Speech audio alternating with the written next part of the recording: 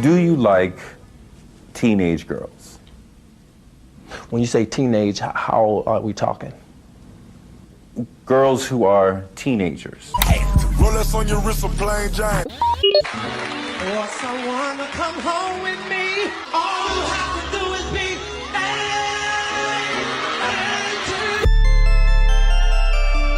quit playing. I didn't do this stuff. But just use your common sense. This is not me, y'all. I'm fighting for my life. Y'all killing me with this. This is not about music.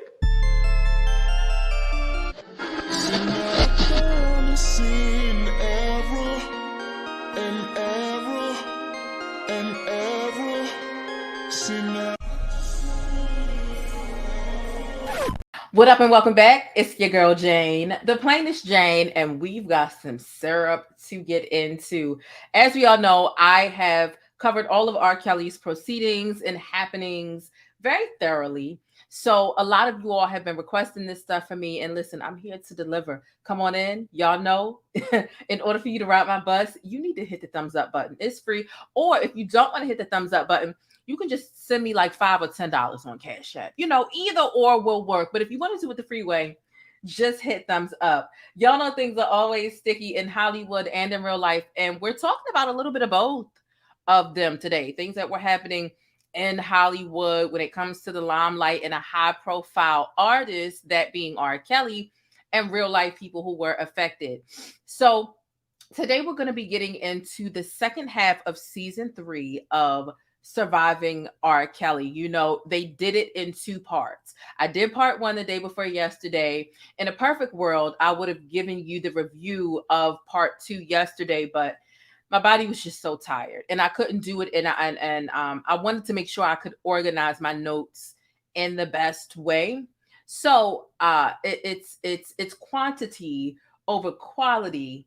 I'm sorry, it's quality over quantity over here. I really wanted to make sure I could get all of my screenshots because I took several screenshots of the transcripts. Although, to be quite clear, we read through all of the transcripts in their entirety over here on this channel. I wanted to make sure I could give y'all the best. Yesterday, I just couldn't do it. I was tired. I was in bed at 8 p.m. yesterday, like a granny, which is why I was up at 2:33 a.m.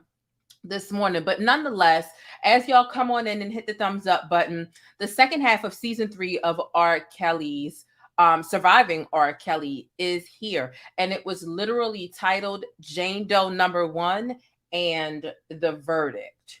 Okay. One thing that I want to mention one thing. I want to reiterate one thing. I said in my part 1 coverage that I felt like it was redundant. I felt like not redundant. I just felt like it was a little bit repetitive, and I felt like it was beating a dead horse. However, I had a couple people who brought something to my attention, and they were like, Jane, you know, you probably think that it's repetitive because you've covered it extensively and maybe you didn't learn anything new, but for people who weren't following it as closely as you, it was necessary for them to understand those things. Everybody didn't know everything about the trial. And I'm like, you know what? You're right. So I do feel like this is necessary for people who don't quite understand. When all of the other survivings were done, it wasn't when the latest trial and even the 2021 trial was done. And so, you know, this is still something that the general public who don't follow YouTubers, who maybe didn't follow like my coverage when I was covering the trial, something that they needed to know. You know, Lifetime is more popular than YouTube coverage of a trial. So that's one thing. But I do stand by my original statement and sentiment that the documentary was a little bit all over the place. Nothing was chronological. They went from talking about the 2021 trial to the 2021 trial to the things back in the mid 2000s. And it was really all over the place. And it seemed either rushed or lazy when it came to production. But that's a whole nother thing. What we're going to be talking about in this video, I just want to give y'all a rundown of the itinerary, some of the main points, the key points. Y'all know I take very detailed and thorough notes, and I'm giving you my cliff notes and my summary of this documentary. We're getting into, I was very shook. Okay. I was very surprised at them getting into the nitty gritty of how Barry Hankerson, Aaliyah's uncle, orchestrated the relationship between R. Kelly and Aaliyah. They also get into, in part 2 here, what led to the annulment of the marriage between Aaliyah and R. Kelly. Aaliyah was 15 and R. Kelly was 27 at that time. Also, one of R. Kelly's many victims says that she discovered an illicit intimate tape, an S tape of R. Kelly and Aaliyah. And when Robert discovered that this woman had found this S tape between Robert and Aaliyah, he allegedly pushed her down a few flights of stairs. Okay, so we're going to get into that. The estranged relationship between Barry Hankerson and his sister, Diane Haughton. Again, this is Aaliyah's mother, right? Aaliyah's mother is Diane. Barry Hankerson is her uncle.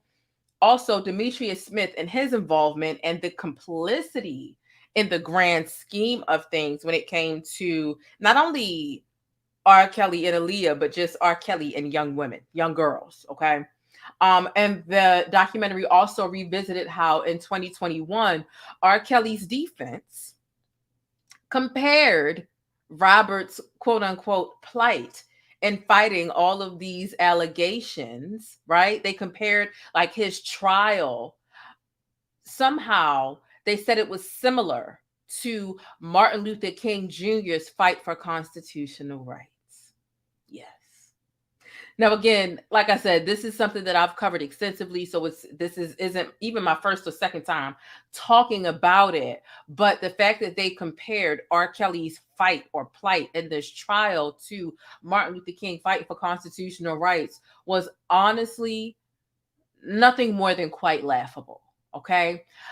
Last but not least, one of the main points of what we're going to get into, and there's a lot that we've got to get into because, again, part 1 was 2 hours of Surviving R. Kelly. Part 3, the final chapter, was 2 hours, and part 2 was also just about 2 hours.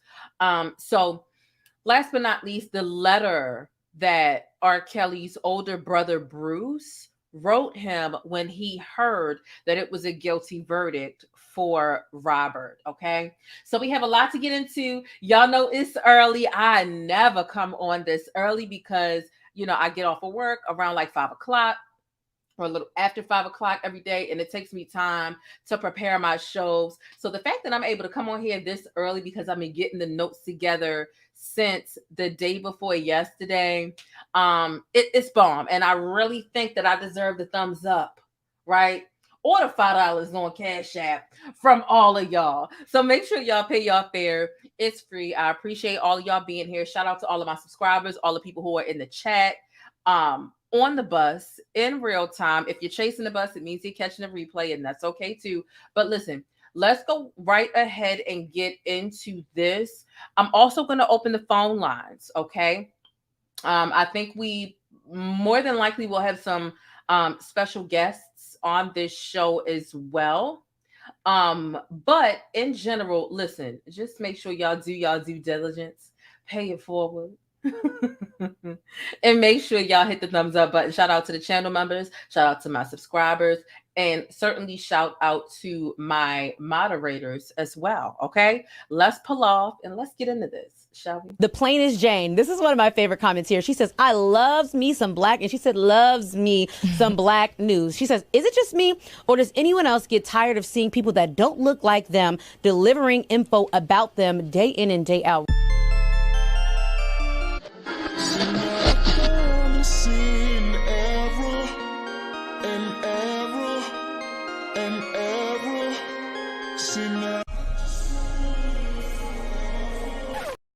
Now, real quick, I just want to give everybody a heads up. This video might contain some gruesome details, so I want to give you a trigger warning. It will contain descriptions of sexual abuse and sexual trauma, okay? I just wanted to get that out the way, but of course, I hope y'all are feeling all right. Make sure that your mental health, your invisible issues, and your real life is in check and intact, before you get to dibbling and dabbling and what's going on with R. Kelly and any and everybody else. Okay. And to all of the channel members, we more than likely will have a members only live later on this evening since we on here so early and we ain't got nothing but time. So I know I got a couple of new subscribers. Thank you so much. It's been a little over 100 of you who have subscribed since my last video. I just want to say thank you. And of course, before I get into breaking down today's topics and viral events, make sure you subscribe and thumbs up or down. Either way, I truly appreciate it. Thank you for the engagement. But don't forget to think critically and independently, regardless of what you hear from me or anybody else. Okay? Now, let's go ahead and get started and get into this. And of course, make sure after you hit thumbs up that you share this video out. Share it on Twitter. If you follow me on Twitter, you can just go ahead and retweet what I tweeted, my very last tweet. Share it on Twitter, via text message, in your group chat, however it is that you share videos on Facebook, Instagram, or what the hell ever. Okay? We're going to start with Barry Hankerson because Barry Hankerson is where they started. And let me just go ahead and give you a heads up. In the last video, I rearranged my notes because things seemed so out of whack because, again, it seemed a little thrown together because nothing was in order. Nothing was in order. But in this video, what I decided to do was I decided to leave all of my notes in the exact order in which I heard things. And y'all know I like to watch it 2 or even 3 times. And I watched this 3 times and made sure I took extensive notes just so that you can get every little single thing. I took quotes from certain people. I left my notes in the order in which the events and things were said, just so you can understand how all over the place things were, okay? So in the first video, I rearranged stuff to make it more simple. I want you to understand how out of whack some of the things were. And that is of no fault of any of the people who had any dealings with R. Kelly, whether it be the victims or the parents. That has everything to do with the production over at Lifetime, okay? So we start with Barry Hankerson, okay? Barry Hankerson, as most of you know, is the uncle of Aaliyah. And he was the one who oversaw, right, R. Kelly's rise to superstardom. He was his manager, okay? And the connection between Aaliyah and R. Kelly, it was orchestrated by Barry Hankerson. He introduced them. And of course, it started off as a musician, mentee, mentor, protege type of situation, and it turned into something totally different. Aaliyah was very young, as we all know.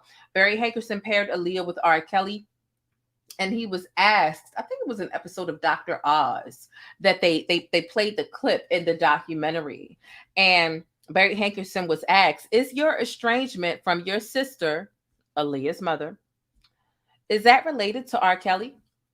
And he responded, yes.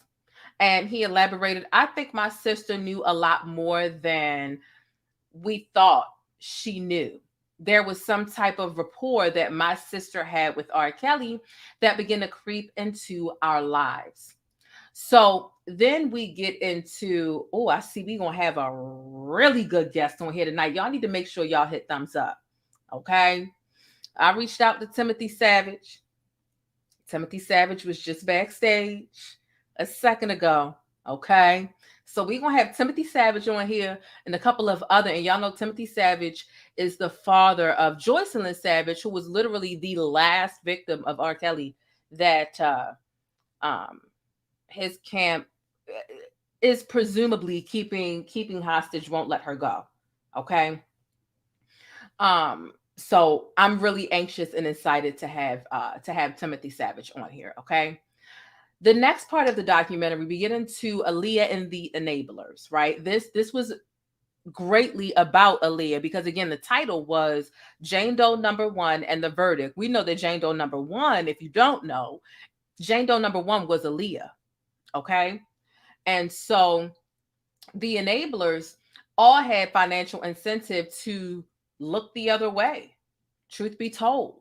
Okay, so we're reliving the death of Aaliyah. This was definitely something that they reiterated, made a lot of people emotional. Shout out to the channel members. Thank you. I'm just Erica. Thank you to Karen J. And when they were speaking about Aaliyah, they let us know. And see, I've covered the R. Kelly trials, but I never counted how many times her name was said. The documentary said that Aaliyah's name was said 361 times in the New York federal trial. And y'all know I covered that trial, and that's when the New York Times mentioned me because of my impeccable coverage. But when you start with, or when you start talking about Aaliyah, you get into really discussing a large scheme. And it shows you a few things, because Aaliyah was potentially the first, right? One of the early victims of R. Kelly. And it shows you, R. Kelly's pattern and habit of grooming, how young they like him. I believe Aaliyah was like 12 or 13 when she met Robert. It also shows you that nothing has changed. And it also lays the framework for the trial. Okay. So then they get to talking about the adultification of Aaliyah. And to be honest, it's something that I'd never considered or thought about.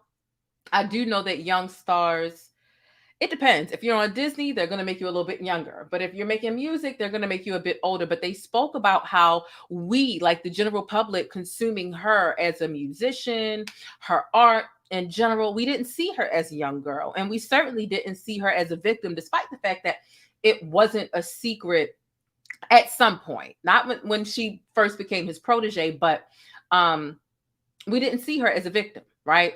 And we didn't see her as a young girl that needed protection. And she ended up getting married to R. Kelly. So what came out in this documentary as well was the fact that R. Kelly had allegedly raped another girl 2 days after Aaliyah's wedding or marriage to Robert. Okay, literally 2 days after. And we're going to elaborate on that a little bit further as we go through the notes, because it's not something that they discussed at this time. But again, like I said, it was kind of all over the place. Age Ain't Nothing But a Number was one of Aaliyah's projects, right? A lot of people are familiar with the cover art. And the song is honestly, right, this was the name of one of her projects, but she also had a song titled this as well. And the song was literally about a young girl who is trying to get an older guy to go all the way with her. And Age Ain't Nothing But a Number, when you go back and you look at it, it might have sounded like a cool groove. And to be honest, if you put it on right now, you might bob your head and weave to it. But when you understand the origins about it and understand that the cover of that project literally has R. Kelly on it, you begin to feel some type of way. And let me know how you felt about it then and how you feel about it now, knowing the type of a monster R. Kelly is. Okay. Now, while it's unfortunate, another thing that was spoken about in this documentary, it's unfortunate that R. Kelly's traumas led him down this road. It, however, does not absolve or remove fault for what he has done repeatedly, which is traumatizing others over the decades. We know that R. Kelly has had situations where family member, his sister, right, molested him. And also there was like a man in his neighborhood, like around the corner or something like that, who also touched him inappropriately. And his mother took a payoff for that. Right. And, hurt people, but that's not an excuse. And Robert knew what he was doing, especially when you decide to sneak and do things. And when you're trying to cover up stuff, if you really felt like what you were doing was innocent, you wouldn't be trying to cover it up. Okay. So now, fast forward to August 20th of 2021, it is time for Robert to face trial. This is also the 20th anniversary of Aaliyah's death. Okay, so let me put this image on the screen as I continue, because it definitely falls into what we're discussing. Let me make this a little bigger so you can see it. This is an image that I also put on the thumbnail. Okay. Now, August 20th, 2021, it's time for Robert to face trial, one of his many trials, right? This was just a New York trial. The most recent one was in Illinois, in Chicago. But right across from this trial in New York, right across the water outside of the courthouse, was a gigantic 3-story billboard in downtown Manhattan. And as you can see, it says Aaliyah is coming. So this was a billboard that was strategically advertising the return of Aaliyah's music to streaming services. Now, of course, this was arranged by who? Aaliyah's uncle, Barry Hankerson, right? Someone who is very well in charge of her estate and has a lot to do with the profit of Aaliyah's art and her music, despite the fact that she's not here anymore. And so Big Tigger on V103, they even played this clip from at that time, asked Barry, in a sit-down interview if it was intentional that he lined up Aaliyah's music release and heavy marketing around the time of the trial. Now, Barry Hankerson, Aaliyah's uncle, answered and said, nah, it just kind of happened that way. I didn't line it up. It wasn't intentional. But a lot of people feel like it was intentional. This trial was a lot about Aaliyah. Again, Jane Doe number 1 was Aaliyah. So Aaliyah came up a lot. As I said, what was it? 361 or 361 times Aaliyah's name came up in the New York trial. So some people felt like it was malicious. It wasn't right. But some people felt like it was strategic and it would help people understand what he has done. Let me know how you feel about that down below in the comments. But by this time, a lot of people had already deemed Barry Hankerson unethical and just plain old trashy for the way that he handled Aaliyah when she was here and after she passed away.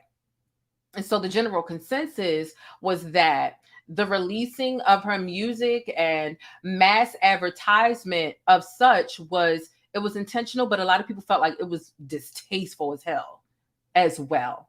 Okay. And I think it was Giovante, I believe that's how you pronounce her name. She said it was distasteful time. And then she said, why not let Aaliyah's spirit get the vindication that it needs for what took place, for what was done to her?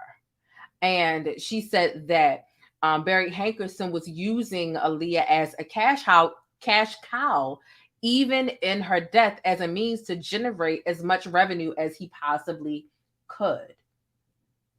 Okay. So that's that. Okay. And shout out to Atmos for sending a 1999 super chat. Thank you so much. I really do appreciate that. Atmos is another expert in the Robert arena. So make sure you subscribe to his channel as well. Now we get into a former backup dancer speaking up and speaking out about her experience with Robert. Let me go ahead and put her on the screen. Okay. Child, this is not the former backup dancer. This is clearly Aaliyah. So I don't have the picture here, and that's fine. But this is a woman. Her name was Nakia Vestal. Nakia Vestal. Okay. Now she met R. Kelly in November of 1994. She was just 18 years old and she had just graduated high school.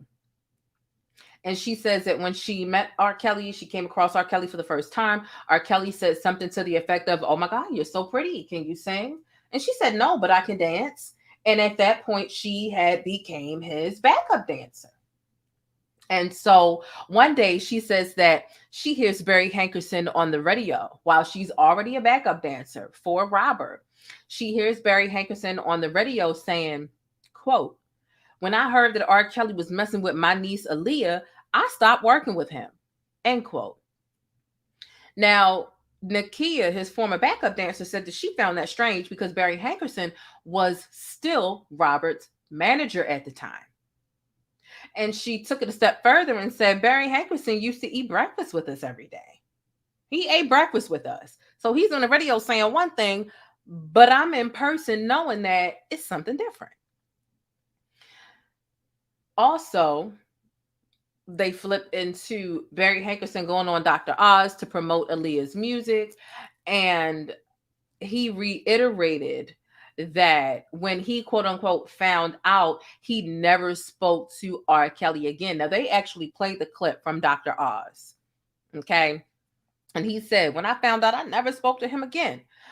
He also said on the show, I went to Jive Records and let them know that he and Aaliyah had to sever ties with Robert. He said, I need to sever ties with Robert. Aaliyah needs to sever ties with Robert.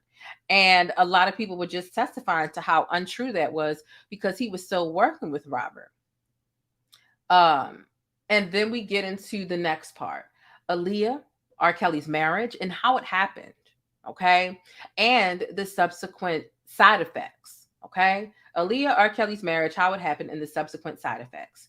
So the documentary, it went on to disclose how a little while after the marriage to Aaliyah came out, R. Kelly was not interested in renewing his management contract with Barry Hankerson, to which Barry responded and said, if you don't renew my contracts as your manager, I'm going to pull the plug on Aaliyah. Did y'all catch that? Did y'all catch that? R. Kelly wanted to end his management contract with Barry Hankerson, to which Barry responded. Now, mind you, he's on the radio giving his campaign like, I had to stop dealing with him. He's dealing with my knees. But when Robert wanted to pull the plug, allegedly, according to what the documentary is saying, Barry responded and said, if you don't renew my contract as your manager, I'm going to pull the plug on Aaliyah. It seems like Barry Hankerson knew Robert's kryptonite. He knew his weak spot, and he used Aaliyah as leverage to keep not only Robert in check, but to keep his paycheck coming from Robert. Who does that to their niece? Who does that to their niece? Okay. You let me know. Comment down below. Okay. We got 348 people and 169 thumbs up. The math ain't math. And do me a favor, hit the thumbs up. It's free, it's free, it's free 99 as hell. Okay. Don't make me stop and fight y'all and put some of y'all off of the bus. What's going on? Hey, thanks for letting me keep you connected and in the know with what's happening in the Black world. Don't forget to smash on that like button for support and for more Black news. So now we get to talking about Demetrius Smith. Demetrius Smith is R. Kelly's former security guard. Okay. And he gets to give in his 2 cents about his involvement in the grand scheme of things. He really rubbed me the wrong way, because what I got from his testimony was that he believes that R. Kelly isn't as wrong or responsible as he is. And you'll be able to you'll understand what I'm saying as I continue to read my thorough notes. Okay. So Demetrius helped, and he spoke about helping R. Kelly pull off the illicit marriage to Aaliyah.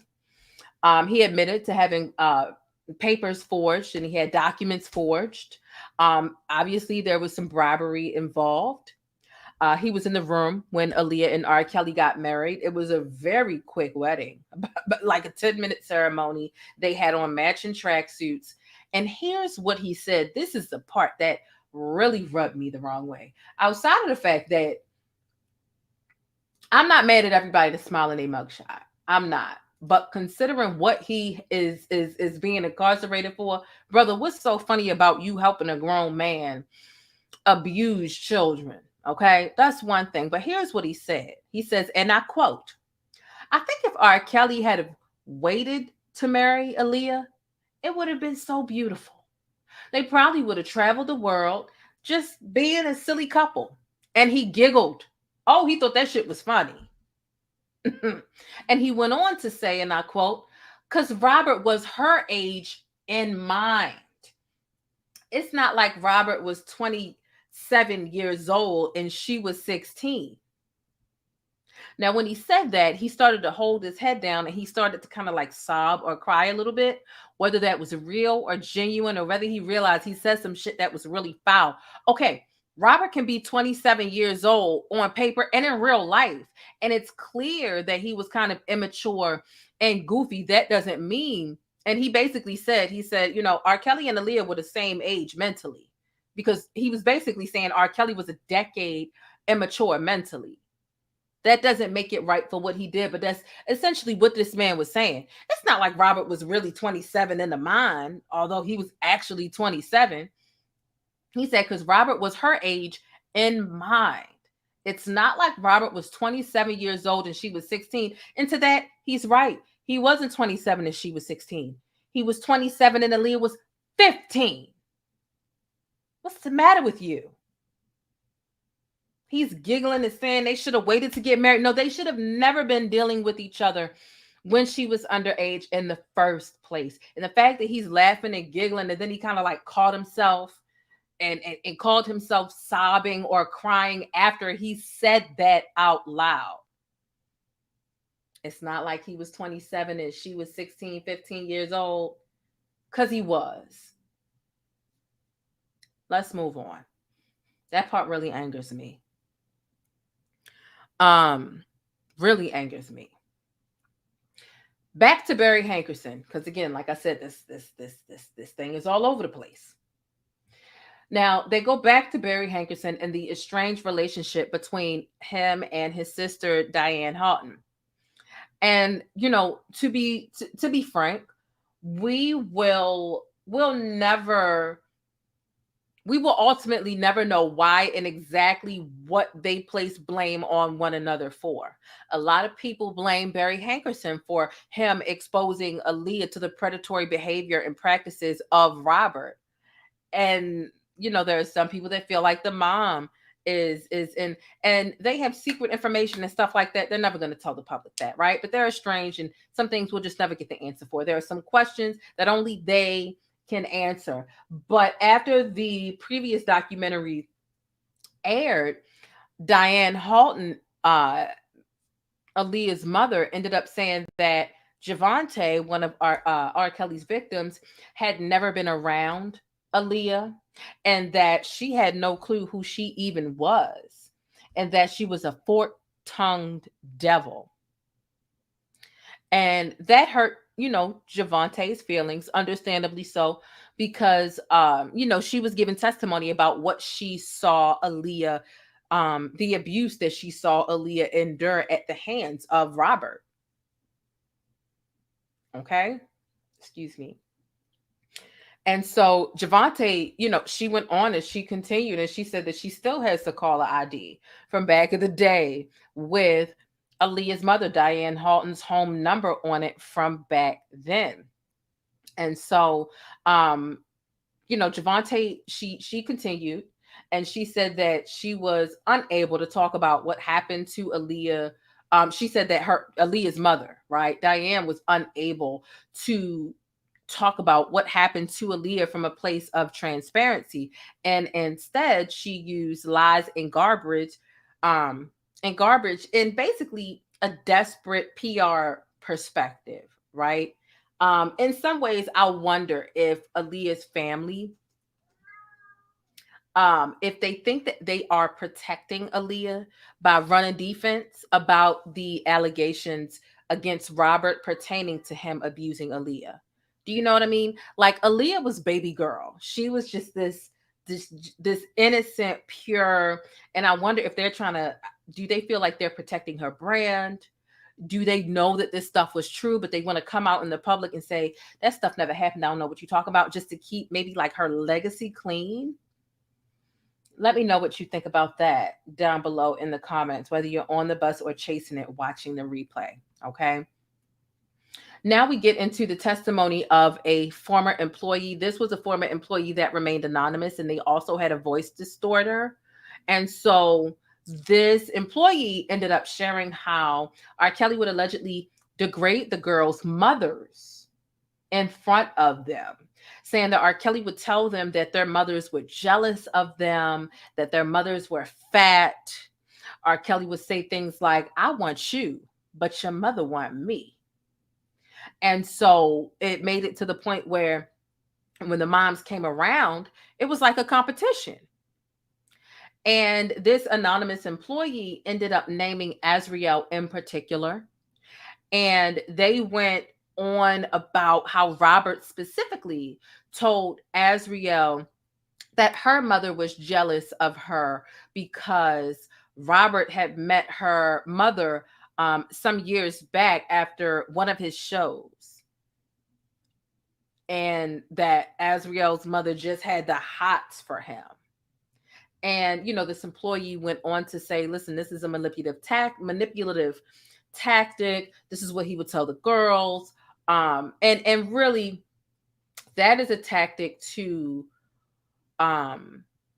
assist in isolating your victim from their family. We know when it comes to domestic violence, it's not all physical. Sometimes it's psychological and things of that nature. And you have a higher rate of success when you're able to isolate them from their friends and their family and the people that really care about them the most. So to say something like, well, I want you, but your mother want me, is a means for you, you know, to encourage the girls, his victims, to draw a wedge in between them and their mom, which makes it easier for him to manipulate and mold their minds and brainwash them in one way or another. Okay. So next we get to November of 2021, and a new survivor came forward. This survivor's name was Ebony Doyle. Okay. Ebony Doyle met R. Kelly in 1993, and at which time she was 16 years old. Okay. And she says, you know, her and her friends went to a show. R. Kelly was supposed to be performing at this show along with other artists. Aaliyah was one of the artists who was supposed to perform at this said concert. Right. And she said that, you know, R. Kelly's voice was captivating. It was amazing.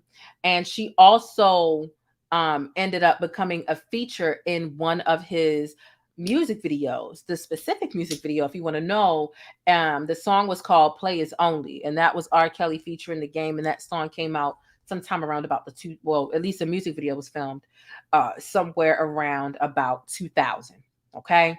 And she describes, you know, kind of like the concert's over, they're outside, they're just kind of talking before they walk to their cars, and a limo pulls up, the window rolls down, R. Kelly lifts his head up and introduces himself and says, hey, you know, I would really like to get to know you. Here's my room key. You can wait for me, and I promise I'll be back. His road manager helped to set everything up and to execute that. So it was her and her friends that went up, you know, back to the hotel room, and lo and behold, Rob did come back. And, you know, they began, I won't say like an official relationship, but they had constant contact after that. Okay.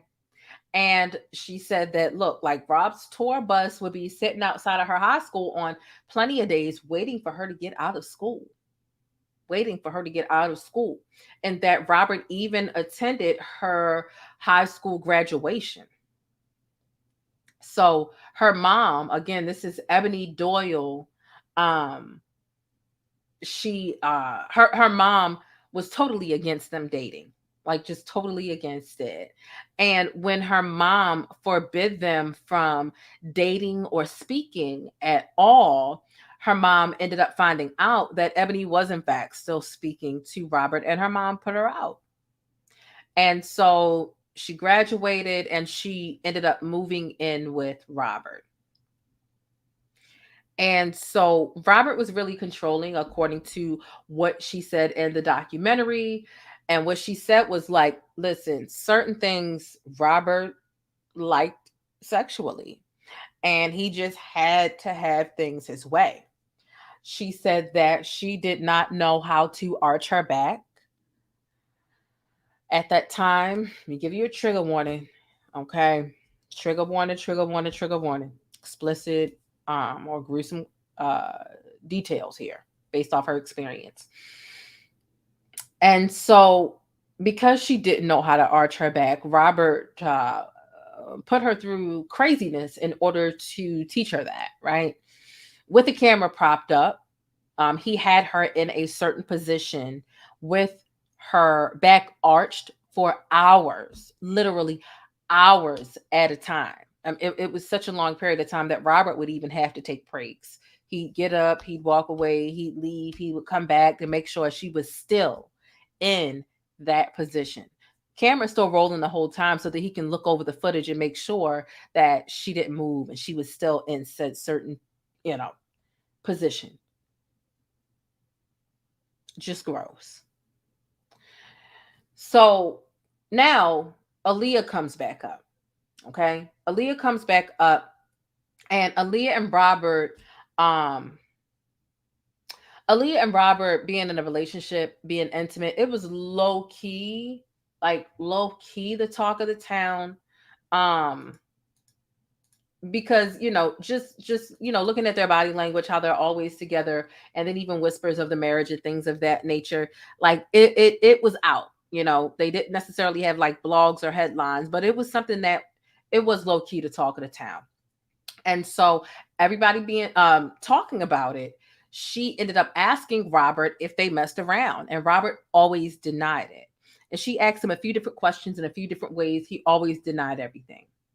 And so due to the fact that Robert records everything, they're living together at that time, she's looking for a movie to watch. Like, she's literally just like looking for a movie to watch. And mind you, this is years ago, so it was VHSs and not DVDs. And she's looking for a movie to watch, going through the VHSs, and she says she had accidentally found an intimate tape, a sex tape of Robert having sex with Aaliyah, an underage Aaliyah. And when she saw that VHS tape, everything that she had been asking Robert pertaining to Aaliyah, that tape confirmed that he was lying. And so Robert ends up finding out or catching her somehow, discovering said sex tape. Okay. And so from what she's saying, Robert pushed her down a few flights of stairs because of that. And they had a nerve to show the stairway in the chocolate factory in his home at that time and play like thuds. You heard thud, thud, thud, thud. I'm like, oh my God. Like, it really made you like live that moment along with her. Like, damn, imagine being, because it was kind of like 7-8 steps, a flat place, 7-8 steps, a flat place. Like, you know what I mean? Like, couldn't imagine being pushed down all those, but that's what she alleges that she endured at the hands of Robert, right? And so she says she left Robert and desired a relationship with like a normal person who wasn't getting as much attention, somebody who just like wasn't a celebrity. And she ended up getting pregnant by that person. It didn't work out. And somehow she ended up going back to Robert after like all of that. Okay. And she said that Robert kind of like treated the child, because she had gotten pregnant and so on and so forth, treated the child like with loving arms, almost like it was his child. She ends up talking about bringing her 12-year-old around Robert. She says that Robert had wanted to take her and her 12-year-old daughter to McDonald's. Y'all know that's his favorite restaurant, right? So they get in the car. They're getting in the car, and she realizes that Robert is looking at her 12-year-old really creepy in the rear view mirror. Like, his attention was fixated on just eyeing down her 12-year-old. It rubbed her the wrong way. As a matter of fact, she said it infuriated her, and she never allowed her 12-year-old daughter, in R. Kelly's presence ever again. Okay. So, and we all know Robert's taste is underage girls, not young girls, not young women, underage girls for the most part. Okay. Now they get into just a few points about Tiffany Hawkins. And again, if you haven't already hit thumbs up on this video, it's over 400 of us here. We got 228 thumbs up. Don't make me go get Tyra Banks on you. Don't make me go get Tyra Banks on you. What we will do is get into this R. Kelly mix, shall we? Baltimore, I can't see you. Where you at? Y'all telling me with this. I can't help. I'm help. Robert. I can't help. Dos delincuentes.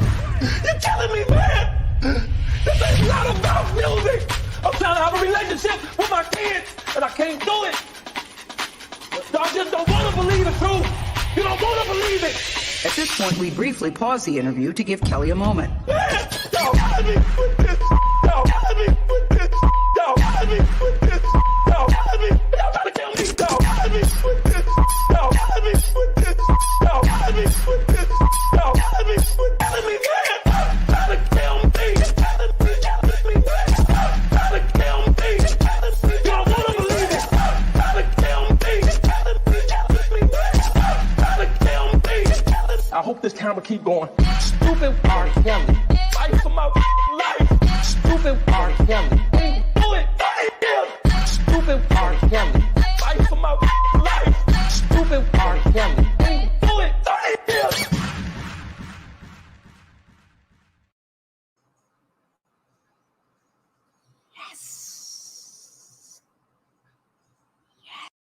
Okay, and we back. We had to get a little grooving. We listened to some gruesome details. Okay, so to use R. Kelly as the butt end of the joke and to listen to a remix of him whining about being held accountable for all that he has done.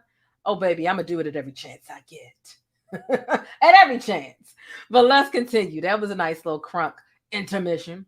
Now they get to Tiffany Hawkins. Okay. And Tiffany Hawkins used to sing background vocals for Aaliyah, and she was actually the first girl that came out and spoke up about being a victim of Robert, like the first girl. So very brave of her to do. There's some other stuff that comes up about her at the end, and I'll wait until then because, like I said, I'm keeping my notes in order. So now the documentary gets back to Barry Hankerson, Aaliyah's parents, and how the marriage got annulled. Okay. And how the marriage actually got annulled. So let me go ahead and put this image on the screen. So the marriage between Aaliyah and Robert, when Aaliyah's father found out, first of all, both of her parents found out they wasn't having it, but especially her father was not having it. So the marriage ended up being annulled, but okay. To lead up to it, before it got annulled, it's holiday time, and Robert's team, aka Demetrius, literally comes on camera and admits, "Hey, I went and picked up Aaliyah's gifts on behalf of Robert, delivered them to Aaliyah's home, and Aaliyah, family, they sent the gifts back. They sent all the gifts back. They want nothing to do. They wanted nothing to do with those things." And so when it comes to the annulment of the marriage between Aaliyah and Robert, apparently there was a contractual agreement where her parents agreed not to press charges if Robert sold the rights to his first 3 albums to the Haughton family. Okay. So apparently there was a contractual agreement where her parents agreed not to press charges if Robert sold the rights to his first 3 albums to the Haughton family.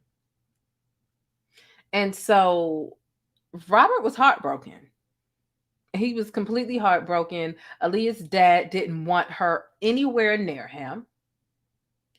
Aaliyah moves over to the East Coast, hooks up with Timbaland, and starts her second album. Aaliyah was very close and tight to Timbaland and Missy. And so in the annulment document, there was a portion of it that basically read like an NDA. It read like a non-disclosure agreement within the annulment. Okay. Now, all of the images I'm showing you are screenshots I took from the documentary. Okay. All but the billboard of Aaliyah. The billboard of Aaliyah, I had to find, I went and found that myself. Other than that, I didn't want to use any images outside of the documentary because I wanted to show you exactly what they showed us as we watched the doc. Okay. This doesn't give you the full scope, and I'm about to show you something else that probably is going to blow your muffin cap back blue. So again, with there being what basically reads as an NDA within the annulment of Aaliyah and Robert's marriage, this is literally a contract to hide and keep forever buried what happened specifically between Robert and Aaliyah. We're talking physical abuse, sexual abuse, mental abuse against a minor. Now, in the agreement, R. Kelly and Aaliyah agreed to sever all ties, and Aaliyah's family promised not to hold R. Kelly liable for physical or emotional trauma from the relationship. All for a payment of $100. Let that sink in. Let that sink in. I had to rewind and make sure I got a picture of this for you. There is some conspiracy around this dollar amount, but in the agreement, Aaliyah and R. Kelly agreed to sever all ties, and Aaliyah's family promised not to hold R. Kelly liable for physical or emotional trauma from the relationship, all for a payment of $100. And this is actually in the court documentation that you can still find to this day. According to the court documents, it says $100, but some say the figure was actually $3 million. So honestly, the world will never know. I don't know if they didn't want to pay taxes on it, if they put some low ball amount on paper, just so it seemed whatever. But according to the paperwork, $100 they agreed not to press charges. But keep in mind, the agreement that R. Kelly would sell the rights to his first 3 albums to the Haughton family. Okay. So again, Robert was heartbroken about losing access to Aaliyah. But for those that think that R. Kelly married Aaliyah, who R. Kelly married the love of his life, and they consider that to be the excuse. Love just happens. Consider this. 2 or 3 days after the marriage between Aaliyah and Robert, he raped another woman at his concert. 2 or 3 days after the marriage. Remember the 10-minute marriage we were talking about earlier in the hotel room, in which Demetrius was present for, and they had on matching tracksuits? 2 to 3 days after that day, because he got right on the plane right after that and went for his concert to go and be on tour. In which 2 or 3 days after, Jane Doe number 8, who went by the pseudonym Addie, who was 17 years old at the time, was allegedly raped by Robert. Okay. So Aaliyah was supposed to perform at this concert, but she wasn't there. She never got on the plane. Robert went on the plane and left her alone. And, word on the curb in general is that Aaliyah was pregnant. And that's why one of the 2 main reasons he wanted to marry her, if she pops up pregnant, and so that she can't testify, or, so that he can't be held liable, because she would technically be his spouse at that time. Answers and things that we will never know. Okay. But this $100 in the court paperwork, in the transcripts, that gets me.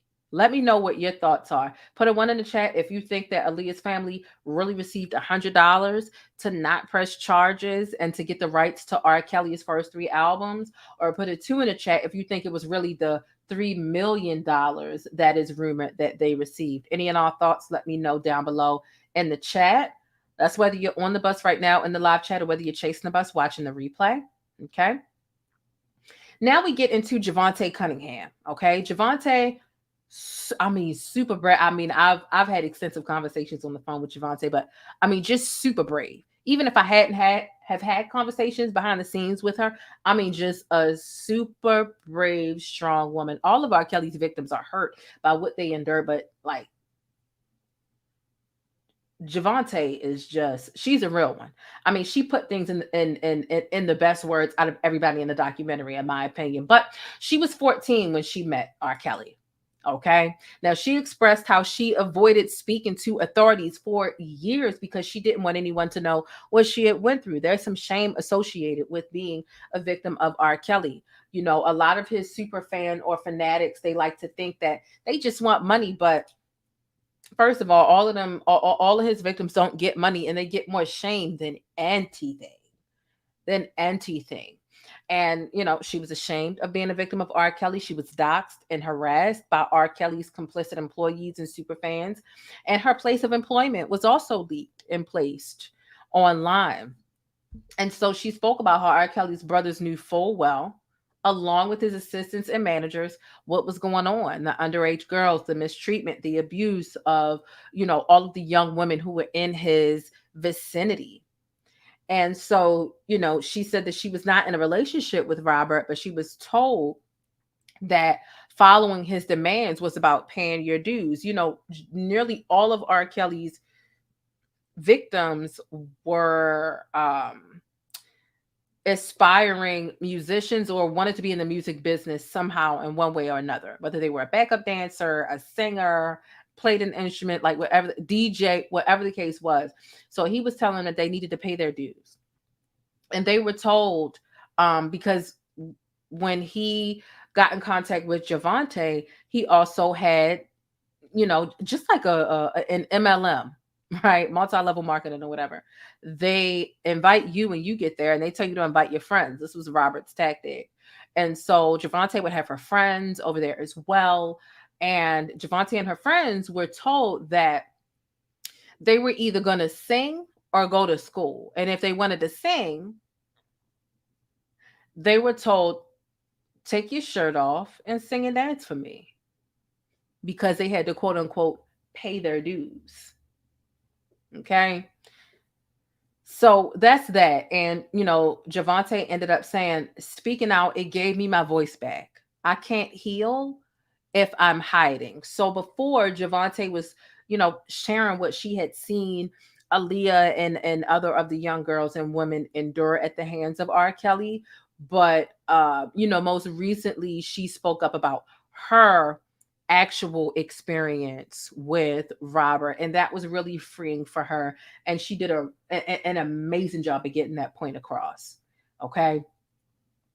Next, we get into Dominique. I want to know if y'all remember Dominique. Dominique is somebody that is spoken about, but not spoken about as much as the other girls, I would say. Very private. Put her picture on the screen. Put a 3 in the chat if you remember Dominique. Such a youthful face still, even after everything, you know, she has been through. This is the one where if you would like zoom into pictures in the background behind like Azriel and Joycelyn, if you would zoom in, you would see like this girl who was kind of dressed like boyish, fitted cap on and things of that nature.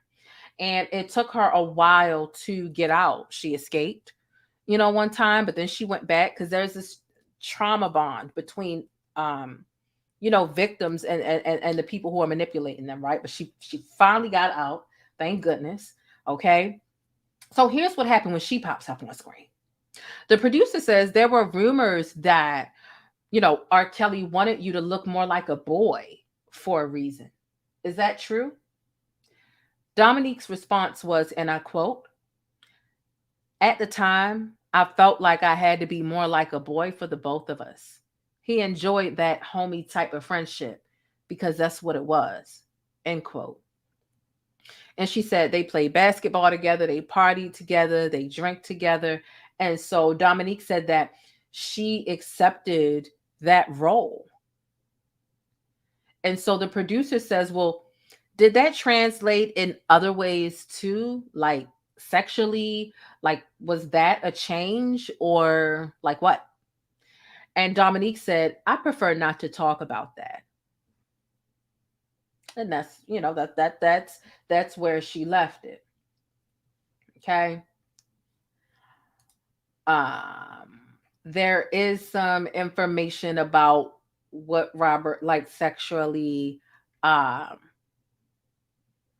a second. Let me just continue to get through my notes. Okay. Now we get into Bruce, Robert's older brother. He was also speaking in the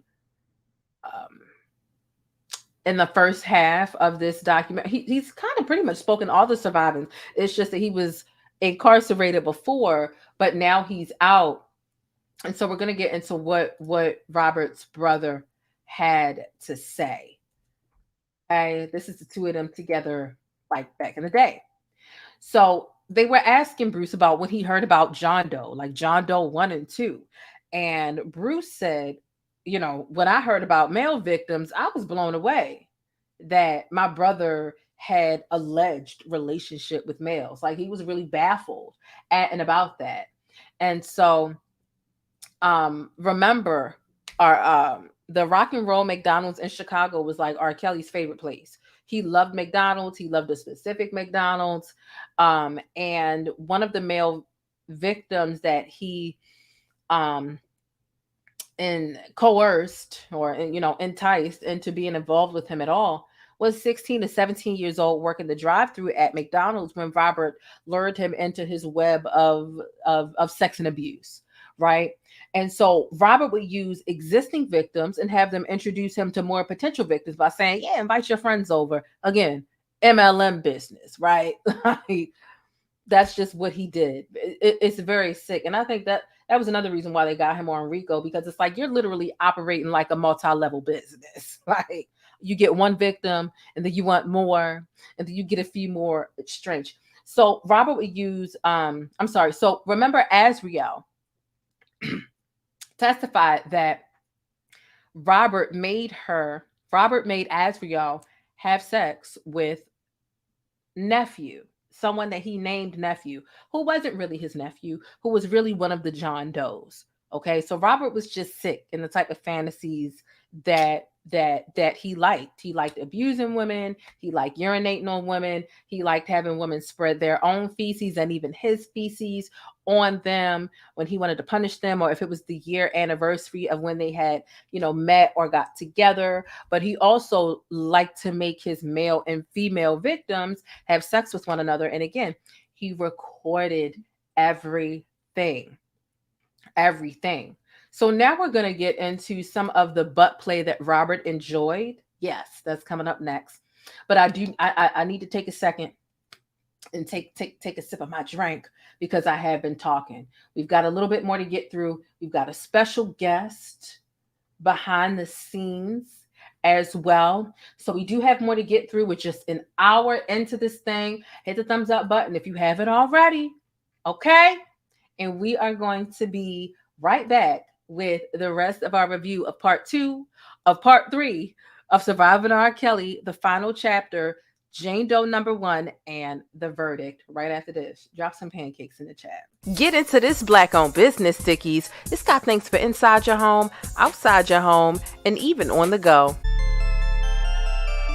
JasmineMadeIt.com is your new destination for Black Girl Magic mugs, tumblers, and even wine glasses. You can even customize the tumblers and wine glasses.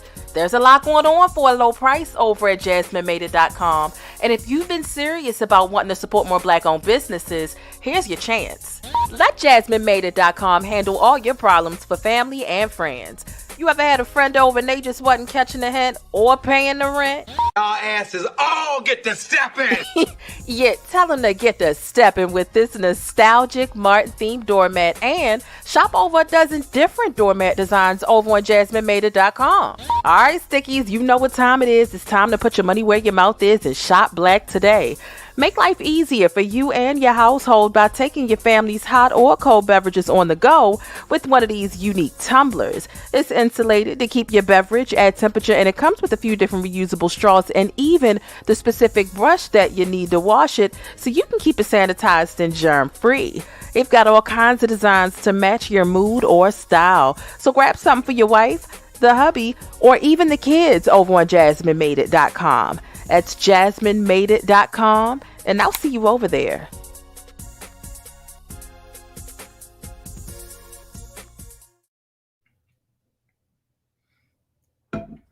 All right, and don't forget to use code JANE for 10% off your purchase, even if you're just purchasing one item. There is no minimum checkout requirement when you visit JasmineMadeIt.com.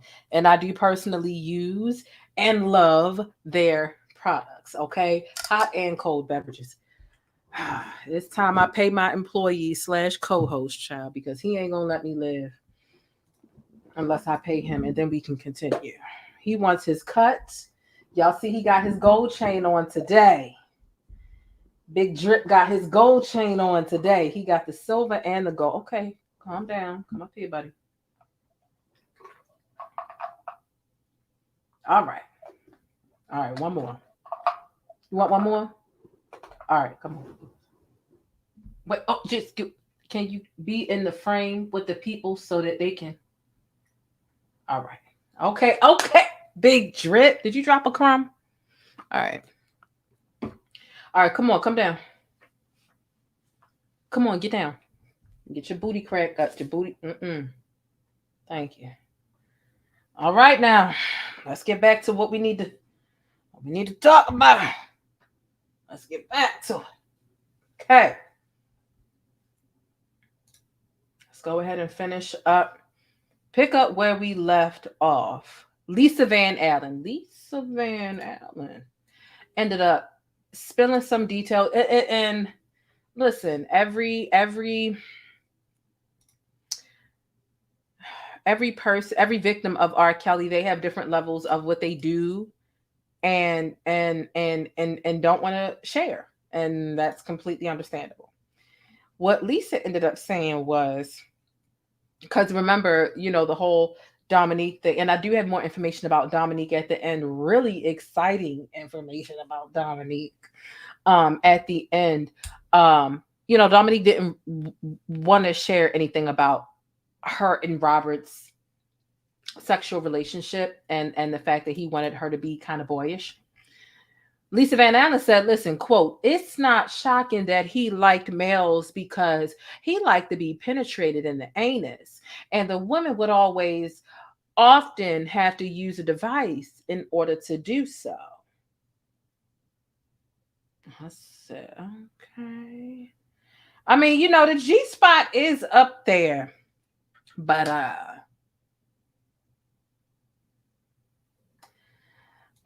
okay, but was it difficult for us to guess? I think a lot of us kind of presumably look. So that's what Lisa Van Allen said, is that R. Kelly liked some booty play. He liked things up his butt. The women would have to use stuff, but okay. So that's that.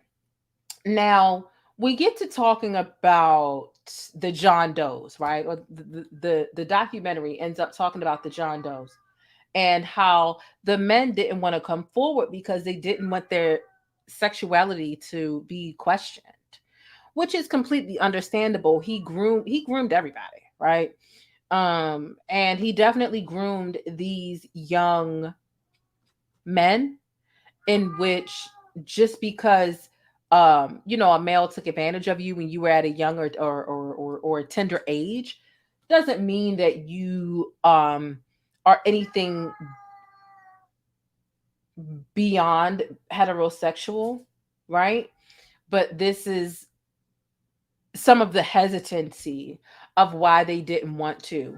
And, as a person, especially as a straight Black male who's a victim of sexual assault via a male, they're apprehensive about coming forward for fear of being shamed. So this was something that they kind of went, that they discussed. And I don't think that male victims of sexual assault are ever taken as serious as the women, even though, honestly, all victims of sexual assault are mistreated, shamed, blamed, not believed. The list goes on and on, but, definitely when you get into males who are, older than 10 or just in general, they definitely feel apprehensive about it because they don't want, ow, Leo, what are you doing? They don't want anybody looking at them like they're less of a man or something, right? So I understand that. I totally get that. So then we go on to get into this radio intern named Sonia. And let me put Sonia's photo on the screen. This is R. Kelly with Sonya at the point in time when they knew one another. Now, Sonya still she doesn't feel comfortable with putting her present day person on screen on camera at all. She does not feel comfortable with or about it. Okay. And so this is the silhouette that we got. And I believe there was a voice changer for her as well. But this is R. Kelly with Sonya. So, you know, for people who think that he didn't have victims that weren't black, baby, here's a picture. This ain't a black woman. Okay. Now, Sonya met R. Kelly when she was 19 and she was an aspiring DJ. And she was hoping to get an interview from Robert. There was some encounter when he went to the mall, and he really knew how to hone in, how to spot a victim from afar. Because what are the odds that he would go to the mall and find somebody who has, lo and behold, an interest in music? This is why he called himself the Pied Piper, because the story about the Pied Piper is literally about a person abusing music to lure people out of a city. But he goes to the mall, finds out that she's an aspiring DJ, somebody from his entourage slips their number to her, and so on and so forth. So she's thinking she's going to get an interview from Robert. So she shows up to the Chocolate Factory. Y'all know the Chocolate Factory was like, what was it? Like an album that Robert did, but it was actually the name of a place, a studio where he would record his music. Okay. And so again, she was 19 when she met him, an aspiring DJ. And so when the Chocolate Factory comes into place, baby, let me tell you, I want to give you another warning, give you a complete and absolute heads up. A complete and absolute heads up. Go ahead and read what's on the screen while you listen to what I'm saying. She gets to the Chocolate Factory thinking she finna just like interview Robert on some work shit, because she was a DJ. She worked for a radio station. She gets to the Chocolate Factory. They offer her condoms. Hey, you need some condoms? She's thinking like, I'm here to interview an artist. Elle says, lo and behold, I can probably count on one hand how many times I've ever seen R. Kelly that close to a white woman. You're right. You and I are in the same boat. I can't really count that many times I've seen Robert that close or around a white woman. I can't. But this really drives it home. And so this is a copy of the transcript in which she testified. They asked for my ID. They asked for my cell phone, the first 5 or so numbers that were on my phone that I had last dialed. And they had me sign an agreement. The agreement that they had her sign was an NDA, a non-disclosure agreement, meaning she can't talk about what she experienced, you know. And so they also would, the staff or personnel of Robert at the Chocolate Factory, they would take Polaroid photos of people who entered and or a photocopy of their ID. Again, you needed to sign the NDA in order to enter. And they were told, and I quote, "You cannot tell anyone you are here. You cannot talk to anyone who is here in the hallways or otherwise. If you need to use the restroom, you need to ask." So she goes into a room. Again, she's thinking she's there to interview Robert. She's a DJ. She works for a station. When she gets into the room, the door closed, and she heard a thud and another thud and another thud.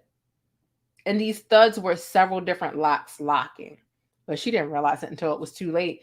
And to be honest, by the time you hear the first thud, it's already too late. You can't get out. They locked her in to a room after taking her cell phone, taking contacts out of her cell phone, making a photocopy of her ID, and so on and so forth. Okay. And so make sure you hit thumbs up on this video if you haven't already. It's 450 of us here, 313 thumbs up. Don't make me fight you, right? I've done a lot to organize these notes, present these notes in a respectable manner. I'm even on here early for y'all. Y'all know I always come on after 9, 10, 11 o'clock. Hit the thumbs up button. That's the least you can do. Or you can send me $5 or $10 on Cash App if you don't want to hit thumbs up. Okay? Or you can do the free thing and just hit the button. So when the door closed, again, she heard all these thuds. The door was locked from the outside, right? And she claims that she was locked in this room for 3 or 4 days. Now, since there was a phone in the room, R. Kelly's defense in this 2021 trial is what they're talking about. Asked, well, why didn't you call the police? Why didn't you call the police? Now, she had a pretty clear answer for that.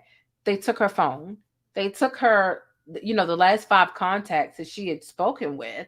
And she'd also signed an NDA. And she was scared and under the impression that, if she called a friend, that she'd be breaking the NDA. Now, also, they had the name and addresses. That's the part that's really important. And mind you, she was already a mother at this time, so she had a child.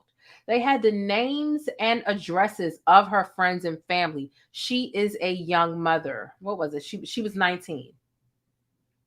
They had the names and addresses of her family and her friends, and they got that from her phone.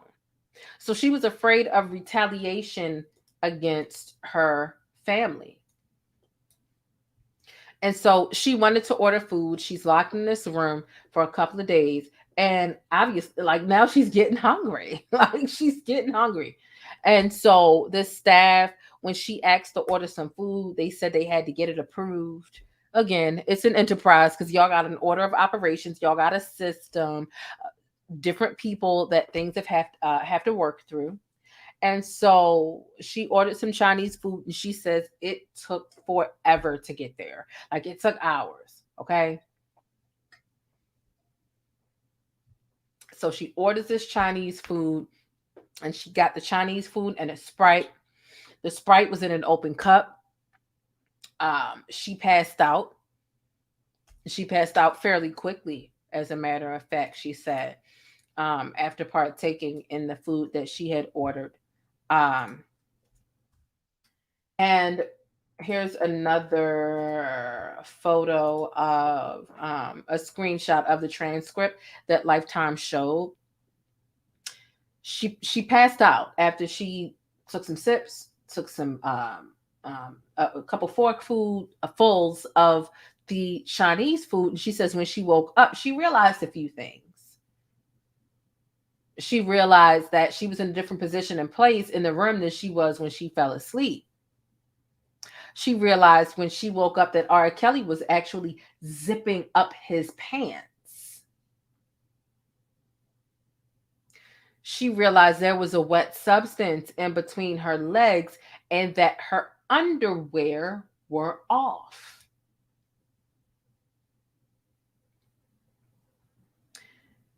And then she got the green light from his team. Hey, you can go. You can go. R. Kelly's zipping up his pants. He's getting out of there. His team comes in and says, hey, you can go. But before she left, they had her sign another NDA agreement. Another non-disclosure agreement. Okay.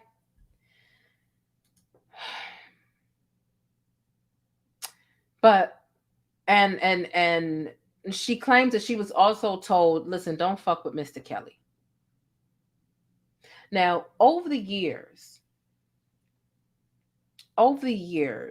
she says that she's been stalked and she's been contacted by R. Kelly's team, in which they've said, listen, we're still watching you, so don't make any sudden moves. And this could potentially be the reason why, she used a silhouette instead of her actual picture. Let me put the silhouette up here that Lifetime actually showed. Okay.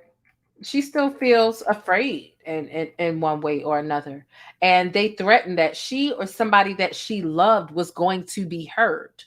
So, these are tactics to silence victims and to keep them from speaking up. Again, they tried to set Azriel Clary's family's house on fire. The family of 6 was in the house at that time. They tried to set Azriel's car on fire, in which they did. They were successful in that. And so R. Kelly's team will stop at nothing to silence victims if it means they are incentivized with a paycheck. So next, they get back to the 2021 trial. They get to talking about how the government wove everything together. And sometimes it's unclear, or at least it was unclear, even to the jury, whether the government was trying to convict R. Kelly on illicit, inappropriate sexual abuse charges or misconduct, or RICO. Is this racketeering or is this sexual abuse? But they tied it all together with the closing statements. Now, in the 2021 trial, they asked Robert if he wanted to take the stand, and he declined. He knew it was a good idea. Because again, if this is a man where you ask a simple ass question, like, do you like teenage girls? And Robert gets tripped up and says, when you say teenage, how old we talking? This is a man that definitely shouldn't take the fucking stand. So we know why he didn't take the stand. His lawyers, despite the fact that he fired some and they had issues and whatever, he knew it wasn't good for him to take the stand, in which he didn't. But on September 22nd, 2001, closing arguments begin in the New York trial for Robert. And again, prosecutors bought 45 witnesses. They had plane tickets. They had text messages. They had witnesses corroborating the text messages. They had over 400 pieces of evidence. They literally used a shopping cart to bring in all of the evidence for Robert. And so the prosecution said that R. Kelly was operating a, quote, predator's handbook of isolation and manipulation, end quote. R. Kelly's defense in closing arguments, and here is where we get into R. Kelly comparing himself to Martin Luther King Jr. You can't make this shit up, okay? R. Kelly's defense in the closing arguments compared Robert's plight and fighting all of these allegations during trial. They said it was somehow adjacent, it was somehow similar, right, to Martin Luther King's fight for constitutional rights.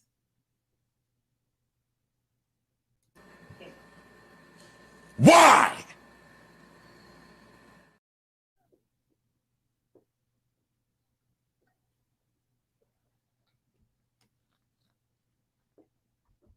So now Robert is just like MLK, just like Martin Luther King Jr. As he fights allegations that a lot of people have seen tapes on. Not even all them women lying, weak nigga. A lot of people have seen the tapes. If they ain't seen the tapes, they heard the audio of the tapes.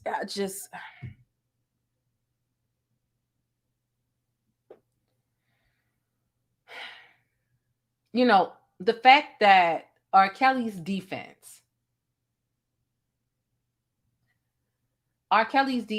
really thought and assumed that audiences and or the jury was so stupid and unsophisticated to not see how crazy the comparison between Robert and Martin Luther King Jr. was. It really was beyond me. All of the reporters in the press really thought it was a joke, and they said that. They said, we were looking at each other like, is he serious right now? Are they really serious? They were dead. They really thought that shit would work. But as I broke down in part 1, you really need to look at that, which was the last live stream that I did. There were a lot. The opening statements were a miss. The closing statements were a miss from Robert's defense. And even the stuff in the middle was a miss, because badgering the witnesses does nothing but prove that you're insensitive. But in the opening statements, R. Kelly's attorney at that time continuously, I mean, like repeatedly referred to R. Kelly's victims as girls. You're insinuating that they're young. You should, if you were a good defense attorney, you would have said these grown women, these adults, these women who are of legal age. She continuously said girls, and then when it got down to the nitty gritty, she said, you need to find R. Kelly guilty of, I'm sorry, you need to find him not guilty of. Like, it was all a mess. But to compare Robert to Martin Luther, God damn. Yes, they did compare Tory to Emmett Till. I saw that. And Emmett Till's family clapped back at that. That was something. For you to compare Robert to Martin Luther King, I know Tyra gets dragged every 2.5 business months for her toxic behavior on America's Next Top Model, but this is a time where we need Tyra to cuss out Robert's defense at that time, because you done lost your damn mind with this one. You way out of pocket. But you're not. Stop it! I have never in my life yelled at a girl like this. When my mother yells at this, it's because she loves me. I was rooting for you. We were all rooting for you. How dare you? Learn something from this. You go to bed at night, you lay there, and you take responsibility for yourself.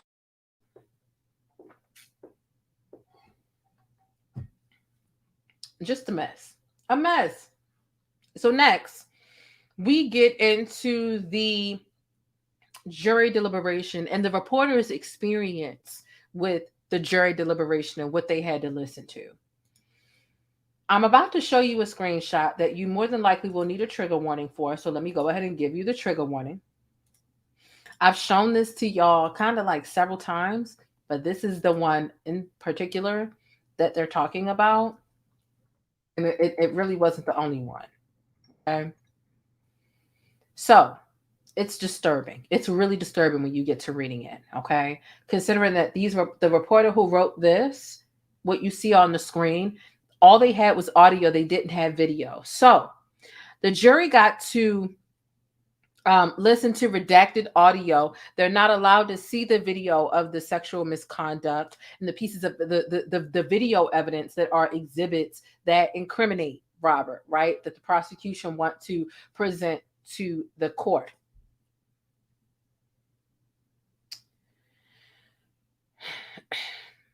So the jury gets to describe in this audio that they were listening to, and they spoke about Robert having sex with one of his victims. They say that Robert's victim said repeatedly, "I'm a dumb bitch. Daddy, I want you to fix me." Over and over again, "I'm a dumb bitch. Daddy, I want you to fix me." Over and over for more than 20 minutes while they're having sex. These are the things that Robert instructed his young sexual partners to say. "I'm a dumb bitch, Daddy. I want you to fix me," repeatedly. Now, obviously, Robert likes to record a lot of stuff. He likes to record all of his sexual encounters, which include the humiliation and the demoralization of these women or young girls, the forcing of sexual acts, him orchestrating everything, including their humiliation. These women, these young girls, sound so demoralized and broken that honestly, I can't even imagine hearing it myself, because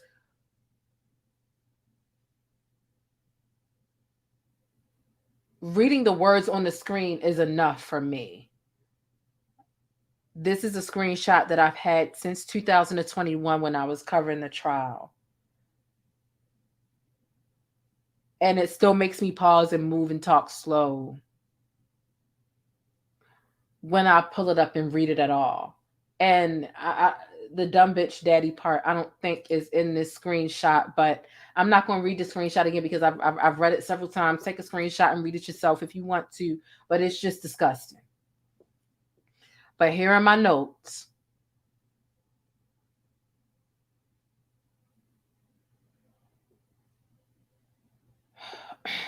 There's a quote that says, I don't even want to read this shit.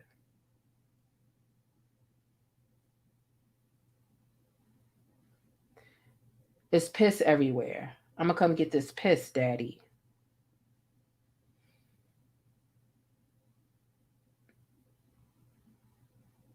Just trifling.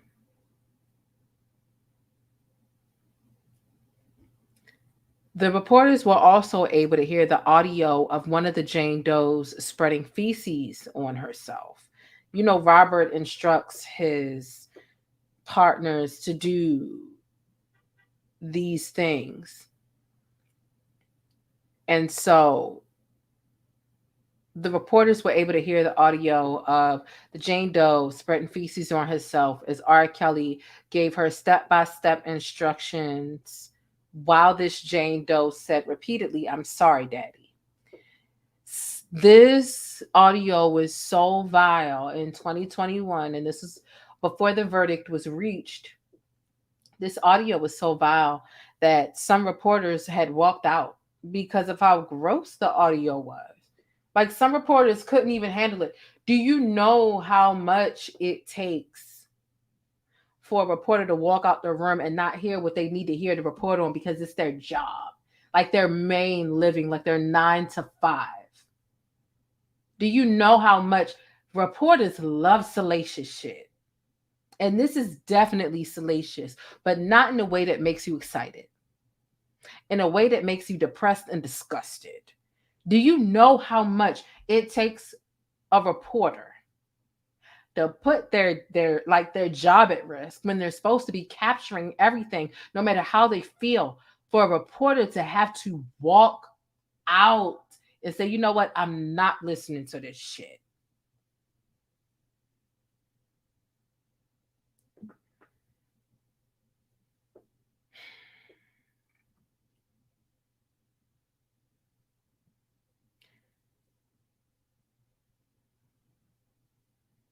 While they were listening to said vile audio, very vile audio, they received notification that the verdict was in.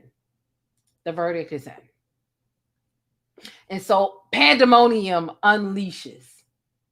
I love that word, and I'll never forget that word because there was a B2K album titled Pandemonium. It's kind of like when all hell breaks loose. Everybody, like, think about Wall Street. Like, everybody's just...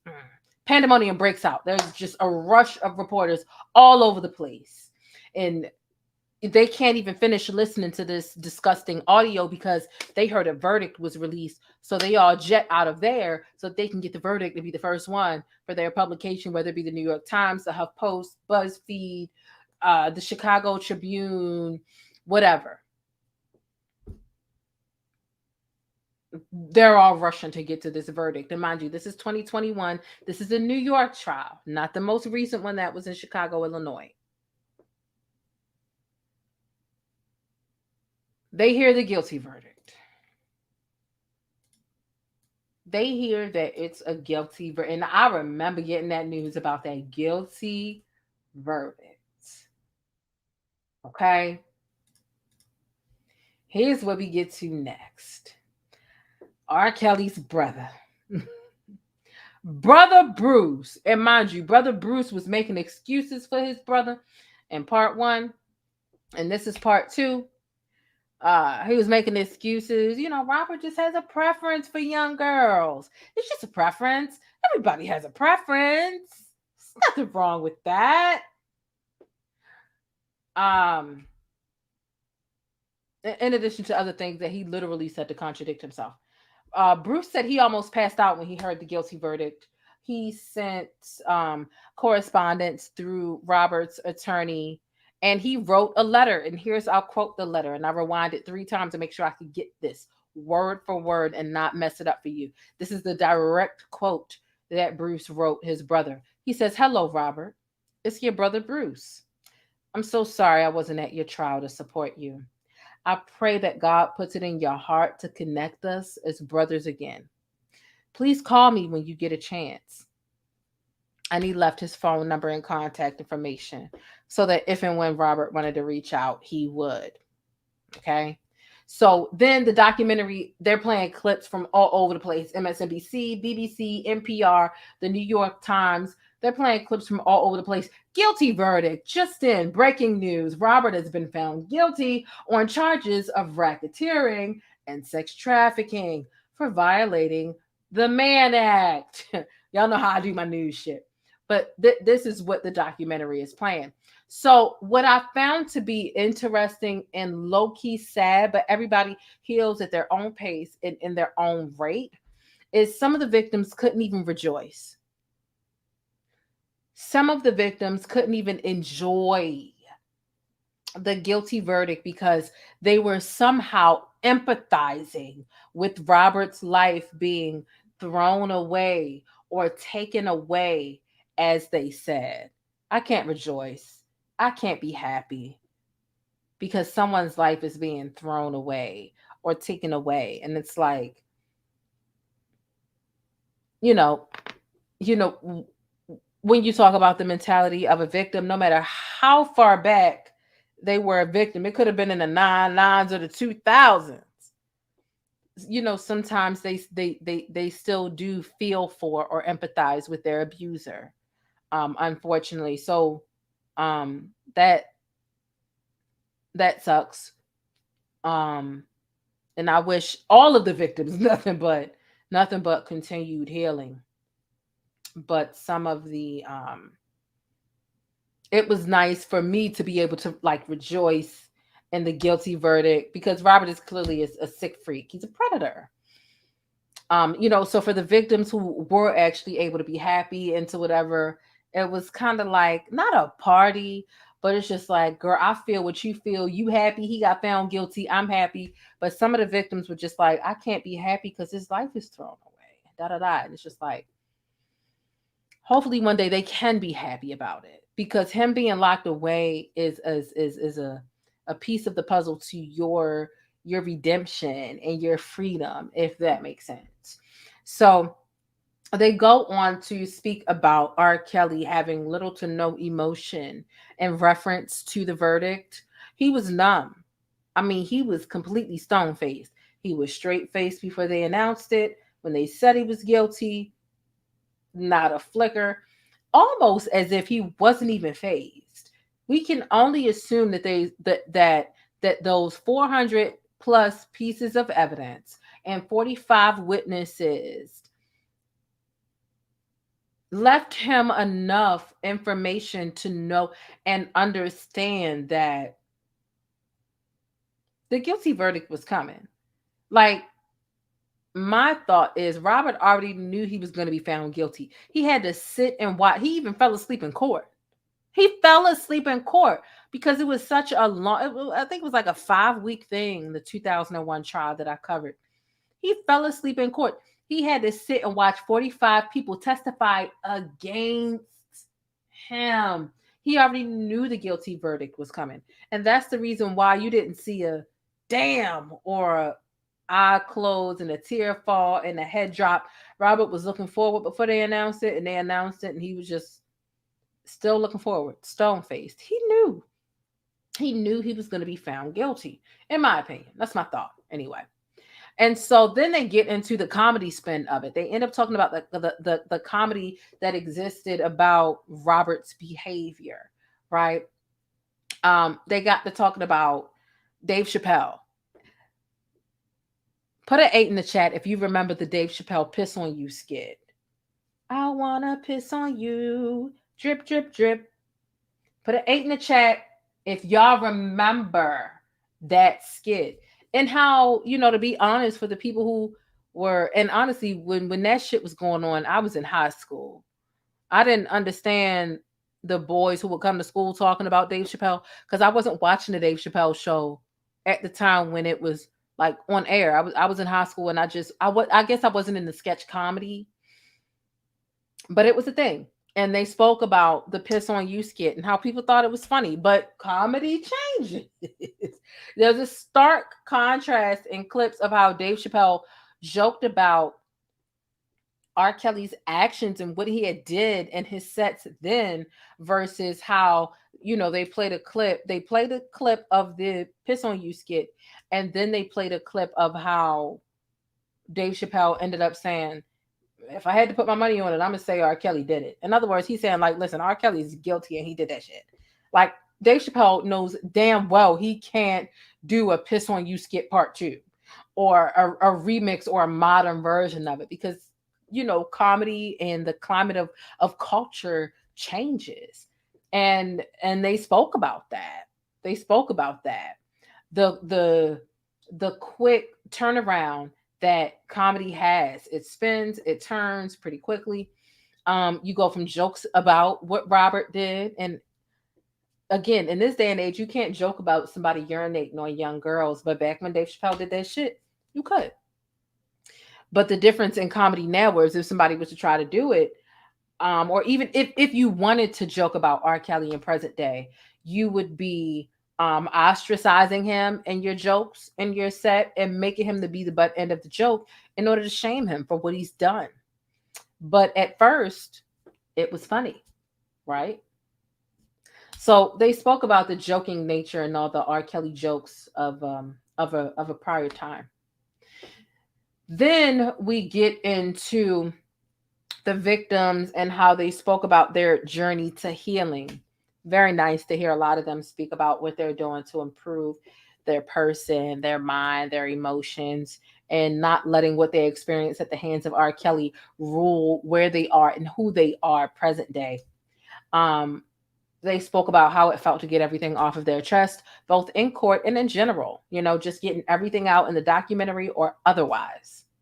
And this is the part where I really wanted to talk about Dominique again. Dominique's mother was speaking, and I'm putting her on the screen to make her a little bit bigger. So Dominique actually goes by a new name.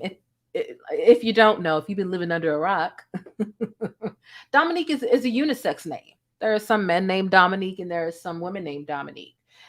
Dominique goes by a new name, and that new name is Sade.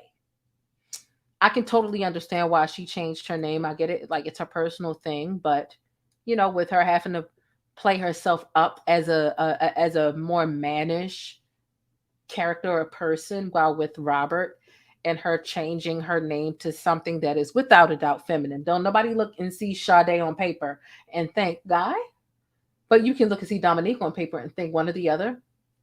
So she goes by a new name, Sade. She's married, okay, and she's 5 months pregnant. She's 5 months pregnant with a girl. She showed her stomach in a clip. And although she's pregnant with a girl, she says she wanted a boy, but she has a girl, but she's still really ecstatic about it. And she's happy, she's healthy, and her mom is still by her side. Okay.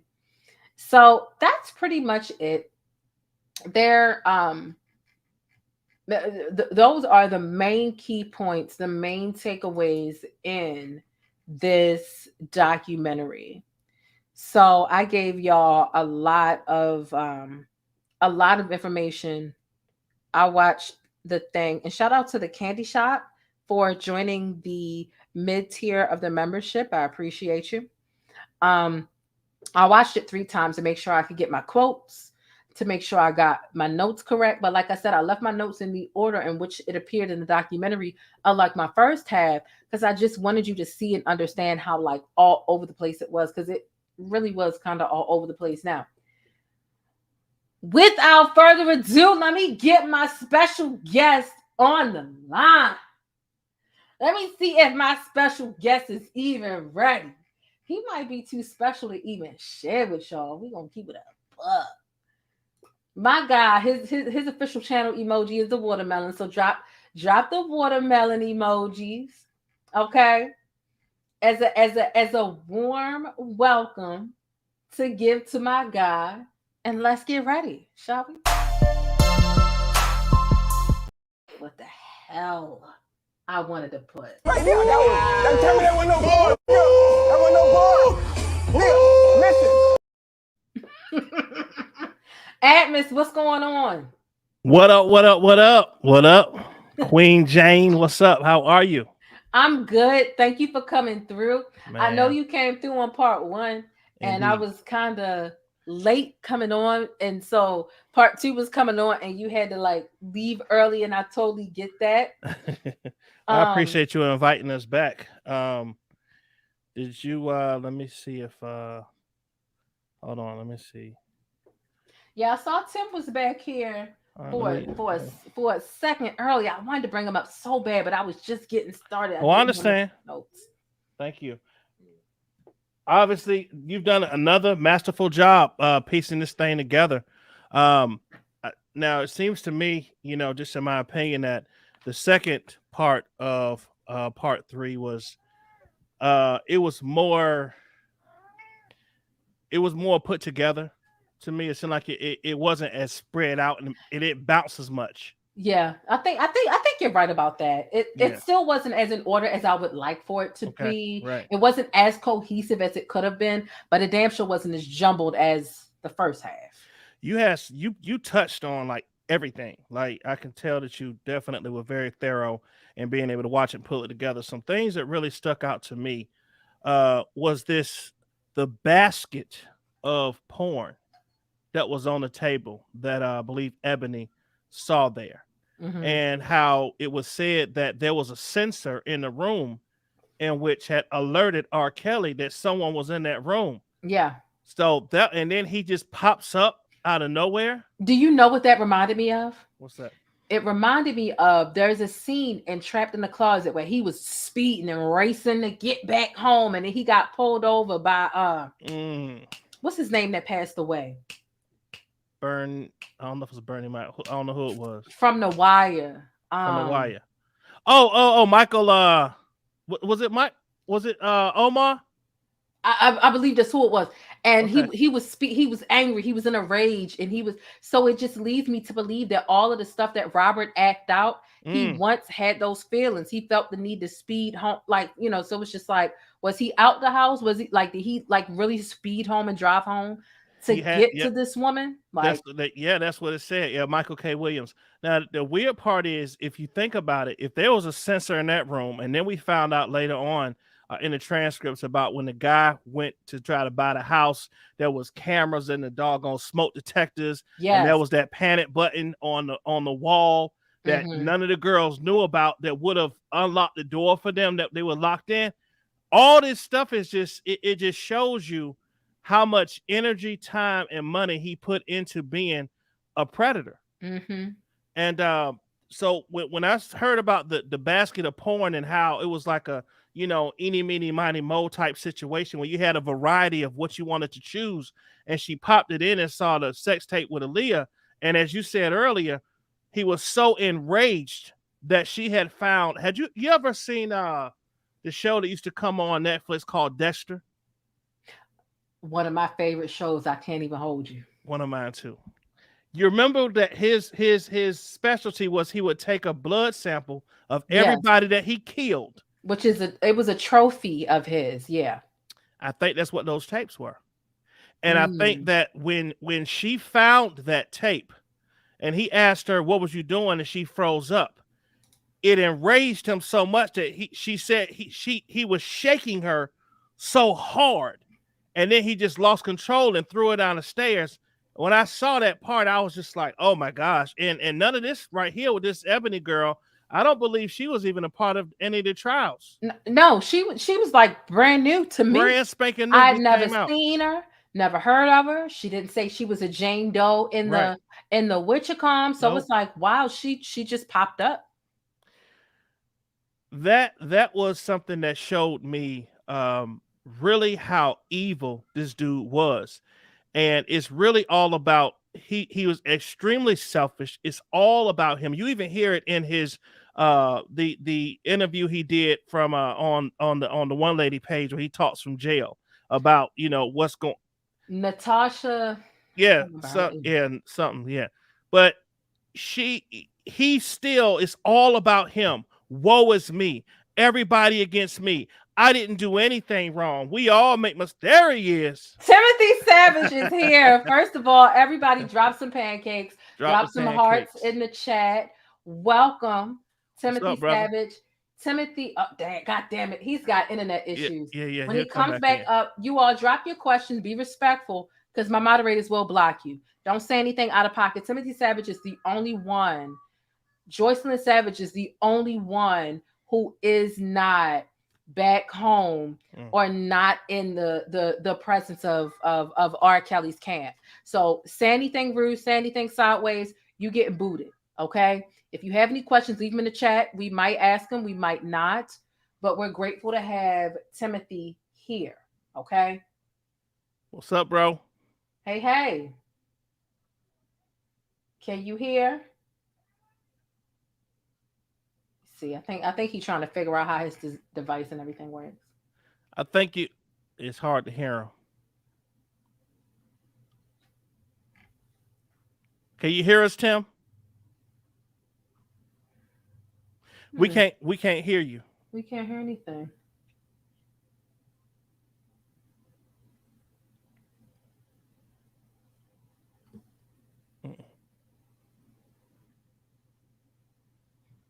That's crazy. Yeah, we can't hear. He'll get it together. Yeah, hopefully he don't hear. That's crazy because even when he unmutes, we still can't hear anything. I know. That's weird. That's real weird. He'll get it figured out. Yeah, he'll get it figured out. Get it figured out. Yeah. I don't know. Maybe go back out and come back in. Okay, maybe that'll work. But no, I've never known of a human being who made music that could bring people together as much. It's kind of like he has like definitely different personalities, different sides of him, different different mental stabilities. Because you can write. You hear us now, Tim? Damn, that's crazy.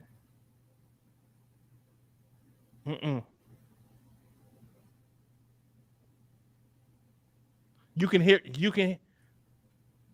Wow. Damn, it's you know what? I could call him. I could call him on the phone and put him on speaker. Let me do that.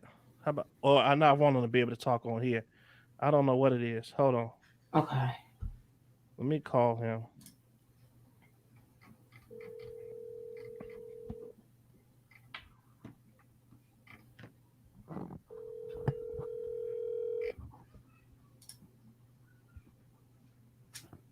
Yeah, hello? Hey, Tim, can you hear that, Plainest Jane? Yes, I can hear. Okay, yeah, we're having a hard time hearing you, brother. I don't know what's going on. Can you hear us? Yeah, I can hear you very well. Can y'all hear him good? Yep, we can hear. Okay, so Tim, you're allowed. You can speak, brother. Okay. Hello, everyone. I thank y'all for, how can I say this? To just hearing my story and hearing how people have come against me and my family. Not even that, just trying to keep me from seeing my daughter. It doesn't. I know that doesn't sound right, but it's 100% facts. Not some people are trying to keep me from having any contact with my daughter, and I'm trying to really want to know why. Why would you want a man not to have a father and daughter relationship? And it all comes down to the root cause of this. And the root cause of this is Robert Sylvester Kelly. I can't say that enough. You know, I'm trying my best to, you know, nobody wrote a book on how to handle a predator like Robert Sylvester Kelly.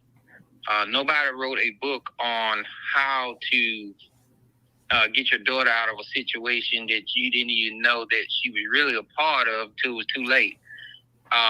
Nobody wrote a book on how Angelo Clary has been stabbing me in the back from day one and trying to ruin me and my family on lies.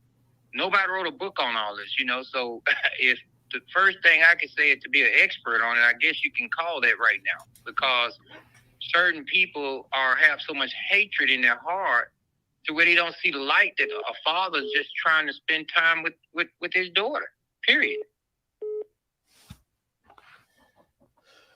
Brother, you know, me and you talk quite often, and you know, when I tell you that I came into this to be a voice and use my platform to to be an advocate for y'all, you know, and for your family. So, you know, like I said, Mr. Clary, he has his daughter. Okay. And as I was telling everybody, I said, you know, I'm going to continue to use my platform to help you until you find your baby, until you get the satisfaction that you need to know that she is well. She's not doped up on drugs and out of her mind, and they keeping her that she has communication. We're not going to stop fighting for you because you are the one who started this whole thing. And out of everybody, you're the only one that don't have your child. And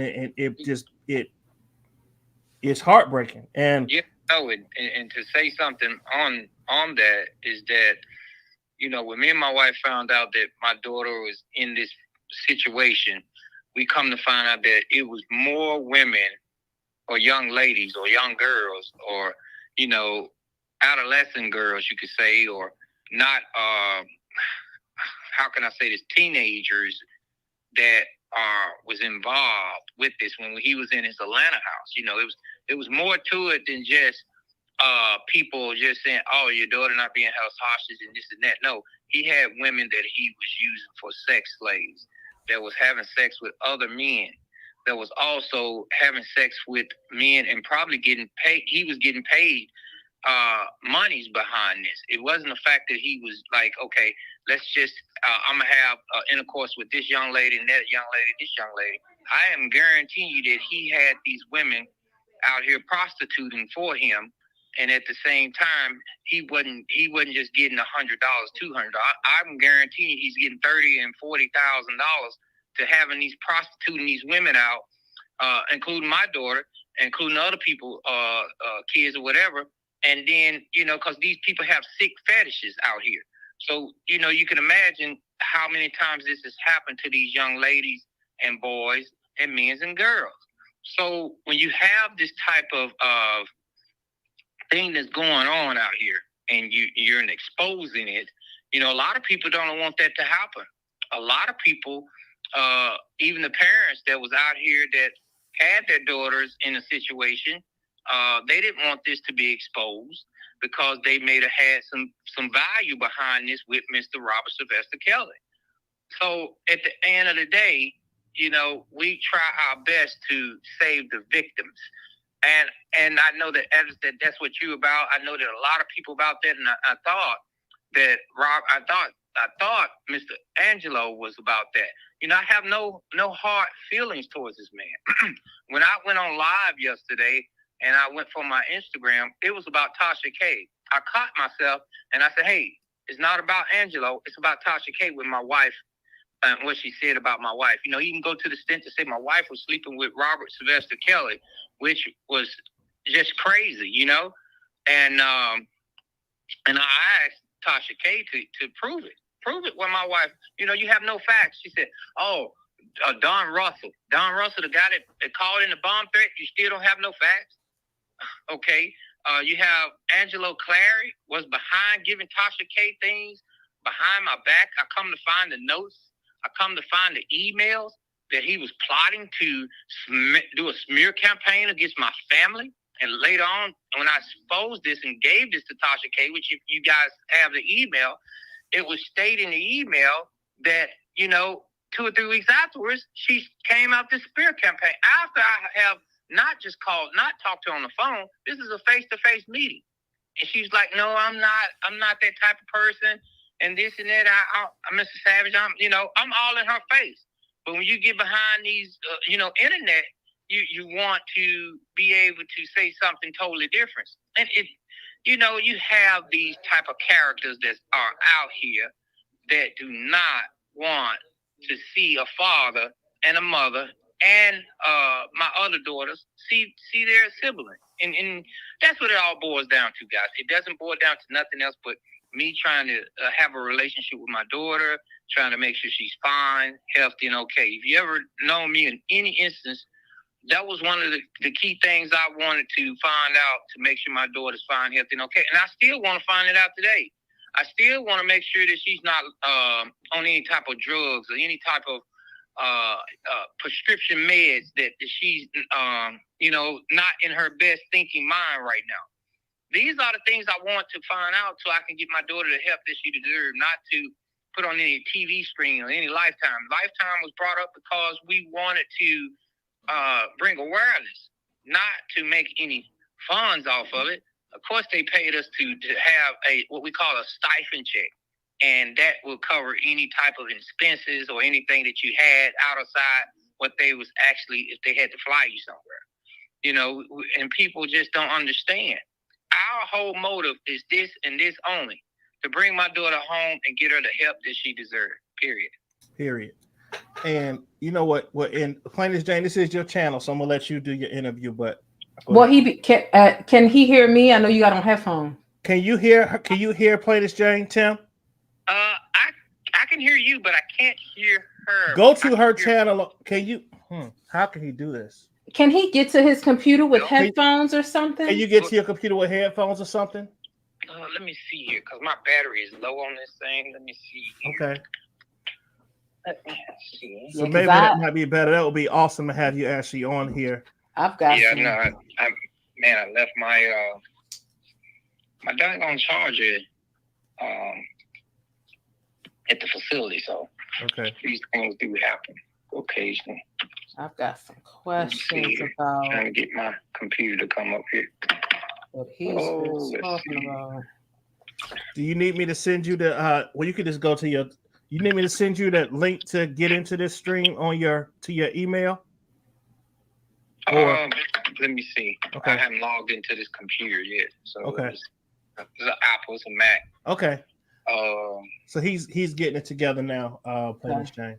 Yes. And I'm so apologetic that this, we can't control these computers, right? Indeed. And thank you everyone that's in the chat. If y'all would please hit the Queen's Cash App, man. She worked. Listen, y'all have no idea. Some of y'all out there that are content creators, you have no idea how much work goes into trying to make sure that the information that we give you all is accurate, factual, where y'all can't go back and say, oh, you lied. We don't want to deal with that. So for her to watch this 3 times and have all them notes in sequence, she put the work in. Y'all hit the Cash App, $THA Plaintiff Jane, $5-10 here there. It goes a long way. I appreciate y'all for supporting her. It does. Thank you so much. I try to make sure I'm accurate, especially about stuff like this. If I can pull it up on YouTube live, correct? Especially. Yeah, that'll be awesome if you can, Tim. I'm gonna add atmosphere have some type of where we can get into this. Okay, awesome. I believe Larry McGee had sent a message and said that he wanted to get in here too. He said that he was asleep when I sent it to him earlier. But we'll let Tim get settled first. Let me just Plaintiff Jane, right? Plaintiff Jane. The plaintiff, yes, the Plaintiff Jane, yes. Okay, let me pull it up. Okay, it's showing that she's live. 462 people on that board. Okay, let's see. You probably don't know. Okay, sorry about the ads here. It's okay. You to make Yeah. Okay. Sorry about All right, so he's getting it together. You need me to all right, I can hear you. So go ahead and he hears you now, Plaintiff Jane. Okay. Just gotta get rid of the echo in the back. Yeah, Tim, turn down your if you can turn down the echo in the back, your device.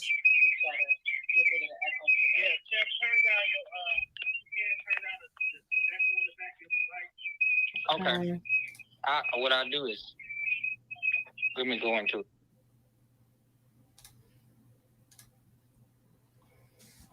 Right. Yep, we're gonna get it together. And so Tim, she has some questions that she wants to ask you. So if you can hear her good, and then I'll leave this here so you can answer and y'all can exchange dialogue. Yes.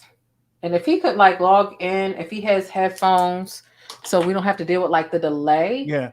That would be if you could log in too, if you have headphones, that way we won't have to deal with the delay. Ideal.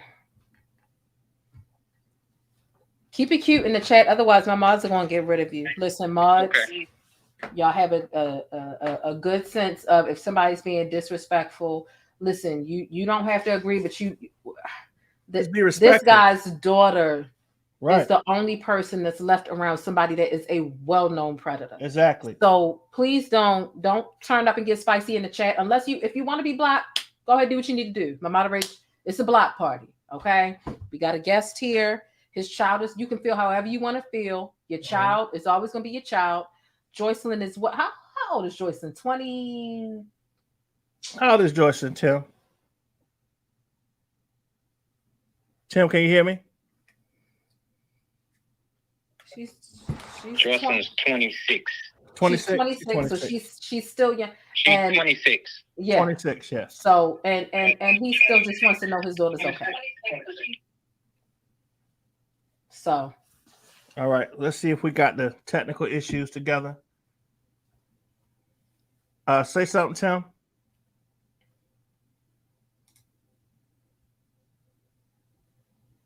I think he's getting it together. Okay. But yeah. Can you hear me? Yeah. Is that better, Plain as Jane? It's better. Is he able to click the link from his computer? She said, "Can you click the link from your computer?"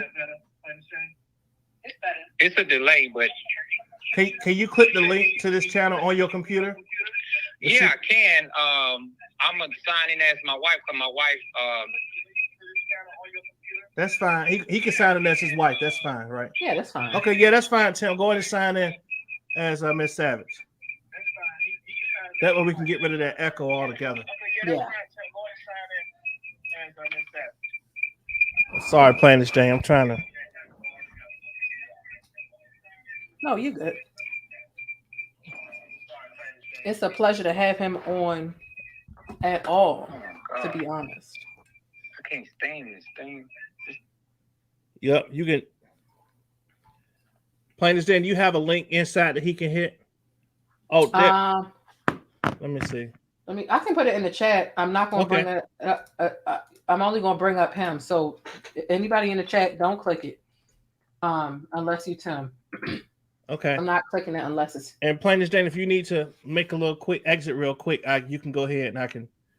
Well, I'm okay, I'm there's good. the link, Tim. You're good now? If you can see it in the chat, yes, Tim, the link is in the chat. You want to go ahead and hit that so you can come on. If you look at her chat, it's right there. They say trauma bonds are a very real thing. Have some compassion. Yes, they are. Yeah, they are. Yes, they are. And Stockholm Syndrome is real, real. Yes, it is.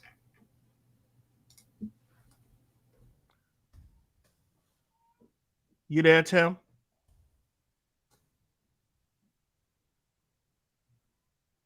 That is real.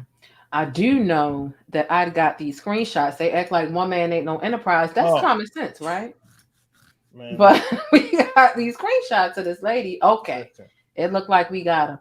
And she's like on the phone with the enterprise. Of course, one man ain't no enterprise, but she's on the phone with the enterprise. She's like on the phone with the enterprise.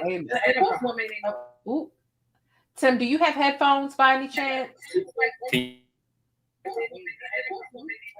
Hello. Tim, do you have headphones? Do you have headphones by any chance? Ooh, yeah, because that echo is nasty. Okay, thank goodness. It looked like he reaching for headphones. I had to hit me. Okay, but once he get them headphones, we're gonna be good to go. Leave your respectful comments or questions in the chat. If you have, I have a couple of questions I want to ask him. If there's something that you want to know that's respectful, leave it in the chat. Okay, and we'll see if we can get around to your question. Oh, the echo is gone. It sounds good. Tim, can you hear me? Yeah, I can hear you. It's an echo. Oh my goodness, it sounds perfect on this end. You still hear the echo? That's perfect. That's perfect. Yes, it's perfect now. You sound perfect to us. Thank goodness so much. The first thing that I wanted to ask you about was this disgusting woman right here. What? Oh, it's echoing real bad. It's not echoing on my end. It's not echoing over here either. Yeah, I don't hear the echo over here. I can hear echo when you talk, Planet J. I wonder why. Let me mute. Okay, when I mute, yeah, I muted my phone, so I don't know. Yeah, I don't hear echo. Do you have any other windows open outside of this one? That's Yeah. part of what it is, Tim. Yeah, if you're on StreamYard and you're hearing it there, but you also got have YouTube the on. Yeah, if you got both YouTube and the StreamYard on, you're gonna hear that close echo. one out. So close out the YouTube one. Just leave the StreamYard one up, I believe. Can you hear me? Yes. Yes. Okay, we're good. It sound better? Do you hear the echo? Not hear no echo. Perfect. Oh my gosh, we got that right. Thank you so much. Okay. First thing I wanted to ask you about was this raggedy woman right here. Okay. Where do you begin describing? I've spoken about it briefly. Atmos has done an amazing job covering it on his channel. I've been seeing you talk about it on Instagram, but for the people who haven't caught it, where do you begin describing this woman here? Where do you begin? She's a handler for Jocelyn. She is, I think she's a liaison person between Rob and whoever's controlling his money to where they can control Jocelyn. And that's it hurts my heart to see this woman in this picture right here because she has no reason for boundaries on trying to control Jocelyn. I know that she's a nurse in New York. So I'm afraid that she could be prescribing some type of prescription drugs to keep Jocelyn kind of drugged up. That's sick. That is very, very, very possible. Yeah, it's possible, and it's sick that people like her are able to hold any type of medical license or prescribe anything to anyone. Yeah, I had no clue she was a nurse. Yeah, she's a nurse, and I come to find that out. And when you are a nurse, you can know what meds to give somebody to keep them sedated or keep them in a situation where they can't even hardly communicate. And that's what I think is really going on with my daughter. I am praying to get a chance to talk to her, my daughter, Jocelyn, and get this woman away from her as soon as possible.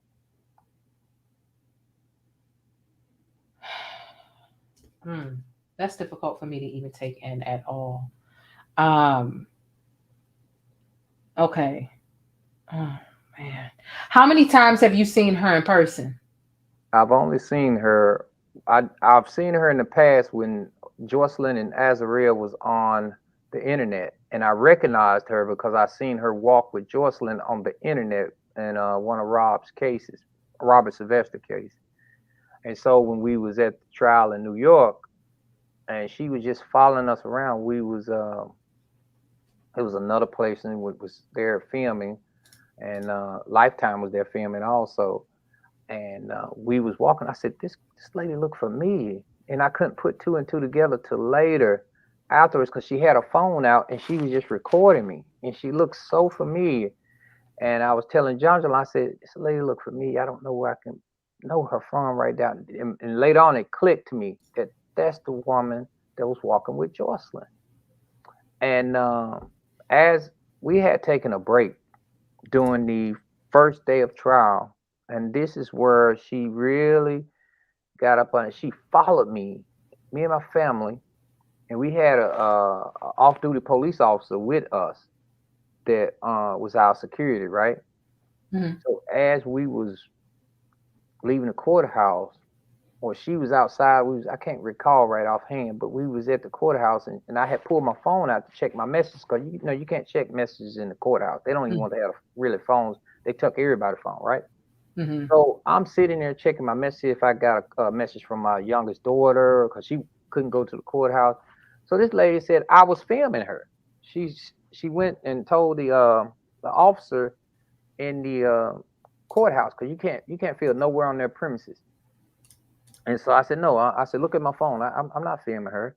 And she said, yes, you were. And and she just got into an altercation. And I said, look, ma'am, I know exactly who you are. She said, you better know who I am. And after that, she got to a point where she was arguing or having a heated conversation with my wife. And she told my wife, you'll never see your daughter again. Never. And I was like, wow. And I heard that. Mm-hmm. I heard that. And as a matter of fact, I have that I have that clip. If you want to keep talking, I'll find it in a second. But Yeah, and so I think they tried to follow us. We went across this. If you ever in that Brooklyn courthouse, you know they have restaurants across the way, and it was other people that was out there. You had kids and stuff that was.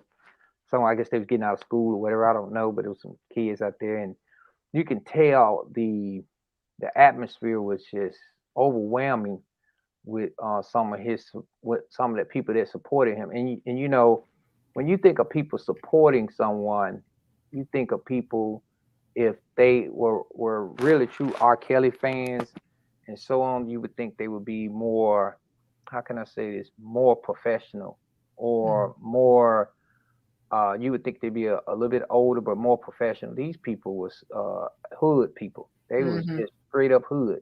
Yeah. And these women, they just didn't care. And these are the people that Jocelyn is around. These are not people that are intelligent people. These are people that would do anything for money or do anything to try to harm me or my family, or even I think harm Joy.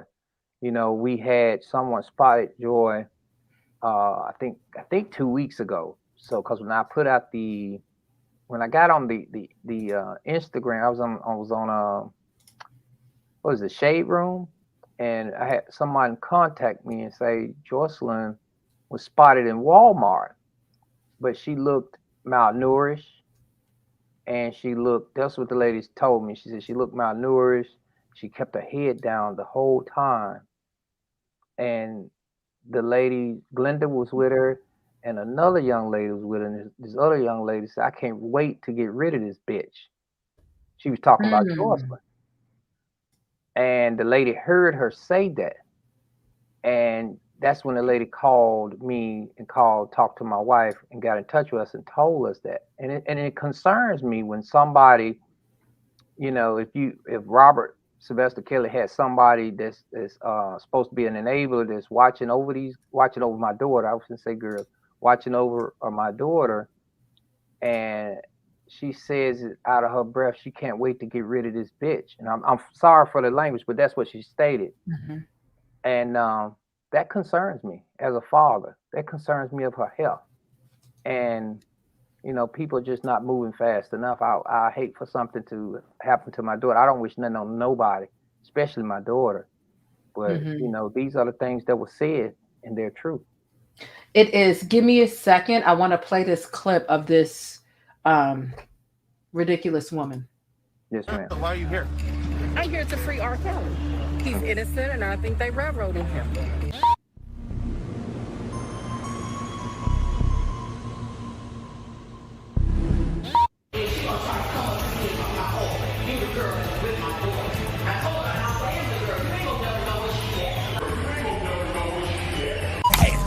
On your wrist of plain giant. You know, and so, you know, that's her literally saying, I recorded it because I know that you've been going through hell with this woman. Right. Just if they weren't doing anything wrong, why would it be so difficult to help at least get Jocelyn to speak to you, right? A grown child once they're 18. Absolutely. But it seems like she's doing something that's inappropriate. The fact that he ain't never gonna know, like something seems very off about that. Right. Very off. Just like me and you talking right now. If I can get some type of information to see that my daughter is fine and healthy and okay, of course, that'll make me feel at ease. But I don't think I get that. I think that this woman is really taking control of my daughter. And she don't care how or how she's going to do it and why she's doing it, because Robert is appointing her to do it. You know, these girls was known even when Rob was around, that they was known to be on some type of drug, you know, to I guess because of the things that's going on in the media and all that. And these girls was on drugs then, you know, so it wouldn't be surprising to me that Jocelyn is on some type of prescription drug.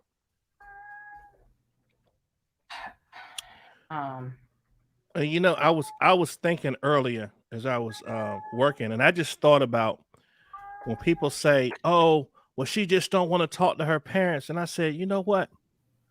I said the weirdest part about this whole thing is you can be upset with your parents, and you might not talk for at the latest a week. You're gonna eventually call your mom and say, "What y'all doing? Y'all still mad? I'm still mad, or whatever." Right? Exactly. But here's the part that it's unfathomable for a human mind to even consider. Let's say you're mad at your mom and your dad. Okay, y'all don't talk for a little minute. You gonna at least, let's say you don't want to talk to your little sisters. Mm-hmm. Everybody has somebody that they talk to, even if they say, "Well, I'm mad at mama right now," but da da da da da. Then that person call you like, "Yeah, I done talked to her. She's still mad, but she's okay. She doing good. She doing this. Leave her alone. She gonna call you eventually." You can't even get that. Right. And that's where the creepiness and the scandal comes in, because as far as I know, allegedly she's seeing this dude at least once a week. Right. And it don't make no sense to me that him, with all this stuff going on, has not told her, you know what? Hey, I need this stuff to calm down. I already got this stuff going ahead of me. Reach out to them, tell them you good, do something, and get this pressure off of me. If people think that you have some of his supporters saying, "Well, she don't want to talk to you and you don't need to see your daughter," well, guess what? If it was their daughter, their son in this situation, they would feel different. Exactly. You know, I used to think that, but you have some people in this world that are not right in the mind. That's the reason why we have so many people who are committing suicide. That's the reason why we have so many people are killing each other as African American people, because the way they was raised. And you have to really look at the whole scenario, because some people just don't have the right mentality or how to be raised or how to treat each other.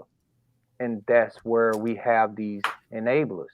They are how they was raised, how they are trying to make sure that Jocelyn doesn't see us. And it's only according to reason why, because of Robert and because of Glenda and because of the other people that are surrounding her.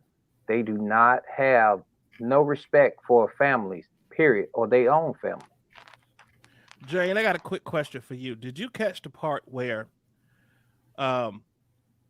this lady, Glenda, said, "Well, R. Kelly told them to turn the girls over to me because I'm cool." A cool chick from, she said a cool chick from somewhere. I can't remember what the place, but because I'm a cool chick. You're a grown woman, and these are very young teenage girls. So absolutely, that didn't make any sense to me when I heard that. I'm a cool chick. He told him. It sounded asinine to me, but she said she don't know Jocelyn. Absolutely, she said that too. But here she is, right there in the midst. And, you know, it's just like the Patreon account. Just like 6 months ago, Jocelyn had a sonogram of a baby that was up there. It's just like a baby was born on December the 8th of 2022, had a full name, you know, and the baby was nowhere near to be Jocelyn's, or the baby was someone else, and the baby was born 5 years ago. So it's just, how can you play these games and you put this out in social media, and not just in social media, this is all over the internet, all the major newspapers. Just Jocelyn Savage has had a baby by Robert Sylvester Kelly. And, you know, Robert didn't come out until we actually came out and stated that, no, Jocelyn do not have a baby, and this is the reason why. We found the person who stated that. Hey, Johnson. Yeah. Hey, Miss She Savage. brought me something to eat. Hello. Hey, everybody. Thank you. They can't hear you. I've got the Wichita. No. Okay. So, Thank you. The book, I think it was like 11 pages or something. Is it your thought that Jocelyn wrote that, or was it also fraudulent, like the fake page as well? Yes, the Patreon account, the fake book. Now I want you to put it together here. All these things was done in New York. Who lives in New York? Glenda. Mm-hmm. The guy was from New York. New York. All these people was from New York. So that's where you have to start connecting the dots. Mm-hmm. You know, and these are the things that people do to try to either hide something or say that, hey, Jocelyn is fine. You know, when a person is assassinated or killed or anything like that, people, I've heard the craziest things, but it's all true. Heard somebody been in a freezer for over a year, and the person played like this person was still alive for over a year. Mm. I've heard these things. These type of media things have came out in the media. So I wouldn't put nothing past nobody. That's the reason why I won't stop fighting until I see my daughter and make sure she's okay. And you have every right. And you know, I know that you have issues with some online personalities and things of that nature, but you still have every right to fight for your child, because even the individual that you know, we talk about the emails and things of that nature, they have their child back. You don't. So I do want to talk about Tasha and Angelo. Okay. I'm wondering which one is best to start with. I guess we can start with Tasha. I was surprised. I'm not going to lie to him. I was on your page and I heard you becoming very angry because of an accusation of your wife sleeping with Robert, which I thought sounded. Can you explain why you are so enraged with Tasha and how it started? Froze up a little bit, but if I understand, you want to know where this all come from and how it plays out. First of all, let's be clear. My wife never slept with R. Kelly. You know, Tasha even called me. Now, she did have a nerve. I was going to say something else, but she had the nerve to call me and ask me that. I would say about 3 or 4 years ago. And I told her no. She said, did your wife go out on the West Coast with Jocelyn? And they went out there? I said, yeah. She said, how long she stayed out there? I said, she stayed about 2 or 3 days with Jocelyn out there on the West Coast. She was invited to a concert. So that's the same time R. Kelly invited my wife and Jocelyn out there, and they went to the concert. And I told my wife, now this is something biblical I'm finna get into. I told her the day she went out there, I said, he's going to be wearing all black and white. Because I'm a firm believer in Jesus Christ. I don't know what everybody else's religion is, but I'm a firm believer in Jesus Christ. And I said, once you see him, he's wearing black and white. That's a confirmation. I said, I want you to take his hand and pray with him, as if Jesus would do with anybody. I asked her, did she pray with him? She said, no. I said, why did you? She said, I just didn't want to. I said, okay, I understand. I said, tell me what went on. She said, we stayed back there about 3 hours. He had the room real hot. And Jocelyn was there and I was there. We were just talking, and he had food that was brought in. And, he was talking about how Jocelyn needed to work on certain exercises and trying to work on her vocals and trying to get things prepared. So because Jocelyn was an inspired singer, she had multiple songs that was already out. And he said, when we get back, we'll talk with Sony and get everything worked out. That Sony never happened. First of all, they came back home. We're supposed to have to set up another meeting with Sony. That never happened. At that point, I'm thinking my daughter don't have no communication with him. So I'm thinking my daughter is getting herself prepared to go to college at that point, which she's not. She's getting herself prepared to go fly out, see this man. She didn't got raped. She didn't know how to figure out what to do. She came back and talked to her writer. Her writer calls me over to the house because Jocelyn was afraid. Put a tape recorder down in front of me, which they was on Lifetime as well, Tone and Millie. They was on one of the seasons, and they talked about this. And they stated what had happened. Put a tape recorder in front of me and said, we need you to hear something, but before you do that, we need you to sign this. I said, whatever you're going to sign, I'll sign it right now. I don't care what you need to sign. Just tell me what you got going on, what's going on with my daughter. And so they played the tapes, and before 2 to 3 minutes, I said, man, cut this. I just cut this off. I said, where's my daughter?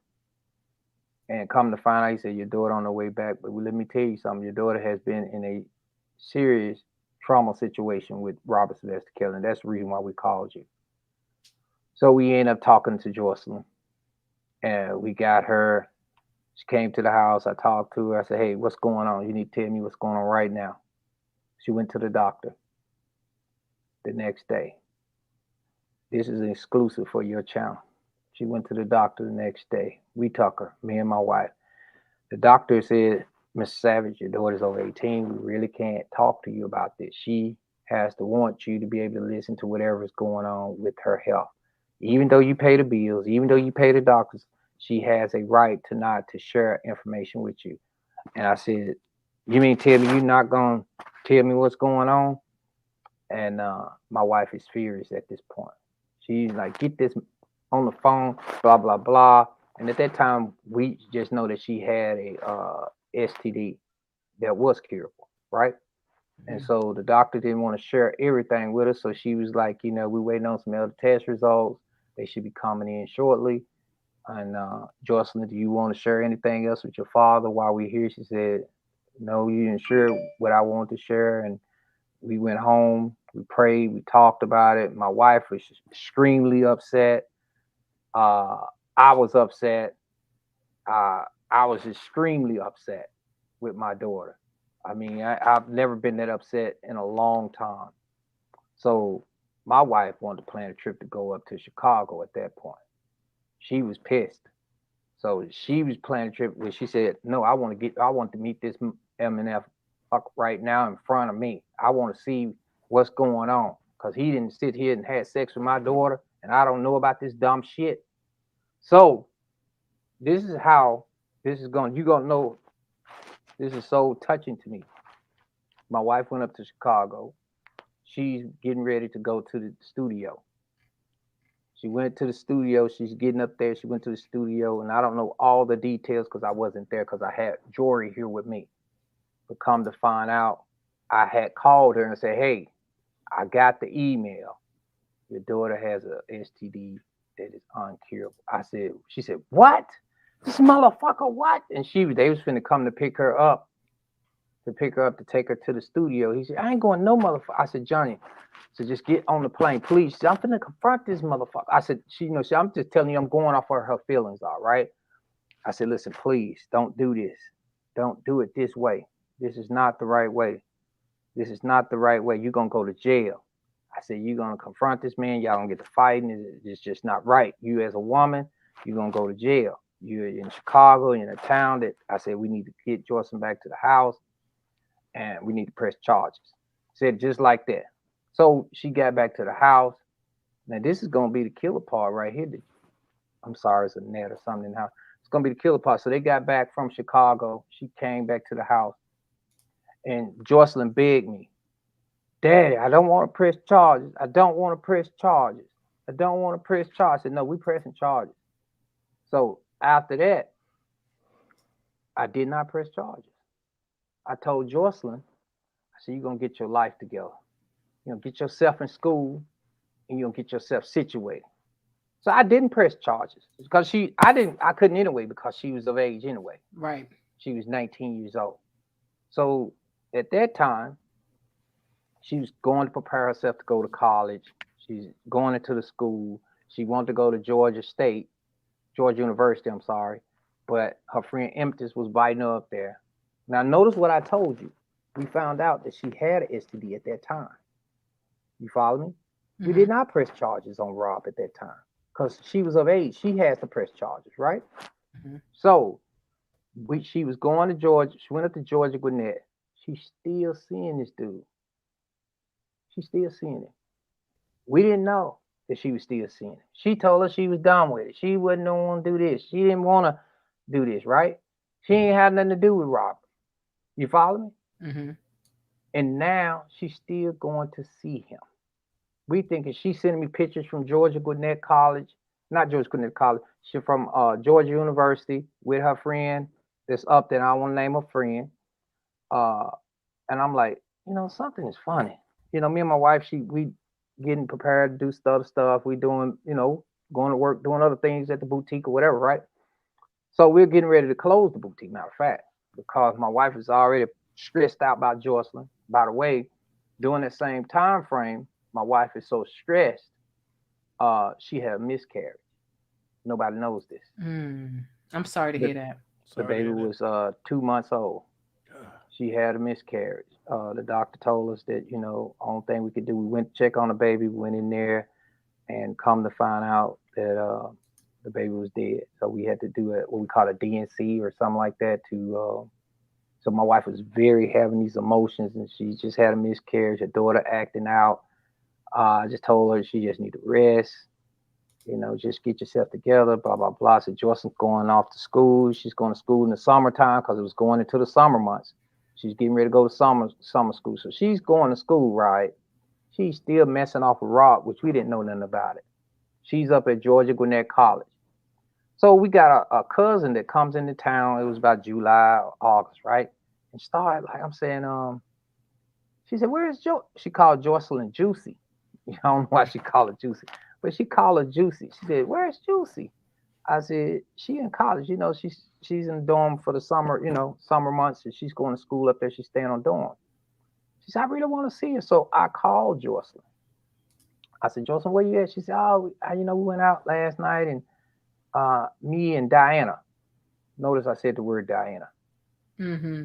Me and Diana went out to a party, and we had a good time. I said, Diana. I said, what's Diana's number? I said, cause I ain't never heard you mention no friend Diana before. She said, yeah, I'll give you the number later, Daddy. Everything's fine. I'll give you the number later. I said, okay. Well, I said, your cousin, your wife's cousin really wants to see you. She ain't seen you while she's from California. So later on down the road, it comes around October. Things are just getting funny. Jocelyn's not calling. She's not coming home. We would normally go up there and see what's going on because I actually, put her into the dorm. We got a room set up and stuff like that, right? So a roommate has met us, me and my wife. And the roommate stated to me, she said, Mr. Savage, we have a problem. I said, what do you mean? I said, where's Jocelyn? She said, we have a problem. I said, what problem we have? She said, your daughter is seeing Robert. I said, God damn it. I was missed. I said, where's Jocelyn right now? I said, put her on the phone. She said, she's not here. She said, that's the reason why I'm calling you, Miss Savage. I'm getting concerned. Robert just broke her phone. He's being controlling. She told me not to say anything to you guys, but he's being very controlling, and I'm afraid for her life. I said, okay. I said, let me call Jocelyn. I said, Jocelyn, where you at? I'm with Diana. I said, well, put Diana on the phone. And she was like, I can't, Daddy. I said, what you mean you can't? She said, I'm with Rob. I said, who? Robert. I said, are you kidding me right now? I said, for real, Jocelyn? So I said, man. So it took about 2 to 3 weeks. We finally got a chance to, she came up to the dorm, right? So I'm playing a situation. I'm trying to get her. Robert had got in an argument with Jocelyn's ex-boyfriend. Her ex-boyfriend called me and said he got into Rob, and Robert wouldn't allow him to talk to Jocelyn. And so when he wouldn't talk to Jocelyn, then her ex-boyfriend called me. He said, Jocelyn has called me, but Jocelyn is upset about something. He said, he think Rob had hit her. I said, hit her? I said, are you serious? I said, man, I said, okay, I know how to handle this. So I called Jocelyn. She finally picked up on the phone and said, Daddy wants to see you. I said, can I please come see? He said, Rob want me to file a police report on my ex-boyfriend because he want me to get a restraining order on him. I said, really? He wants you to do what? I said, okay, no worries. I said, well, we can do that. I said, I'm coming to see you, baby. I said, where you at? She said, I'm on school campus right now. I said, oh, okay, I'm on my way. So I called the pastor friend of mine, called my wife, and I told him, I said, hey, look, I finally got in touch with Jocelyn. I need all you guys at the house. We need to do an intervention with Jocelyn. They said, okay, we'll be there. When you get back, she think we're going to Clayton County to file a charge on her ex-boyfriend, or file a restraining order, right? So I get up there to the school guys, and her roommate walked her out, and I told her roommate, I said, Jocelyn may not be coming back to school. I said, because I need to find out what's going on. She said, okay, Mr. Savage, I understand. So Jocelyn had walked out, and she hugged me. She said, hey, Daddy. I said, hey, baby girl. I said, what's going on? She said, oh, I like your car. I had just bought a car. They had bought that Mercedes, the gray Mercedes S-Class. She said, I like your car. I said, yeah. I said, but what's going on with you? She said, Rod want me to file a police report on my ex-boyfriend because he called him and doing it. I said, oh, yeah. I said, okay, come on, let's go file the police report. I'm being devil's advocate at this time. So I get her in the car. And by the way, before we get in the car, after I hugged, she had a black outfit on, like a jumper, right? But Jocelyn had lost so much weight. Mm. She had blonde hair. Like, her hair was short. And then, you know, a lot of women have lace front wigs or whatever. But I wasn't expecting her hair has never been like a boy cut. Mm-hmm. And then she had this black jumper on. And I'm looking at my daughter like, what's going on with you? You know what I'm saying? It's in my mind. So she got in the car, and we're headed back to where we live in Georgia, right? It takes about an hour to get back home. So I'm getting back to, we was probably in Gwinnett somewhere. We had just left school. And I asked, I said, give me your hand. And I got a hand. I want to pray with you. I said, oh, Heavenly Father, I prayed with her. I said, just keep her mind safe, Lord, and just protect her. You know, I always go to Jesus on everything. I'm not perfect, guys, by far. I'm telling you straight up, I'm not perfect, but I do believe in Jesus Christ as my Savior. I mean, and that's something that, at least I believe in Jesus too. And I think, you know, none of us are perfect. No matter what our presentation looks like, no matter how eloquently we speak, none of us are perfect. But one thing we do agree with when it comes to you is your fight and your plight to get your child back, or at least contact with your child. Because even just having a conversation with her, you being her, you know, her parent, you can understand what's going on. If she's all right and you talk to her and it seems like she's all right, you'll be able to hear that. If she's not, you'll be able to hear and understand that too, with a simple, you know, conversation or contact. One thing that I really wanted to know, because I know you got issues with Tasha K, and you got issues with Angelo and the emails and all this, and I'm just like, ooh, this is a lot. I wanted to ask you first about, okay, so I know things went wrong with Tasha. You said accusing your wife of sleeping with Robert. Is there anything else that contributed to the relationship that you had with Tasha going left? Well, I could tell you easy how that happened. One thing was Tasha didn't have no more than, I would say, 68,000 subscribers. Tasha got with me because she knew that Kenya, a young lady named Kenya, Rob had her to have oral sex. If you go back on Tasha K page, you'll see Kenya on there. Rob tricked the lady, she was homeless, to have oral sex with her in his truck. And Tasha thought about me, that what my family was going through. And she said, I'm going to get you in touch with the Savages. And, you know, they seem like good people. And so Tasha, you know, got her in touch with me. Me and Kenya started talking. And I helped Kenya tremendously. I told her what she needed to do, go to the hospital, get her results, and go, try to press charges on Robert. Well, she walked through those things, and you know what? They treated her just like everybody else. They didn't even pay her no attention.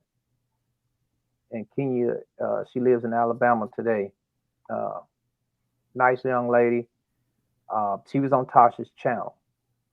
So after that, Tasha would get information from me. She would put it out, of course, and the information that I was giving Tasha was very true information, very good information. It made her channel grow tremendously. After I had given Tasha so much information, Angelo came along. I don't know how I introduced her to Angelo, but Angelo came along, right? And one day, out of the blue, I noticed that Tasha was just furious with me for no reason at all. I've never did anything to say anything negative. She's always had a good relationship with me. So I don't understand where this negative relationship with her is coming with me, because I never had her to speak anything negative on me. She always been an outstanding young lady and always been a good lady. I never had no problems with Tasha at all. So I've come to find out over due time that Angelo Clary has told Tasha all type of false narratives from Don Russell. Don Russell said my wife had slept with R. Kelly. According to she getting all this information, secondhand information from Don Russell, Angelo. I mean, this is his one to try to blow up the tower up there, to try to, bomb threats. Also, this is Angelo, for some reason, hating on me. For some reason, I don't know why Angelo was hating on me. I've never done anything to harm Angelo. So after a while, one of the people had, said Angelo and Tasha K was going to do a smear campaign. And she sent me the information. And when she sent me the information, I was shocked. My eyes bucked like this. I'm like, man, wow. So this is what Angelo hate me this much? To do and backstab me like this? I only treated the man with respect. I never did anything to harm him. What was like the basis of the email? Because I was listening and following along to Atmos's video where he was like reading through the emails. But for the people who don't know, what was it that Angelo did in the emails and in general that really made y'all clash? Well, that part didn't really make me clash because I was shocked. I think I confronted Angelo about it in somewhat, and he denied. But emails don't lie. So I went ahead and went up to Tasha K had called me and she said, I got some information about your daughter. Which normally if I hear Tasha gonna call me, she got information about my daughter. What's up? I said, she picked up the phone and said, what's up? She said, I got some information about your daughter. I need you to come see me right away. I said, okay. I said, send me your address. Text me your address. She texted me her address. She opened up the door, greeted me with nothing but respect, treated me fairly, treated me nice. But after we got through and she, I had one of these little things that looks like this, but it's a charger, right? And I set it on the table and I plugged my phone up in it because it's got a wire to it. So I don't know where she think this was a recorder when you got a charger that's plugged up to it, first of all, but she still treated me and my wife with respect. She offered my wife something to drink.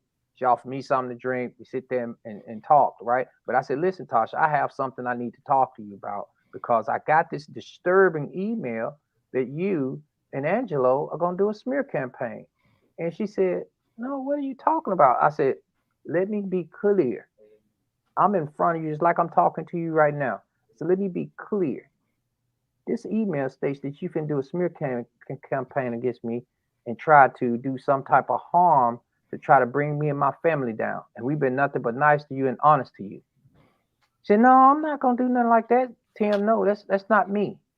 She said, matter of fact, let's go in the kitchen and get something else to drink. You want some water, whatever? I said, yeah, that's fine. But I just want to rest assured that you're not part of no smear campaign or trying to bring me and my family on something that is negative and is not true. I said, no, I'm fine. No, that's not happening. 3 weeks ago, 3 weeks later, guess what? It was 3 to 4 weeks later, she did a smear campaign. Guess who was involved?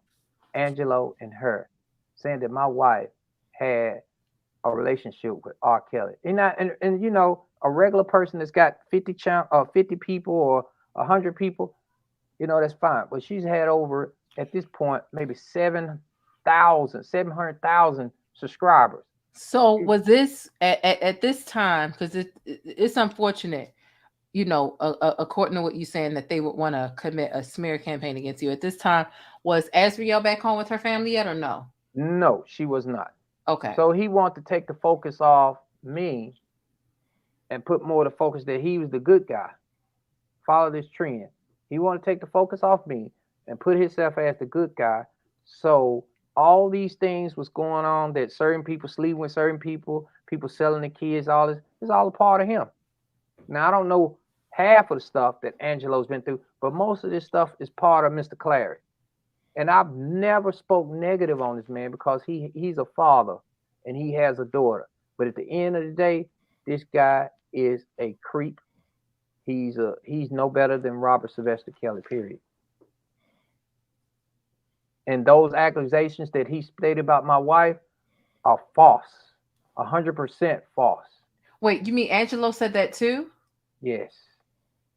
This guy had been smear campaigning me from day one. From the day I met him, he tried nothing but to do harm to my family because he did not like my wife and he did not like what my wife was about. My wife was about trying to get these girls out and she didn't feel right about Angelo. And I always try to keep the peace with that. But at the end of the day, she just didn't feel right about him. And I always used to take up for Angelo and say, you know, Angelo, he all right. I guess he's just going through something with his, you know, because his daughter misses just like ours. But my wife just didn't like him for some reason. She just didn't care for him. And, you know, I guess he saw that and he saw how my wife didn't like him and how my wife was going to come out against him. And that's when he started doing the smear campaign.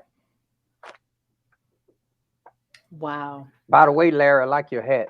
I'm a 49ers fan. And you don't know which trash can Larry dug that out of, though. You know what though, Tim? I find it to be very shocking and appalling how the things that you and Angelo have in common and the trauma behind those things. Well, I did say the same thing, of course, but we're not in common. This man had his daughter. She was in high school. He sent her off with a predator. He turned around. She came back home. He sent her back. And then he turned around and wrote a little note saying that she had permission to go with Robert Sylvester Kelly under a person that was watching over her. Now I think that's nothing in common with what I had going on, because at the end of the day, I felt sorry for him. But when you come to think about it, who sends a high schooler off to stay with a predator and she's still in high school? I don't got an answer for that. That my daughter was out of school. She was doing things that I was not approved of. But at the end of the day, if you notice, like I said again, once we found out Jocelyn had some type of sexually transmitted disease, I still couldn't press charges because it was up to her. Right. And she begged me not to. So I left it alone. Mm-hmm. But then this guy went right back at my daughter and did the same thing and was abusing her. See, I'm glad you brought that up. The difference between my situation and Angelo's situation, I had people that was telling me that my daughter's being locked in a room, couldn't use the bathroom, locked in the laundry room, couldn't come out for days. The difference between that and him saying, even Angelo even said it, my daughter was being mistreated. Azriel was the one that was always, and it doesn't make no sense what he was saying because both of them were being mistreated, but he tried to put his daughter on a higher pedestal like it was okay to abuse women. You got to be kidding me. To abuse a child and abuse a young adult, that's not right. Mm-hmm. Period. In no form or fashion. A grown man sleeping with teenagers, you know, it's just not right. A word that he act like he can't even. But this is from Angelo Clary, stating he went on Tasha K page and said this. Oh, my daughter is being treated right. She's in the bed with R. Kelly. Who gonna praise something like that? Really? Yeah, this is from his own mouth. I can't say this is hearsay. This is from his mouth. I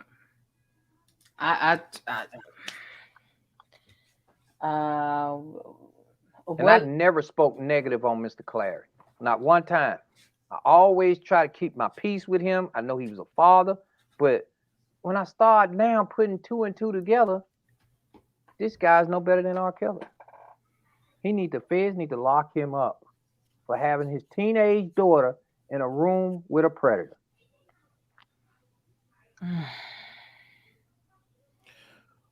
What's up, Larry? Man, how y'all doing? I try so hard not to speak on him. I do too. Listen, I think that we all have our. I try so hard. I dropped a small nugget in the last video. You know, but I try not to. I listen to my wife. I try not to speak on him.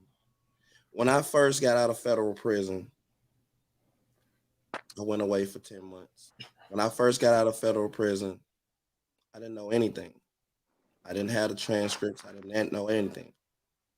But now I've pretty much figured out everything. So I just try not to speak on him. Even though he blames me for everything that happens to him. If anybody says something about him, it's my fault. If anybody pulls up loans or taxes or what you said or what you did and get the emails, it's his fault. Even when R. Kelly's lawyer filed a motion on me and put me in a motion and said that I had R. Kelly's emails and I used that to free Azriel. Oh yeah, they got him now. Maybe that's what he used to help my daughter get out the situation. I still was like, you know what? Because you got to understand, this man and his whole family was in and out of my house multiple times. Not with him. Sometimes they flew by themselves. Sometimes they came as a group. You've seen them in my wedding. Encouraged us to get married. His wife, first time I met her. A lot of different things. You've seen him take showers in my house. You never seen me go to his house. I have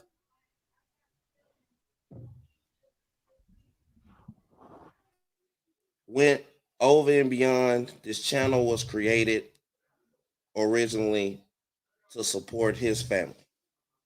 I watched Surviving R. Kelly like the rest of y'all, and I reached out to him. At the time I reached out to him, I had a lot of money. I had a lot of influential friends in Chicago, some athletes, most athletes, a lot of street people. I was sure that I could reach out and say, hey, what the fuck is going on? Why y'all letting this motherfucker, excuse my language on your show. Why y'all letting this guy house all these women, this and that? Each and every last one of my good friends told me to stay away from this and don't get involved. But I didn't know that a parent was actually working in Las Vegas. I didn't know anything about him. He came over to my house, was telling me about his child, and turned out that my child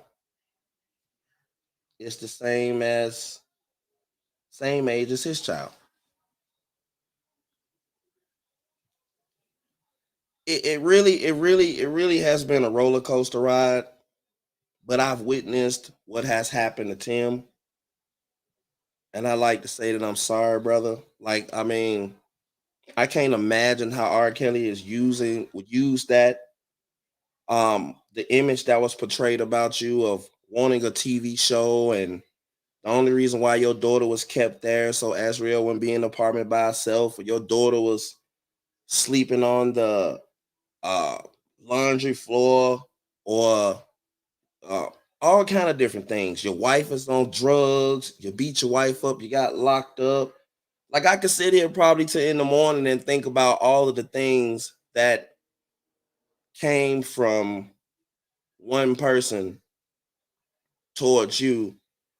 I told the networks about him. I told the feds about him. And then going around talking to these parents could come out and go live tonight. Every single victim in surviving R. Kelly, they all could get on a panel and have a conversation of what they were told. Because I'm just one person.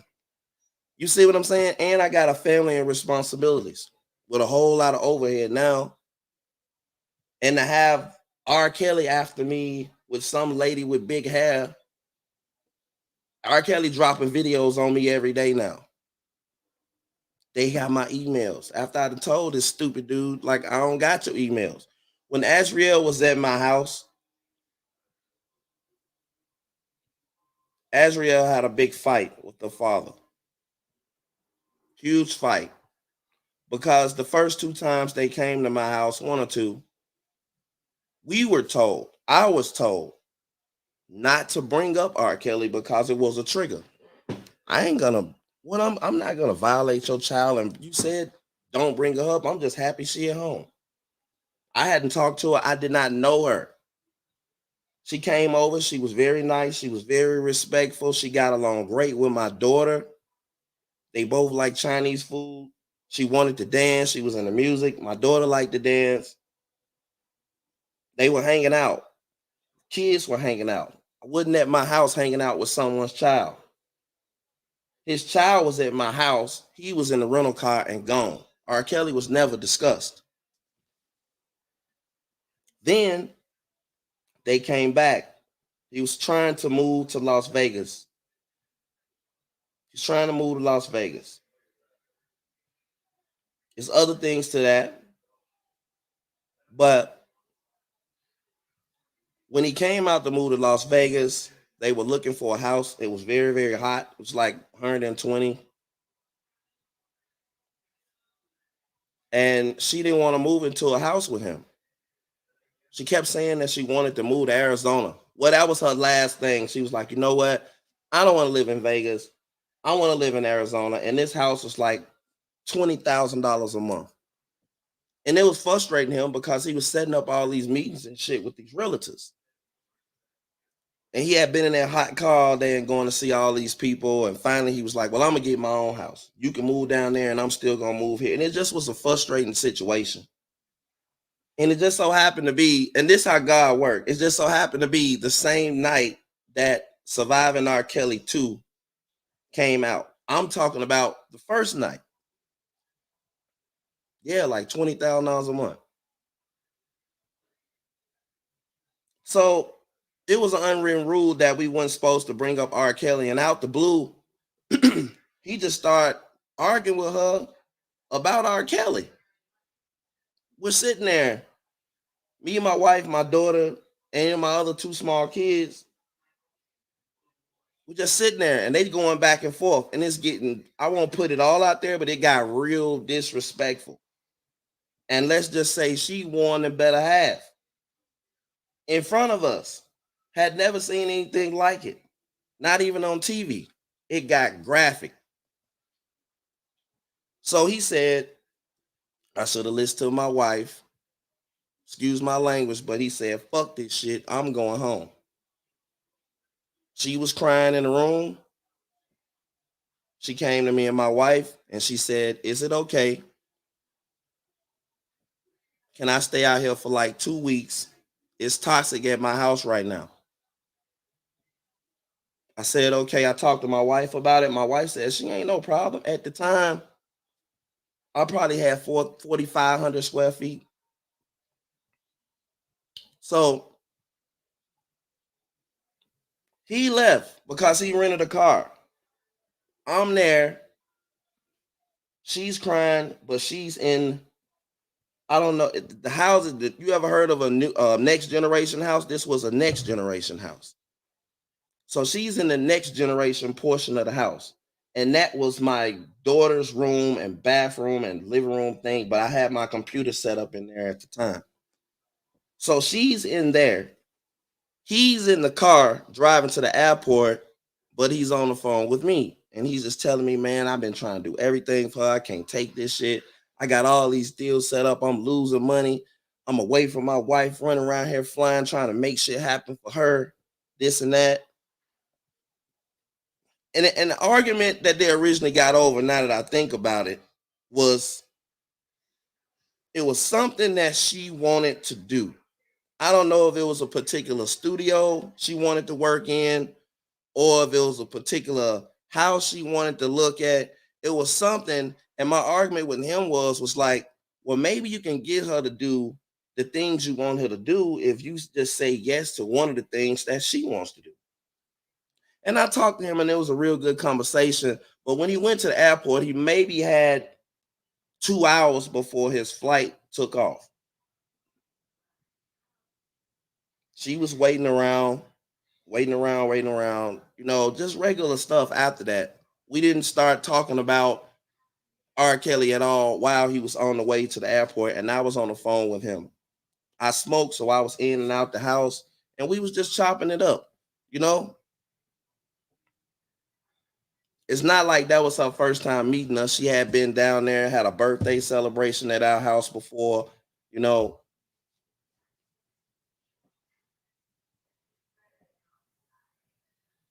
Then after that, he get on the plane and left.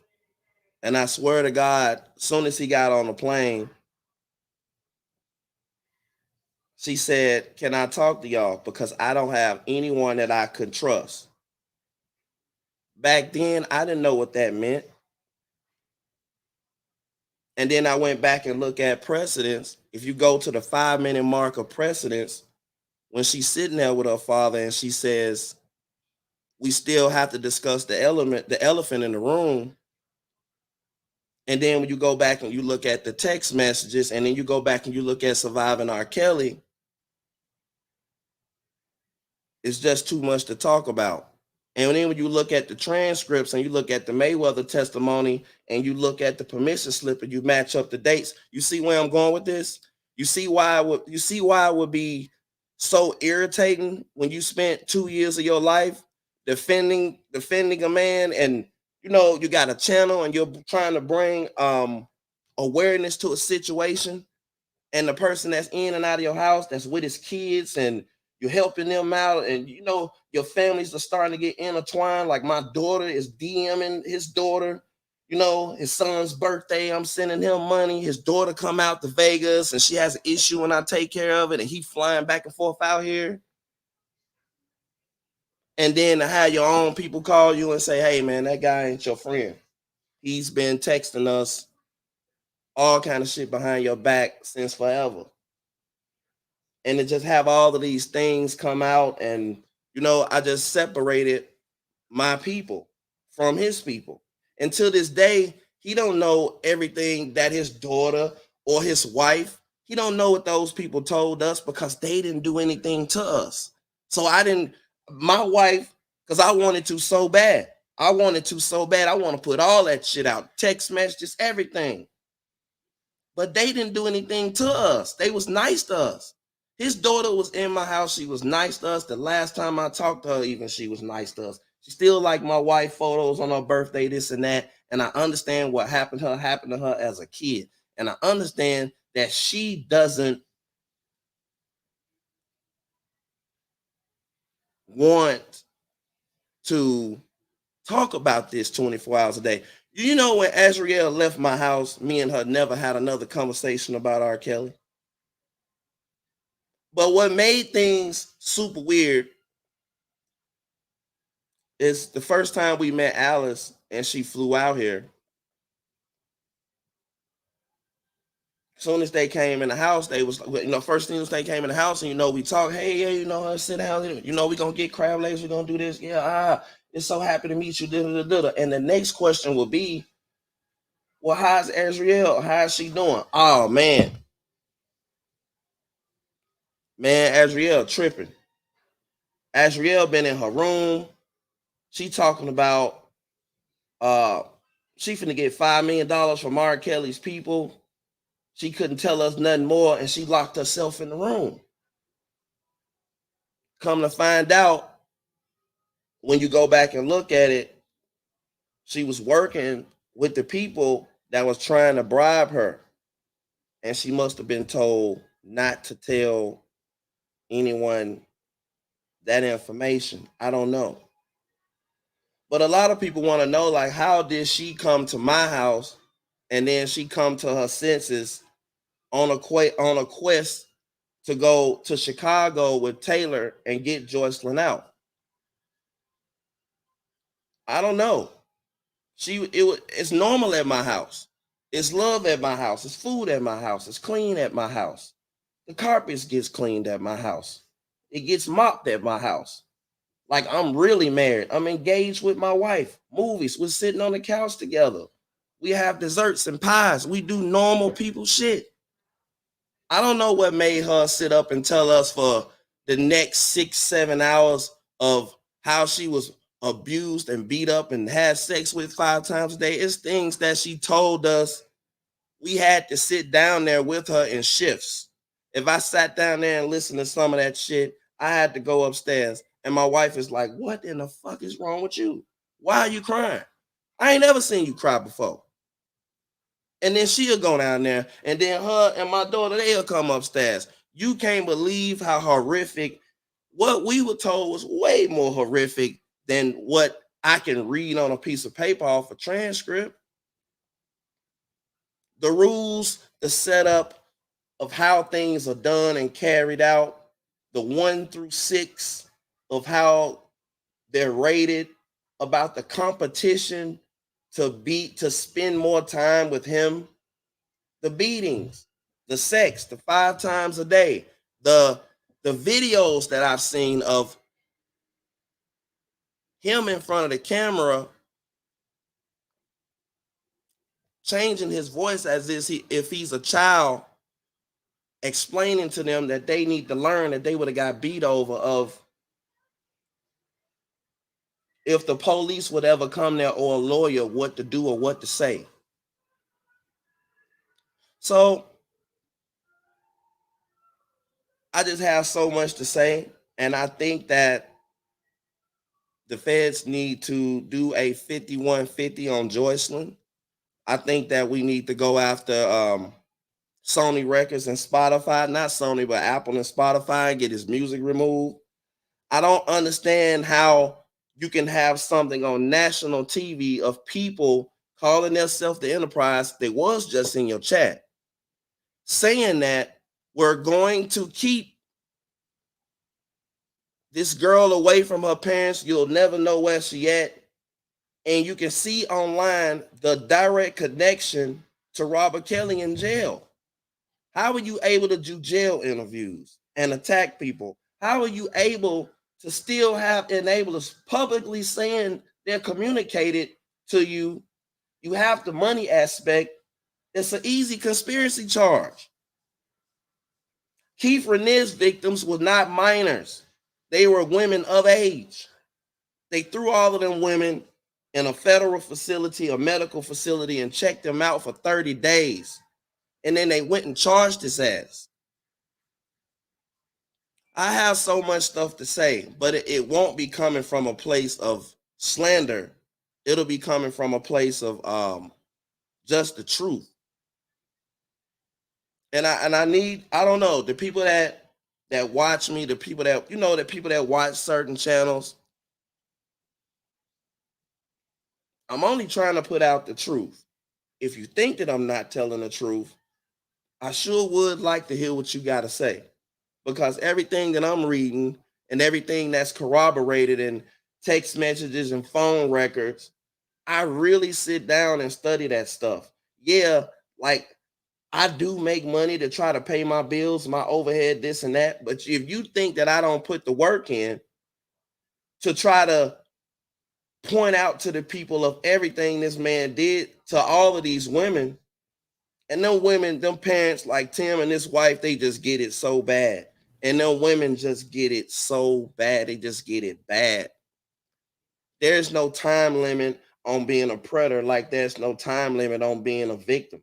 There's no playbook to this shit. Ain't nobody never went through this shit before. There's no one else you can point at that went through this shit.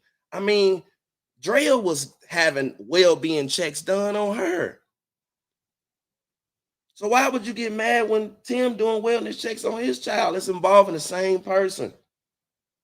His wife was getting well-being checks from her family of him keeping him away from them. And that's all I gotta say. I understand I'm not on my channel. I thank you for having me on here, Tim. We need to kind of get together, like on either Microsoft Teams or Google Meet, with the Mute R. Kelly people, with Kim Fox and her secretary, with an agent, and we need to figure this shit out because your daughter been gone for too long. She need to come home, and they need to go to jail. And R. Kelly, if you see this, fuck you. You know what? I'm oh damn, he left. I'm glad he got that out. It definitely sounded like it was something that he needed to get out. I'm glad he was able to. It seems like he's very hurt because he once had a relationship with Mr. Clary, Mr. Angelo Clary, and you know, things happen, and he feels and he was betrayed. Speaking on, and he said something that was very key. He said, "There's no time limit on being a predator, and there's no time limit on being a victim." I think that's a good quote because the victims do catch a lot of hell, whether they were victims in the 99s and the 2000s, 2015, 18, 19, 20, whatever the case is, they catch hell.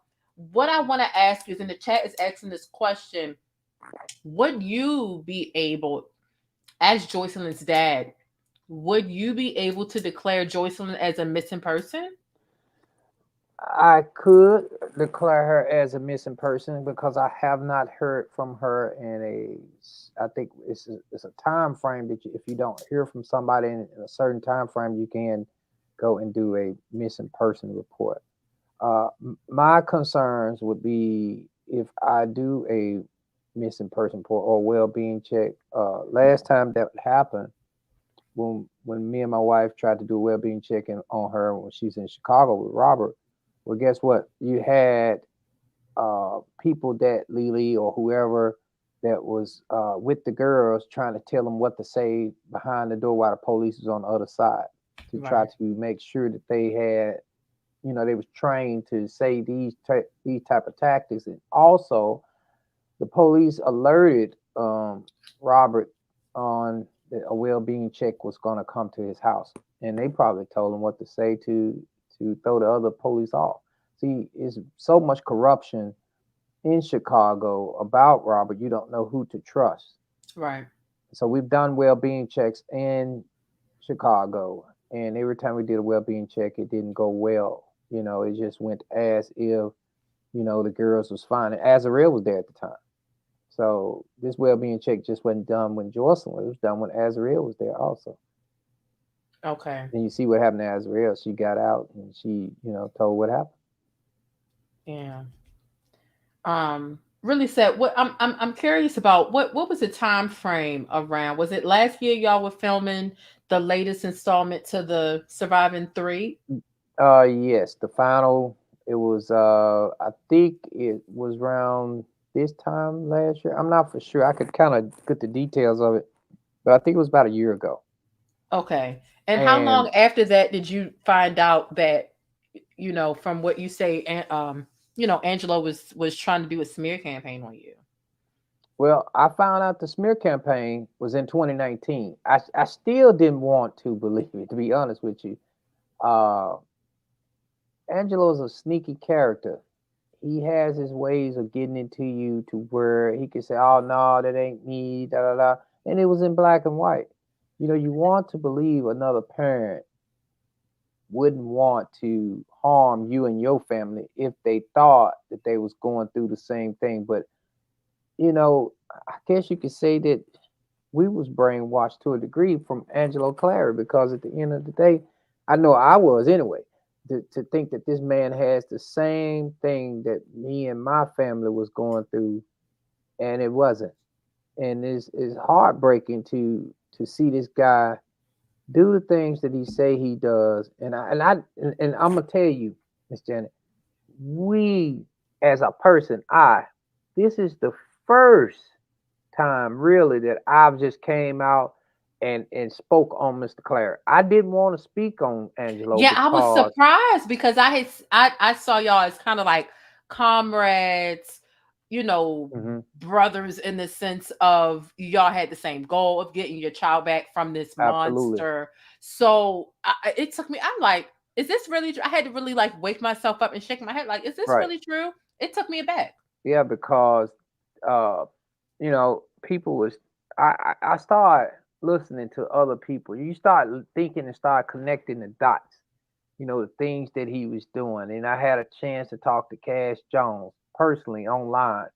I had talk to some other people, and it always pointed right back to Angelo Clary being mischievous, being the person who's trying to ruin the savages, or and when you connect the dots and the dots are there, by God, you got to wake up and say, okay, this guy really is trying to do harm to my family. And I just didn't want to believe it, because I felt that his daughter was with my daughter, and they was in the same boat. And it come to realize that they're just not. And my wife saw it long time ago. I just didn't want to hear it. And I wish I would have listened to my wife a long time ago, but she saw it back in 2019. She just didn't trust Angelo. And I said, well, the guy's just going through some things. He may be saying, no, she said, people just don't come out and talk about you for no apparent reason. They just, all of a sudden, they just keep coming at you. And I didn't want to believe it. But after a while, I had no other choice, because the dots was connected. And when I figured it out that, it's just like a boom. I'm like, man, this guy really did try to do my family in. He really tried to put me and my wife and throw us on the bus, and trying to, what he was doing was taking his life and putting it in my life, so he can hide behind me and saying, look, these are what's going on with me, but this is really savage. And it really wasn't. So you had the information earlier. When did the light bulb go off and you finally realized? Was it like December of last year, November, October? Like when I would say it had to be roughly around about October. I really started to really sink into, like, I was furious. I don't know who channel I was on somebody's channel, and I stated, I said, he's a son of a bitch. I mean, I'm just like, I'm sorry, I didn't mean to say that to a degree where it's on your channel, but he's something else. He's special. And the guy is no better than Robert. He should be right there in the jail cell next to him. This is the same guy that supported a man that I was having that did a threat against me. And I told the DA there, I said I wouldn't talk on it, so I'm not going to get on that. But this is the same guy that would support somebody that who had his daughter in a situation, and my daughter there, and could talk to him, and he was best friends with this guy. It doesn't make sense to me. Yeah. But I can't hop on that, but that's just how it was. I understand. Have you all ever at least like considered maybe like hiring like a PI, personal investigator? Yes, ma'am. I think that at this point, we know the moving pieces of the chess puzzle. A lot of people say they play checkers and chess. We know the moving pieces of the chess. Now it's time for us to play spades. They don't need to know our hand. Right. In spades, you don't know the hand. So you can play chess and you can play checkers, but when you play spades, you don't know my moves.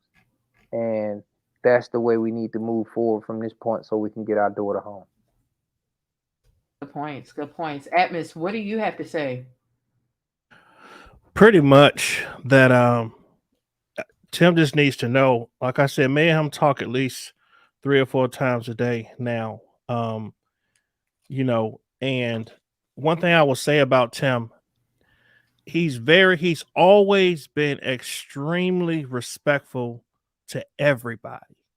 And so when that eruption happened yesterday, it took everyone by surprise. But the people who said all Tim does is get hit, and he never swings back.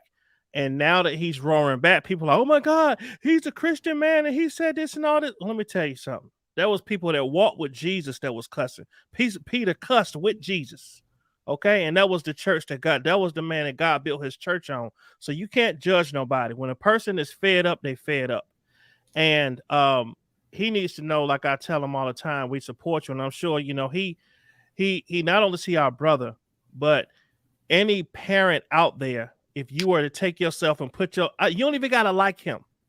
Let's take your feelings about him, your feelings about the R. Kelly situation, all that out, and let's just put a situation of a daughter and a predator, a convicted, 2-time convicted predator, in and saying, are you comfortable with your daughter being in that situation? 100% of people, whether they like Tim or not, are going to say no.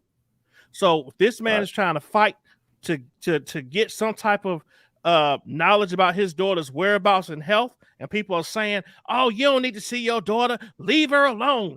Y'all, why y'all wasting y'all time trying to get in who wouldn't? There is no perfect book on how to be a parent. Every parent has made mistakes with their child. Every single one of us. Mm-hmm. When our kids get up to a certain age, they get them mouths, they get disrespectful, they get rebellious. No matter how perfect you give them everything they want, you spoil the hell out of them. You give them all the stuff you didn't have as a child. When they get older, they will cuss you out as soon as you tell them the word N and O. Exactly. And so there's no one that's a perfect parent. So people want to start throwing stones at this man, saying, you shouldn't have said this about your daughter. You shouldn't have said this. Nobody's perfect. But what I want to just say to Mr. Savage is that you have a whole family of people that's praying for you, that is sticking by you, that's going to help you push your message, that's going to help you push the narrative that you need to know what the well-being of your daughter is. And I don't care who got something to say about it with me. People tell me, oh, Atmos, you getting too close. Y'all getting too close. You need to get away. Guess what? Get over it. Until this man gets justice and this man knows about his daughter, he calls me himself and say, Atmos, you can back off. I talked to my baby. She's okay. She's just going through some things right now. Then I back off. Until then, it's pressure. You know, Atlas, I want to thank you. Because this fight has never been just about the parents. It's always been about the victims, and you've always said that, and I'm appreciative of that, because it's not about the parents. It's about the victims, and you've always been behind the victims. Yes, sir. From day one. That's what's wrong with Mr. Clary right now. He's putting himself as a victim when he's not a victim. His daughter is the victim. You're putting yourself in a situation where you're being harmed and the victims are being harmed. Once you take self, like I've taken myself out the situation, then you can be able to help the next person, because you're putting self involved as you're the victim, really, and you're not. And that's the reason why only time that I put myself involved when you say my wife has been sleeping with Robert Sylvester Kelly, because that's my vessel.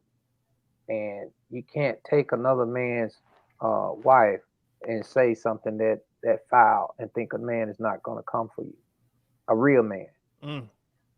So I'm heard some things that Larry has said, and I think that we need to put a petition together to have Apple and the other music channels that are still streaming his work. We need to put a petition together, and that's how we fight. We fight not with these as adults. We fight with this right here, this pen. So I'm encouraging within the next couple of days, we put a petition together to have his music not to be streaming on all those platforms, and then we can move accordingly. One more thing I want to say, Plaintiff Jane. First of all, I want to thank you for allowing us to, not only for hosting Tim Savage coming on here, but also just when you heard about this, you could have used your platform as it was growing, just crazy growing, and it's still growing. Praise God. You decided to say, you know what? I care enough about these victims to allow this platform to be a microphone for them and their parents. And so I want to thank you for being unselfish and allowing smaller YouTubers like myself to come on and express how I feel, and allowing Mr. Savage on here and Larry and us. So we appreciate you for that.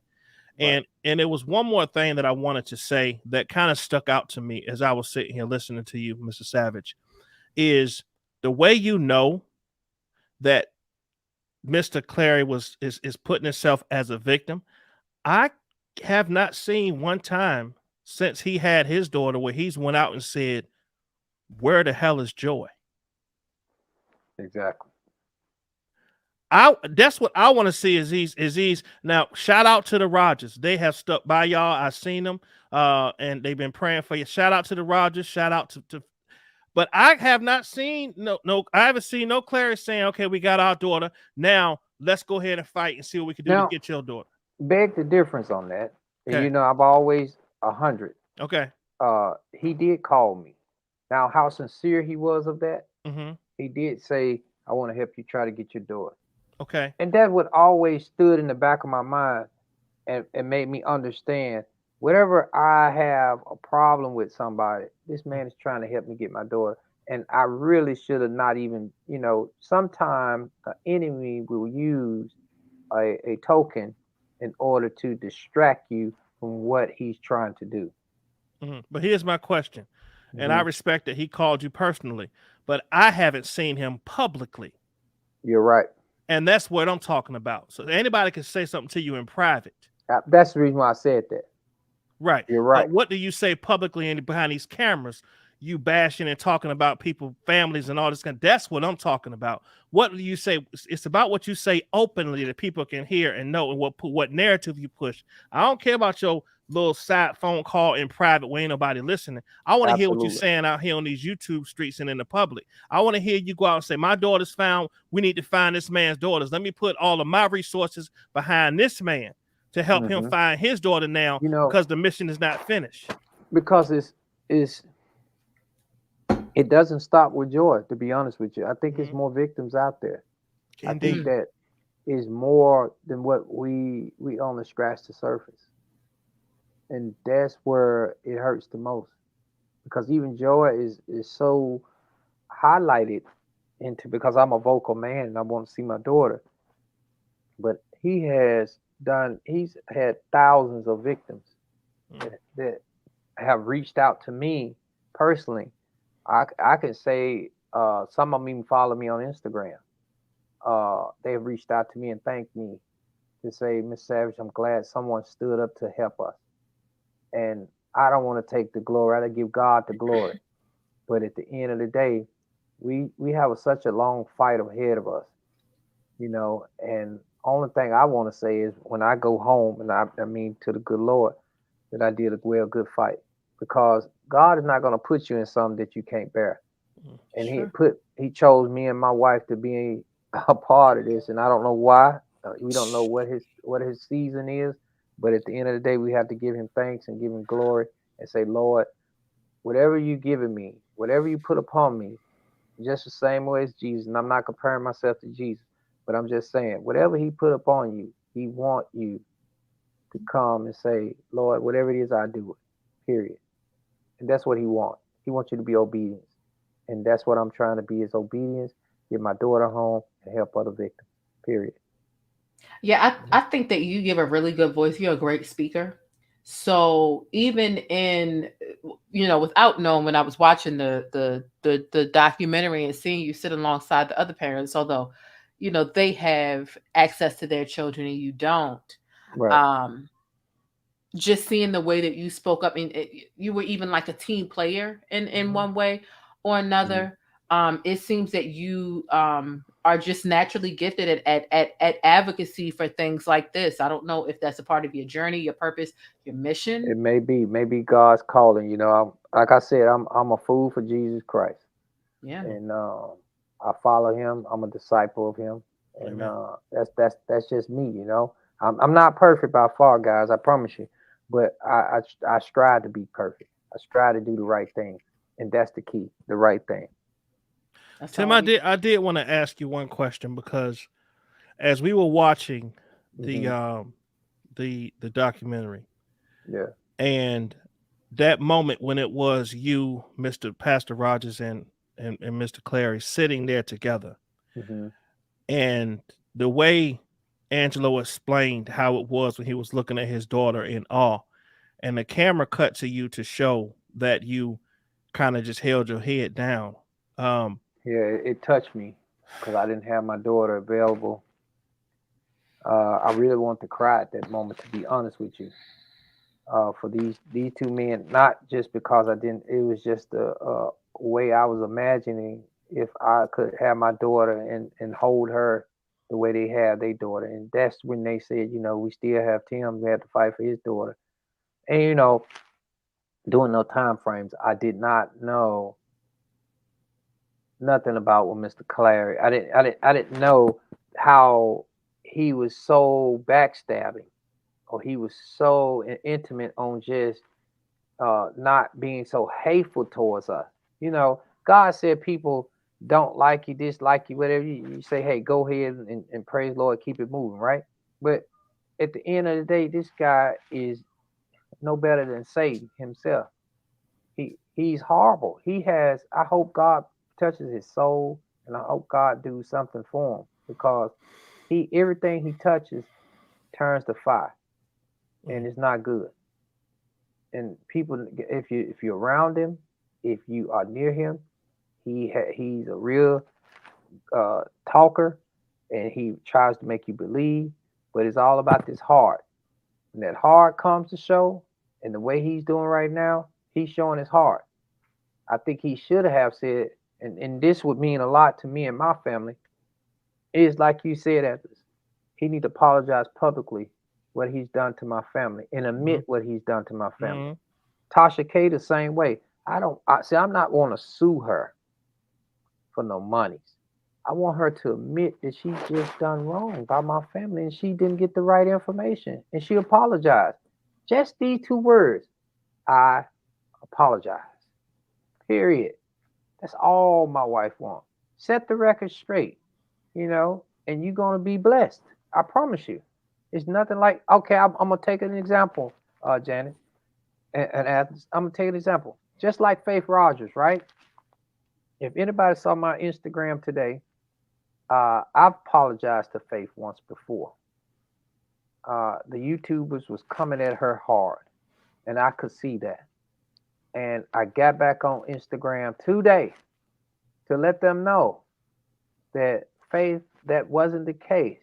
The case was Faith and my middle daughter had a heated discussion I shouldn't have got involved in. I was a father just trying to protect my daughter, my middle daughter, and I was heated. And I should have left it alone and walked away and let them handle it as girls. But I felt my daughter was being in a threatening situation, and I really just should have stayed out of it, And that's where I went to apologize to Faith, because I said some things that wasn't right. And I not only did I apologize to Faith, I apologized to her Faith in her face. Matter of fact, I didn't apologize, and then I apologized publicly, like we're doing yesterday, because it need to be done. The next thing, I also apologized to her father. And if you go into my Instagram, you will see a comment where her father will bag up what I stated, and I didn't ask him to. He bagged it up because he's a man of God. And so these are the things that people, as we are individuals or people, we have to know that if we tell the truth, even though it may risk you a lot, the truth's gonna set you free. That's in the Bible, period. And that's one thing Angelo Clary has got to do. He's got to go in and say, I got to tell the truth about the savages. Tasha K, I got to tell the truth that I'm sorry. That's all we ask. And we want my baby home, so I can get her the help. We all want her home, and at the very least, even if it's just a starting point, right, for you, because it's difficult to tell a 26-year-old move back in with your family. hey, like that's my house is probably, I got a basement and other stuff. I got about maybe 7,000 square feet. So if she can have this whole downstairs to herself, it's got all type of everything. I mean, I bought this house, and my wife, we was talking, and she said, "You bought this house because you know Joy was gonna eventually come back to the house, and you gotta have this room." I said, "No, not really, but in a sense, I did." Yeah, But, you know, you can say you didn't want to, but you right. did. But I it had a don't feeling matter. that. You could have 8 miles down there for her. If it's a part of your house, when you're telling your Are grown you child, she grown always gonna be your child? baby, but she's Right. technically 26.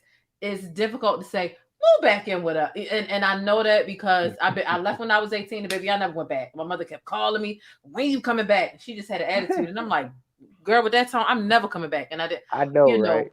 But at the very least, even if it's a starting point, and I do think that it would benefit y'all and Joycelyn for Right. y'all to be in the same place. I do. I Yeah. just know how difficult it'd be for you to tell her to move back in. I do think that it would be great if you could at least talk to her one Right. time, 2 times, 5 times, 7 times a week, and you might need to build up a level of trust. The first time you talk to her, you're not gonna be able to convince her to move back in. But it Right. might start with talking to her a couple times a week, and then more and more, and then eventually she might really want to, be back in a place that she know is safe and comfortable and not full of the gimmicks that this Everybody this singing, right? crazy woman that what's her name, Glenda? Glenda. Yeah, You know, if Joycelyn had wanted to move anywhere, she could get so much love from her grandmother. Her grandmother her grandmama has a house, and she's the only person that she asks about Joy every day. And so I think that would be the best place to start is with her grandmother. I have a video of her grandmother and she got on the internet. It was a long time ago. She got on the internet and she wanted to tell her grandchild to come home. She misses her. And my father was still living at the time too. And these grandparents really loved this girl. She just had my wife's mother passed not too long ago. And it really hurts my wife a lot, and it hurts because her mother really wanted to see Joycelyn before she passed. And while I'm speaking on that, and this is how this is so touching to me. My wife was in the hospital. I mean, my wife's mother was in the hospital, and she's in her final days. She wasn't in hospitals, but she was in the hospital. And then maybe 3 to 4 weeks out there, she passed, but she went to hospital. So she was in the hospital, and the nurse knew my wife because my wife would always come to the hospital, right? And my wife was traveling back to Georgia because this was in Memphis, and she was in Mississippi. So Memphis and Mississippi is close together, if y'all know that. If y'all know those two states. So she's in South Haven, Mississippi. But let me get to the story. The nurse, Joycelyn came to the hospital with another lady that said that she was Jonjolin. Now, my wife, they know, the nurses knows how my wife looks because my wife is always there with her mom. And so she said, well, she said she can go back, but you can't go back because we don't know how, it was COVID during the time, I think. So you can go back, but she can't go back. And she was like, no, I'm her mom. And that really threw the trigger because the nurse was like, no, that's not, she's stating that that's not Joycelyn's mom, and that's when my wife found out because a friend of hers called and said, hey, you think somebody's up here playing poster saying that you was up here. And we come to find out that was roughly Joycelyn and Glenda probably that was at the hospital. And this is where Rob didn't want Joycelyn to go to. She could never go nowhere by herself. Wow. And this is how these enablers are. So Joycelyn couldn't go back and see her grandmother because the enabler told her she could.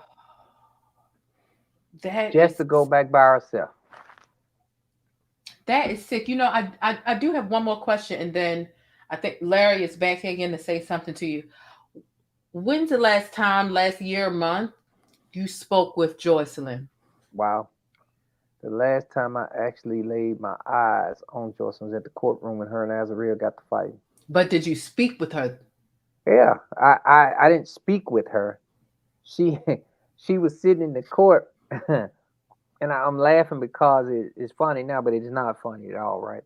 But she was sitting down, and I saw my daughter for the first time in over 4 years. And if you see your daughter at the age of 19, and now you see her in a different light, your daughter has her whole body features has changed. So that was 2021.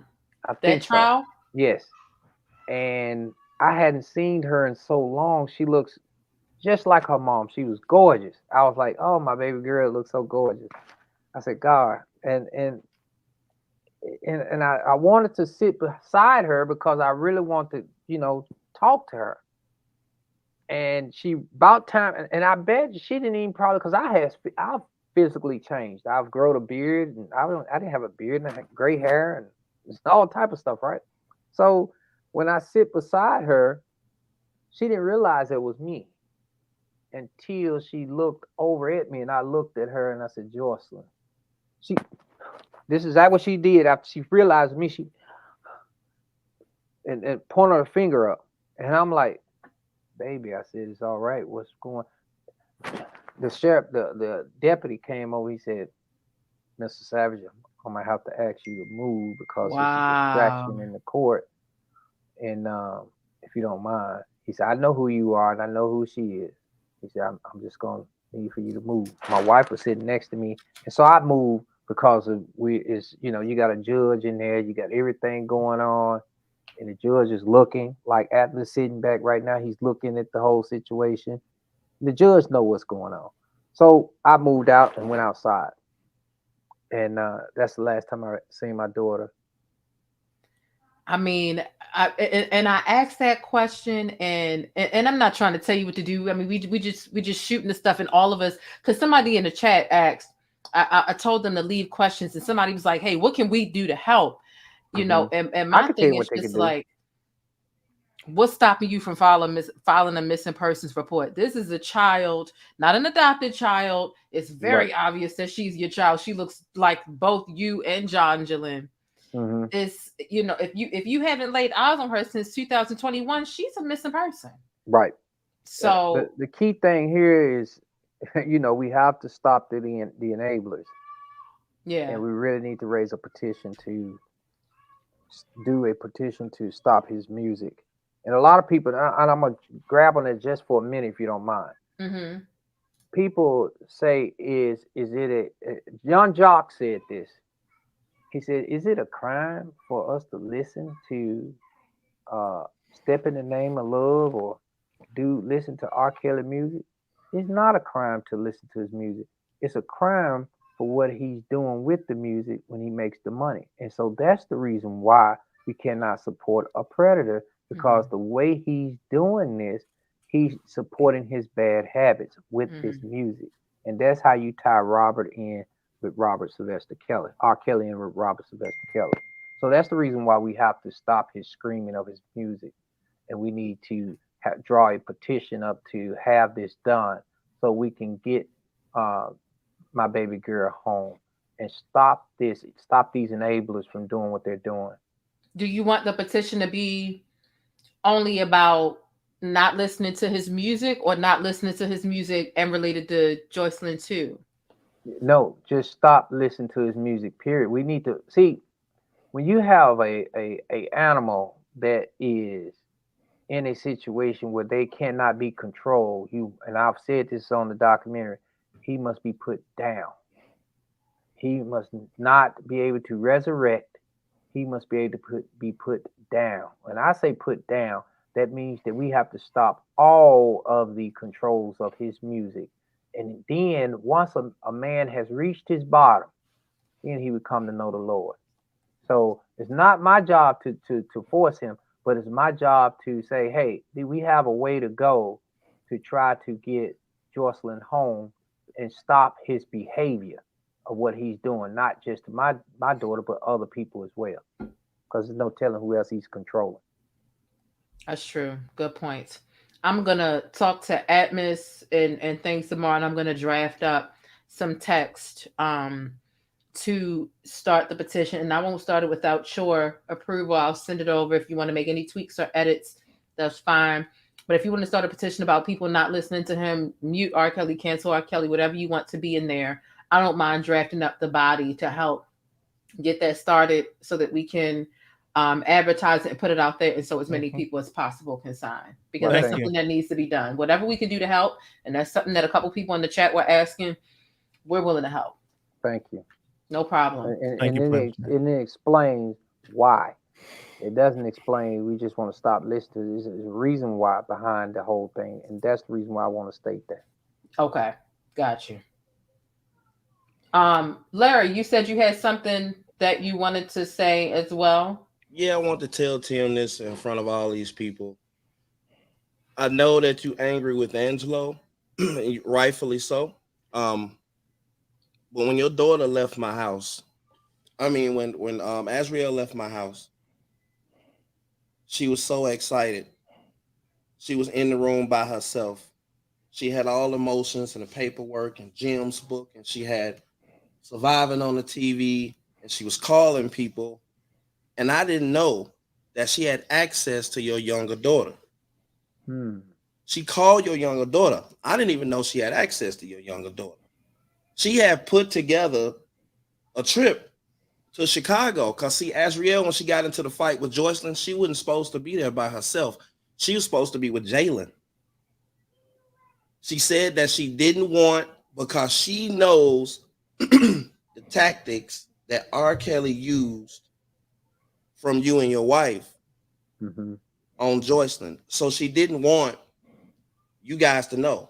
She wanted your daughter to know. She called your daughter. You can call your daughter and verify this. She called Jalen, and she asked Jalen to meet her in Chicago. Jalen said, okay, I'm going to be there. Then Azriel called her father and booked her ticket to go from Las Vegas to Chicago. She said that I'm going to take all this information with me. So she made copies. I believe that. She said that the only problem is that the cable is not on because I turned it off in the apartment, and it's an Xfinity account. I said, well, how much is the bill? She said, I think like $382. I paid it. When she gets in the car, because my wife, and I have the video of them going to the airport, she gets to the airport, and mysteriously, her plane ticket doesn't work. Wow. Supposed to print out her ticket and it doesn't work. And my wife asked her, are you sure you want to do this? But it was too late for her to get on that flight. So what she did was, my wife bought her a ticket and she flew from Las Vegas to LA. And since she had a layover, she got a friend that's out there, a guy she'd been friends with for a long time doing music. She stayed with him, and then she went to Chicago. She talked to a girl named Taylor. Taylor was the guy that R. Kelly paid to bring the food because they weren't to leave or some whatever stupid rules he had. This was the errand runner. Hey, if you need anything, you got the money, pay her, she'll pick it up, bring the food. But in the process of that, Azriel had got cool with the girl that bought the food, and she started riding. Taylor, right? Taylor. She started riding. I met Taylor before. Right. Okay. So she started riding with this girl, and they formed a friendship. So Azriel was supposed to go to the apartment with your daughter and Taylor and take all of this stuff that they knew that Joycelyn hadn't seen. They was going to break her phone, and they was going to convince her to leave. But because that flight was canceled and it was a layover, hold on, let me rewind. You go back. Azriel was calling Joycelyn while she was at my house a mile a minute. And so was Exhibit 41. A lot of people that watch, they know Exhibit 41, that's another enabler. I won't say no names.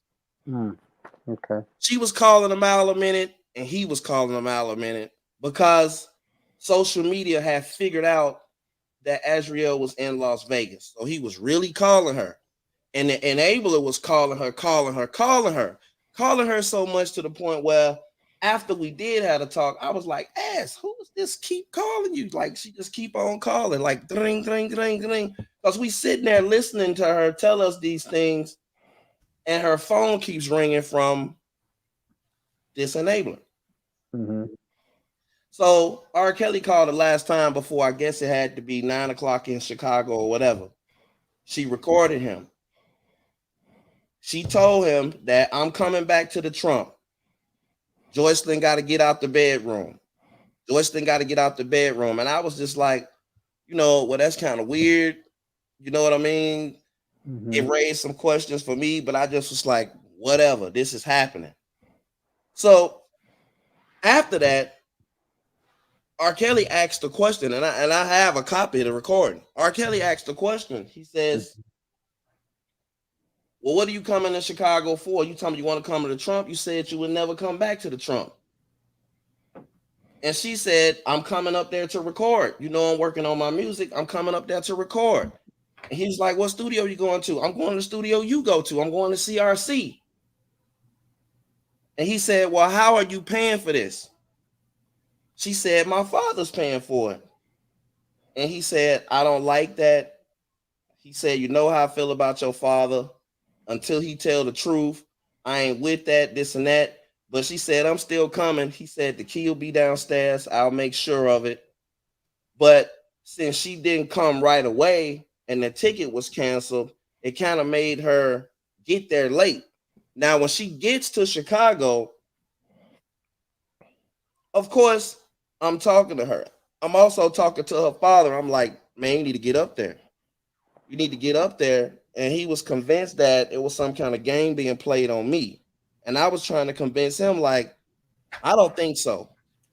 The Savages been contacted their daughter. You need to get up there. Man, I will call her. I'll get up there, man. I'm telling y'all, she playing games with y'all. I'm telling you. Well, some kind of way, I'm thinking that they're not talking to each other because they just got into a fight. Mm-hmm. So she gets to the apartment, no one's there. So I call the father back, like, look, this is not looking good. She's at the apartment. Joycelyn is not there. I don't want you to spend the night in that apartment. Somebody could have a key to the door. This is a real serious case. You could get hurt. She said, no, I'll be fine. Somebody reached out to her through on social media and I guess made a deal. I don't know how that worked with the influencer to where I'll do your hair if you put it online. That's why you see her that morning of that fight with her getting her hair done. And then she calls me. She calls me and she said, I have the documentary is set up. And I just talked to my father and I'm supposed to meet this guy. And I was like, meet what guy and go where? Because I kind of stayed out of the business aspect of everything that went on with them. It wasn't my business. Right. This guy had been out to Vegas and everything. I had never met this guy. I didn't know him. Nothing against him, but I didn't know him. Right. So she said she got to meet with this guy. And then she said, since I didn't bring no big coat with me, I don't want to go with him. She said, oh, I know what I'll do. I'll just have him come to the apartment. I looked at that as a good and a bad thing at that time. Because I never seen Taylor with her. I never heard Taylor with her. I didn't know that that guy was going to be up there with her filming, but it's a good thing that she was, because no one expected Joycelyn to come back to the apartment and let alone bring somebody with her that we had never seen. That's when you see the fight ensue. And that's when you see Azriel get mad and say a couple of things that she's going to go to the government, that she's going to tell everything and all of that different stuff. But I want you to know, like, she did leave here with the intention of getting your daughter out of that apartment. I can believe that. She called the first time I ever heard your daughter's voice besides on TMZ or a propped up interview they made her do. She called Joycelyn because while Ass was here, the Patreon account situation came up. Mm-hmm. And she called Joycelyn and asked Joycelyn, and she said, "Do you got a Patreon account?" Joycelyn was like, "I don't know what Patreon is. I don't have that, none of that. I don't have a Patreon account." And then she said, "I don't even know what Patreon is." And Azriel was like, "Well, you need to get on your social media and clear this up because somebody got a Patreon account in your name and they're saying that it's you." Mm-hmm. She said, "I'm not gonna go on social media. I'm gonna wait till I talk to Rob." You see what I'm saying? And she was like, "No, you need to do it now." She said, "No, I'm gonna wait. I'm gonna talk to Rob." But it was 2 weeks later before y'all seen the video when she came out and she did the video. But I just wanted you to know that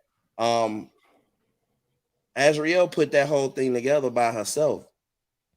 I didn't have anything to do with that. She was in the room, she was working the phones, and she was calling, and she fucking got on a plane, and she did go to Chicago.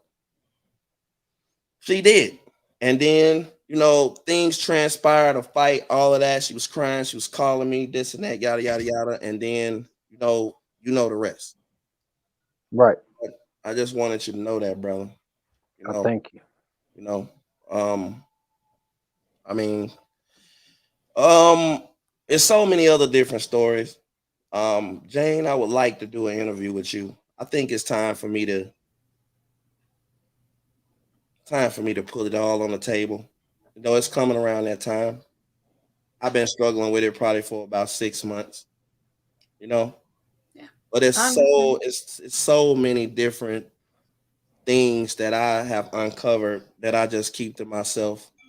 Now that I think about everything, and I think that it should be somewhere for your daughter to be able to go and look to see what happened to her from the beginning to the end. And then maybe she'll understand that things wasn't your fault. You was just a father concerned with a child. If that makes sense. Right. Right. I'm glad to have you on whenever you're ready to interview. We'll just, talk behind the scenes because you definitely have not only a lot of insight but experience and what you've been through, being backstabbed or being portrayed and things of that nature. I think people can learn from that. And maybe you can even share some red flags if you saw them, if you missed them, whatever the case is. You're more than welcome to come here. I extend my platform. It's the same thing I was saying to Tim before I started this live. And I thank Atmos for helping, kind of be the liaison, as I definitely wanted to extend my platform to Tim for his family. He is he's the only one who doesn't unfortunately have his child back. So the least I can do in my impeccable coverage of R. Kelly, so much so that I was mentioned by the New York Times. Woo! Okay. The least I can do in my advocacy for the victims is have him on so that he can continue to speak truth to power and to continue to echo his sentiment and to create a ripple effect and to amplify the message of Joycelyn's got to be hearing it somehow. We would hope, unless she's not allowed to be on the internet or something. But as much as we can amplify the fact that there is a safe place for her to come back to, if and when she wants to leave, wherever the hell she is, it's something that I wanted to extend my platform and contribute to. Well, he knows who is bringing the information on him. He's dropping phone calls every day. The remix, he dropping remixes on me. It's like 3 days in a row. He done put out a different recording and he talking about me, and he don't even know who I am. That's how powerful it is when you go on your platform and you tell the truth and you stick to the paperwork. So but I ain't gonna stop. I'm gonna keep on reading and putting out information. That's what I'm gonna do. So R. Kelly can keep dropping these remixes, these 15-minute conversations. I don't care. I'm gonna keep on. I'm glad he came out and said that Joycelyn didn't have that baby though, because that was obvious to me. It's been obvious that that's a fake page. I kept telling people that Joycelyn don't even talk to the press. She don't talk to the media. The last time we've heard from Joycelyn, the last time she spoke to the public was when she sat with Gayle King. Other than that, she's not alerting the media of what, like, that's just not what she do, whether it's not what she wants to do or not what she's allowed to do with whoever she's with. So I am at the very least glad that he cleared that up. Even though, I mean, you know, Tim cleared it up as well. But if you still think that Joycelyn got a baby with Robert after her father and Robert that came out and said it, you're just a plumb fool. Oh, we was able to with the help of Tim. She stole that picture from somebody else, right? Exactly. Yeah, that all came out. I actually talked to through message the mother of the child. I knew it was only going to be. It's hard to reverse because reverse Google image search is a thing.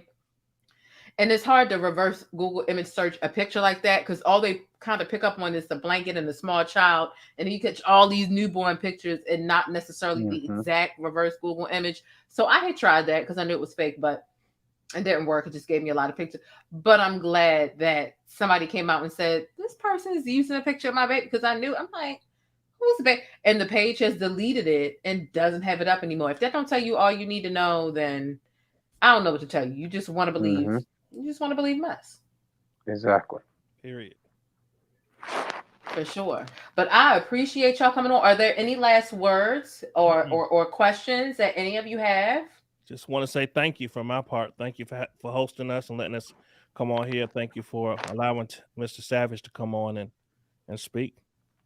Yeah, I'm thankful and grateful to have people to listen, because people like yourself brings alert to what is going on and bring awareness as what is happening to not just my daughter, but all young lady, men and women and children that this man has done. You know, my thing is if YouTubers or bloggers or whoever just would tell it like it is the right way, we could move faster and get to the truth. And that's all we ask, is to get to the truth. And we have got to it, but we could have got a little bit faster if they would just get out the way and make it plain and do it the right way. So I'm grateful that you're using your platform in the right way and just getting to the truth of everything. No problem. And it's necessary. And like I said, this is my review of part 2 of part 3, like part 2 of part 3 of the Surviving R. Kelly. And at first I was just like, I knew everything that I watched in part 1. I'm just like, did we really need this? And I had to step back, and a couple of people let me know. They were like, Jane, you know everything because you've covered the trials and all of R. Kelly's proceedings in detail. But for people who didn't follow it, they didn't know this stuff. And this was a necessary installment. And I'm like, you know what? You're right. This, they hadn't created another one since the last trial. And I'm like, you know what? This was a necessary installment. Although I knew I really didn't learn, I might have learned 1 or 2 new facts, but a lot of other people needed to see this. And I think what it does is, unfortunately, in the Black community, when it comes to people who make music, whether they're abusive physically and they beat up women or young girls, regardless of what their age is, or abuse, we have a hard problem holding them accountable and throwing them away in some sense. They like, but he make a music, so let's just.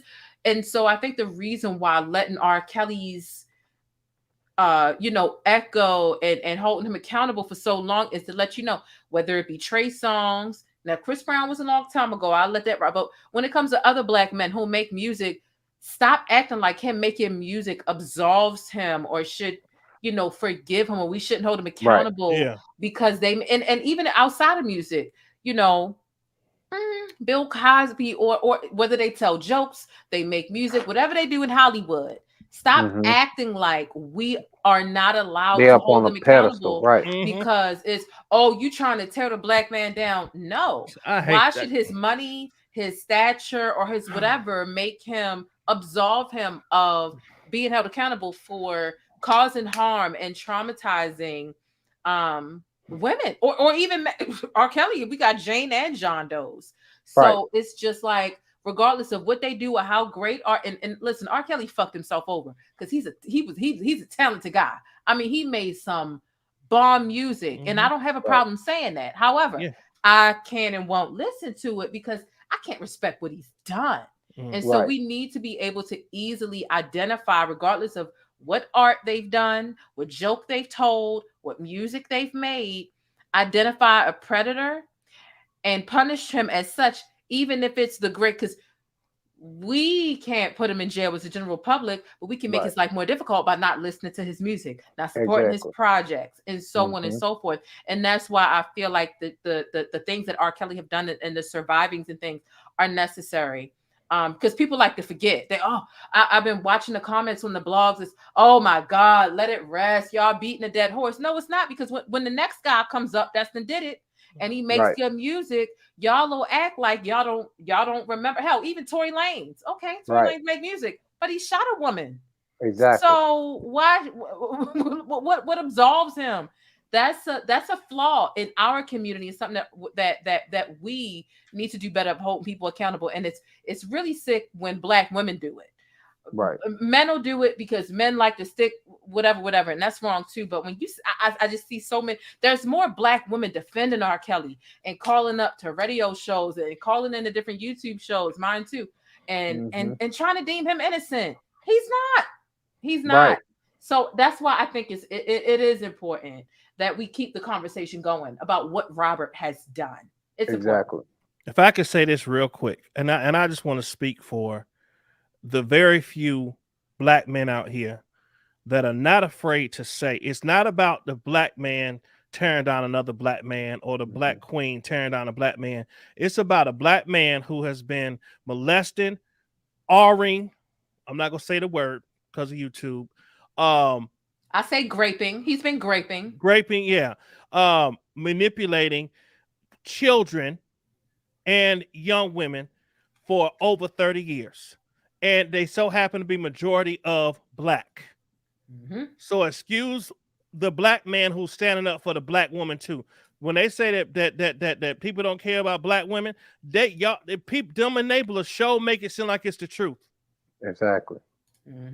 Okay, so I hate you don't hear about when it's the white man the white people go out, oh, you're trying to tear down the white man. Nobody do that, but it's us. We just feel like, oh, well, he's a legend and he's one of ours, and they already got Cosby and they already got this person and this person. Now they trying to come after the king. Why y'all want to tear the king?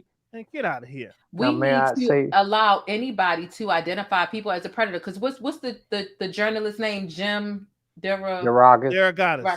And this was a point that they made in part 2. They said, and it was a Black man. He was just like, I knew it was going to be difficult for him because he's a white man calling out a Black guy for being a predator. And a lot of people can just look at color and think, oh, the white man's trying to pull down the Black. But no, he had a point and he saw something. And what he saw was decades of predatory behavior. And he reported on that. And kudos to him. And color has a lot to do with us in society. But when it comes to pointing out predatory behavior, come on, like we've seen the video. What more evidence do you need? That has nothing to do with color. It has everything to do with holding Robert accountable. And before you speak, Tim, the truth is, let's just call it like it is. The Black man don't protect the Black woman no more. We don't. And it's appalling. You got very few people who have morals who understand that they came from a Black woman. But when it comes down to the way TV and videos have portrayed the Black woman to be a thought and shaking and twerking and all this, and just that image is what these kids see growing up. Oh, you a thought, Tatiana, all this kind of stuff. And then you hear about this stuff and it desensitizes us as Black men towards our queens because we feel like, oh, they wanted it. Oh, they were just fast ass little girls. And it's appalling unless it's your child that's in the middle of being stereotyped like that. Exactly. Go ahead, Tim. I'm sorry. No, you touched on exactly what I was going to say. You know, we have to understand, but Robert didn't have a lot of people don't understand. It just wasn't about the black women. He has no boundaries. He's a predator. It didn't really. Majority of his people was African American because that was the majority that was coming to his shows, or majority of people that he was coming in contact with on a daily basis. But when he have the opportunity to reach out on the outer races, as you see on Lifetime, it happened. Locked a Caucasian woman up in a room for 4 or 5 days. Then he put something in her drink. Then he raped her, and then he went about his business. So now that it's a Caucasian woman that has been raped, what do we do? What do we do as America? What do we do with R. Kelly and his enablers? Do we stand back and let him rape all races? I mean, I say all races, whether they're male or female or white, Caucasian, Indian, black, Asian. He didn't have no boundaries. So that's the reason why I say you must put a dog down. And when you put a dog down, that means you need to stop all of his avenues of making money. Period. Plainest Jane, do you still have that meme, the one that say, "This is a sick Negro"? Of course, because it's always a sick Negro around. This is a sick Negro. He's sick. He's sick. And I believe he's beyond rehabilitation. I think if his team would have his team kept feeding his ego, feeding his illness and addiction. And like I said, Javante did a really good job explaining that. And in the part 3. I don't know. Maybe if he could have got help in the two, maybe it would have worked. But I think with his level of money, when you got enough money, you can pay to obstruct justice. So I'm not sure if he can be rehabilitated, but no, I don't think he could be rehabilitated now. Maybe in the late 2000s, maybe he could have been, but he's where he needs to be, and he's still got more trials to face. So that's on him. Another thing too, I don't see, based on this last installment, I don't see how they can't go forward with the state case in Chicago now. Right. I don't see how they can't. I don't know about this Minnesota. I don't see how they can stop it and just say, "Oh, that's enough." I don't see, but I don't know. I don't never see enough. Right. He need to be blamed for everything he's done to every woman or man or child. Period. Yeah, I mean, he done the crime. He done the crime, and he do the time. It's simple. When he did that clip that said they waited too late, they should have did this 30 years ago. I found that to be so ironic, because not you saying they should have did it 30 years ago and you get sentenced to 30 you got years. 30 years. I mean, just the irony in that. Yep. Yeah, he been doing it 30 years. He been molesting and killing people and doing all type of things. Y'all, I'm gonna get off here. I gotta get up early in the morning. Thank you, Plainest Jane. Thank you, Brother Savage, for coming on here. See y'all later, chat. I'm gonna go back in the chat. Love y'all. All righty. See you then. We'll go ahead and wrap it up. What I want to do is I want to play this clip. 40 billion motherfuckers loving me. That's right. You know what I'm saying? And I'm gonna tell you something. I'm gonna take this musical shit and I'm gonna inject these motherfuckers with this musical, beautiful motherfucking shit. No, don't do that. I can't afford no more kids. No. You don't understand. I am handcuffed like a lot of you motherfuckers. I'm handcuffed by my destiny. It's too late. They should have did this shit 30 years ago. It's too late. Rolex on your wrist, a plain giant. And that's what he said. And here he is serving 30. You know, God works in mysterious ways. For sure.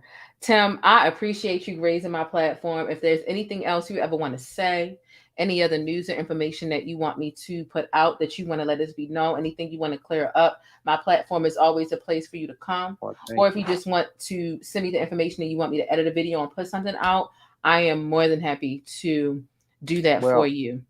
I'm going to say this, and I'm going to leave, and I thank you for having me on your channel. If we can get to this music situation and stop it completely and raise this awareness, maybe we'll be able to get closer to my daughter and be able to get her in a situation where she can live healthy for the rest of her life. Period. It's a good one. One more thing, and this is the last thing, and then we can go ahead and wrap it up. If Joycelyn was watching right now, if she was watching right now, what would you want to say to her? Joycelyn, Daddy's always been here for you. The times I used to take you to school and tell you watch out for certain boys and watch out for certain things. Every day I would take you to school in the morning and pick you up in the evening. I would always be here for you, and I told you, Joycelyn, you can come to me for anything. Baby girl, I meant that. Because I always called you baby girl. Daddy loves you. Daddy wants to be here for you. You don't have to come home, but we just want to hear your voice to make sure you're fine and okay. Get the worrying. Stop letting us worry about you. Your mother is stressed.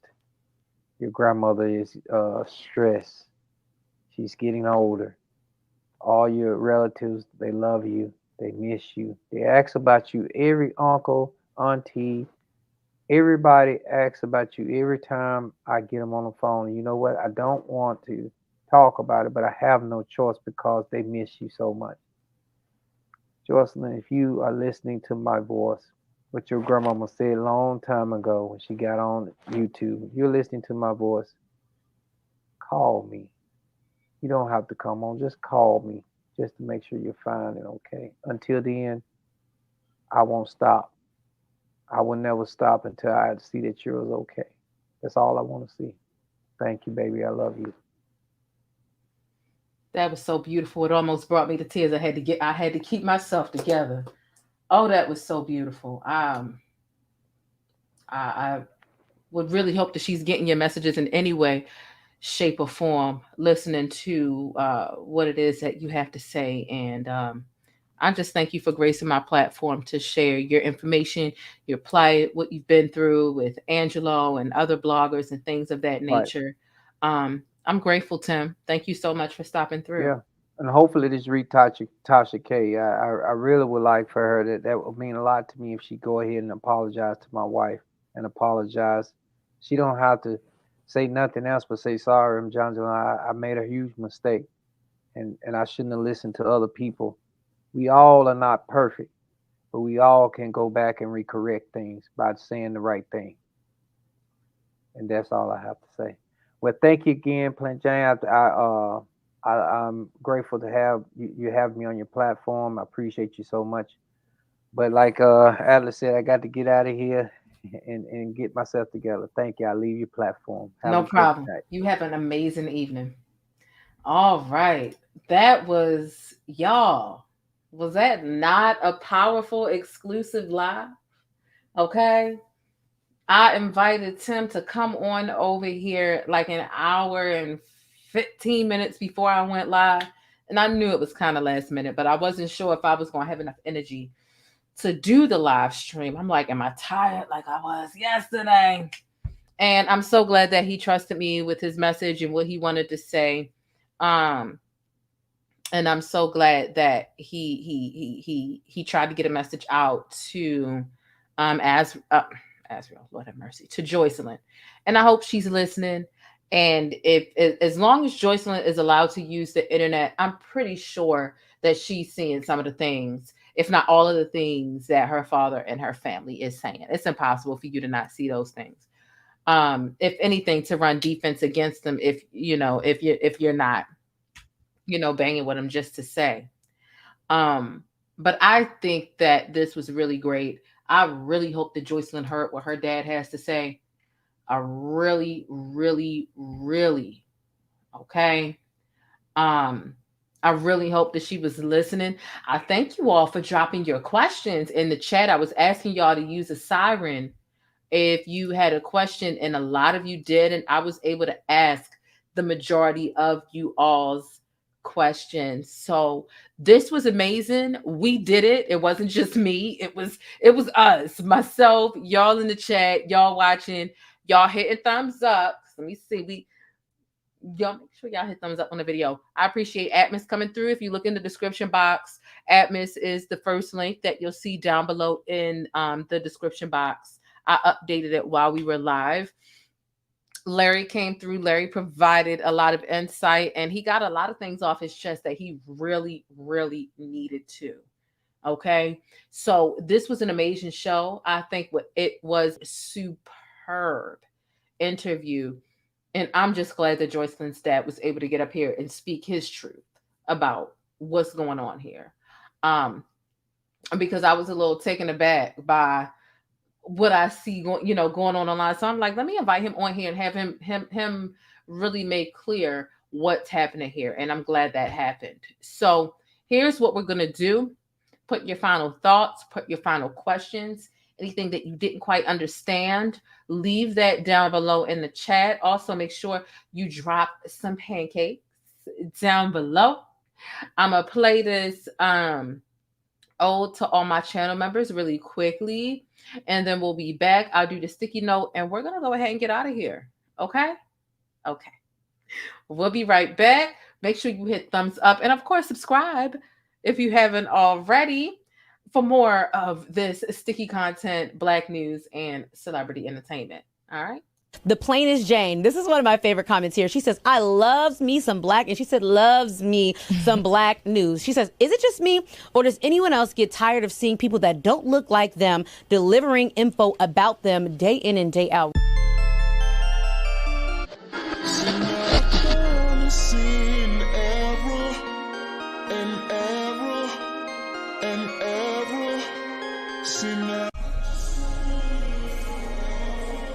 So wait a minute, you ain't joined the channel yet so that you can access special perks over here with the plainest Jane? Rolex on your wrist, a plain Jane. Ooh, watch this. Hey, I'm the plainest Jane. I'm a cultural commentator and informant, and I provide sticky coverage on trending stories, Black news, Black culture, and everyday topics with a sticky, abstract perspective.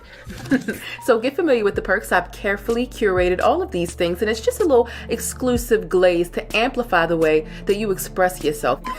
So get comfortable, get used to our official emoji over here. That is the pancake stack, because it's always sticky in Hollywood and in real life, and especially when you spend the time over here with the plainest Jane. Like I said, I hope you enjoy the exclusive glaze that I've provided for you to amplify the way you express yourself, and I hope you enjoy the digital vibe. Hey, listen, I always want you to keep it sticky, but be sure to think critically and independently, regardless of what you hear from me or anybody else. But most importantly, I hope that you're feeling all right, and hopefully you've had some time to tackle some of your invisible problems. I know I got a couple of new subscribers, and I just want to say thank y'all. I really do appreciate you. And if you're not quite feeling all right, this channel right here, once you join, it's going to help you kick back and decompress always, but it'll also keep you in the know with what's happening with the best Black news, celebrity entertainment, and a splash of controversy. So again, get comfortable. The first drink is on me, all right? Act like you got some sense, and I'll see you around. But don't forget to keep it sticky 24/7 by following me on Instagram, but hit that notification bell so that you always know when I upload and you get your dose of syrup first. Now, with all that stickiness being said, the most important thing I want you to remember about this neck of the woods and the plainest Jane is Black Lives Matter. And if you don't agree, Buy pumpkin. That would take you out. I don't play that shit. Now you gotta go for real. it's just that simple. Hey, look, whether you join or not, I do want you to stay beautiful, Black, and blessed. And just know I appreciate your support. I'm your girl, the plainest Jane. And let's see what's happening in these virtual streets. You ready? All right now. This could be a crazy ride. I'm warning you now.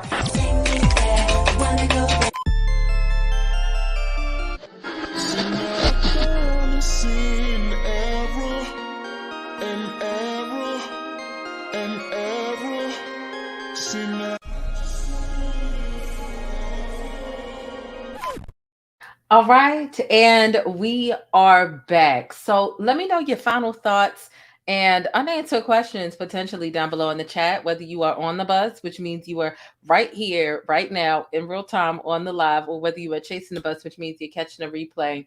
And I'm interested to get jiggy with you all down below in the comments and really discuss this situation. But let's get into the sticky note. Y'all know what the sticky note is. It is the motivational segment of my show in which I craft motivational kind of words that inspire me And when I share them, a lot of you all have let me know that they inspire y'all as well. So let's get into that and then let's get out of here. The following video is broadcasting live, and thank you for being my studio audience. Thank you for hitting thumbs up and subscribing to my channel for more Black news, celebrity entertainment, and a splash of controversy. All right, so today's sticky note is this, and pay Robert no mind, child. It's just something that's on the screen. But today's sticky note is this. You are not a light switch when it comes to making decisions about the trajectory of your life, the goals that you want to accomplish, the positive things that you want to scratch off of your to-do list. It's not something that's going to take you 2 or 5 minutes to come up with the idea and that's it. You have to remember to give yourself time to marinate on making the decisions that are best for you. So your best ideas, especially when it comes to your short or long-term goals and what you're trying to do with your life, and especially if they involve other people, your family, your career, your kids, your parents, your spouse, your loved one, whatever. These are not like decisions that you can make in 5 minutes. You're not a light switch. These aren't instant decisions, but you've got to set time aside in order for the light bulb to go off. Because although you're not a light switch, there is still a light bulb that exists when it comes to you finally realizing, aha, this is how things should go. This is how things are going to go. This is what I want to do. And then you have to decide what it is that you want to do and then the plan on how you're going to execute that. And that's far more than a 2 or 5 minute decision. And so setting time aside in order for the light bulb to go off, it requires spending quality time to let your thoughts and plans fully cook. You have to let them marinate. So first you have to set time aside to really not think about much of anything else. Dim the lights, light a candle, give yourself 15, 20, maybe 30 minutes to really journal and write down, what are your thoughts? What are your goals? What are you trying to do? For me, it would be, what are my goals for my YouTube channel? What are my goals for my home? What are my goals for me and my cat? What are my goals for my family? And that takes way more than 5 minutes. So beyond writing it, because even when you're writing it, you're not done. Because you still have to think about how you're going to execute these things. And so if you're not setting the time aside to think about these goals, then you aren't going to have the time to marinate on these things. So you'll write down these goals and listen, there's a difference between writing and typing. You can go in your notepad and type down your little goals, but it will never be the same as actually writing them. You remember things better when you write them rather than when you type them. So when you write things down in a physical journal, go to Five Below, get you a couple of little cute, little cheap notebooks and journal these things. Throughout your day, you might be doing other things. You might be showering. You might be in the bathroom. You might be vacuuming. You might be on your way to work. And you're remembering what you wrote down. That is you really marinating on, okay, well, you know what? I had this goal. How can I realistically execute this? Like, how can I realistically make sure that I can accomplish this? And in order for you to marinate it, you have to set aside the time to at least get things into perspective. Spend the quality time. You know how you spend quality time with people, your friends, your spouse, your significant other, your family, your pets. You gotta spend quality times with your goals too. If not, then don't wonder why you're stagnant. Don't even wonder, because the answer's right there. So spend time writing these goals down, and naturally the fact that you wrote it down is going to be etched in your brain a bit deeper than any typing will ever do, and you'll be able to naturally marinate on these things. How can I execute this? Because there's no way you're going to be able to just sit and write, and you can write all you want to, but there's no way that 5 minutes is going to be enough time for you to define your goals and define a plan for those goals. It's just not enough. And sometimes it takes for you to sit back and think like, I'm trying to do this. You're thinking about roadblocks. You're thinking about this. It takes time beyond the time that you set aside to think about it initially. If that makes sense. You have to let your thoughts and the trajectory of your life and your goals and your career paths or whatever. Let that shit marinate. But in order to let it marinate, you've got to spend some quality time with your goals at first.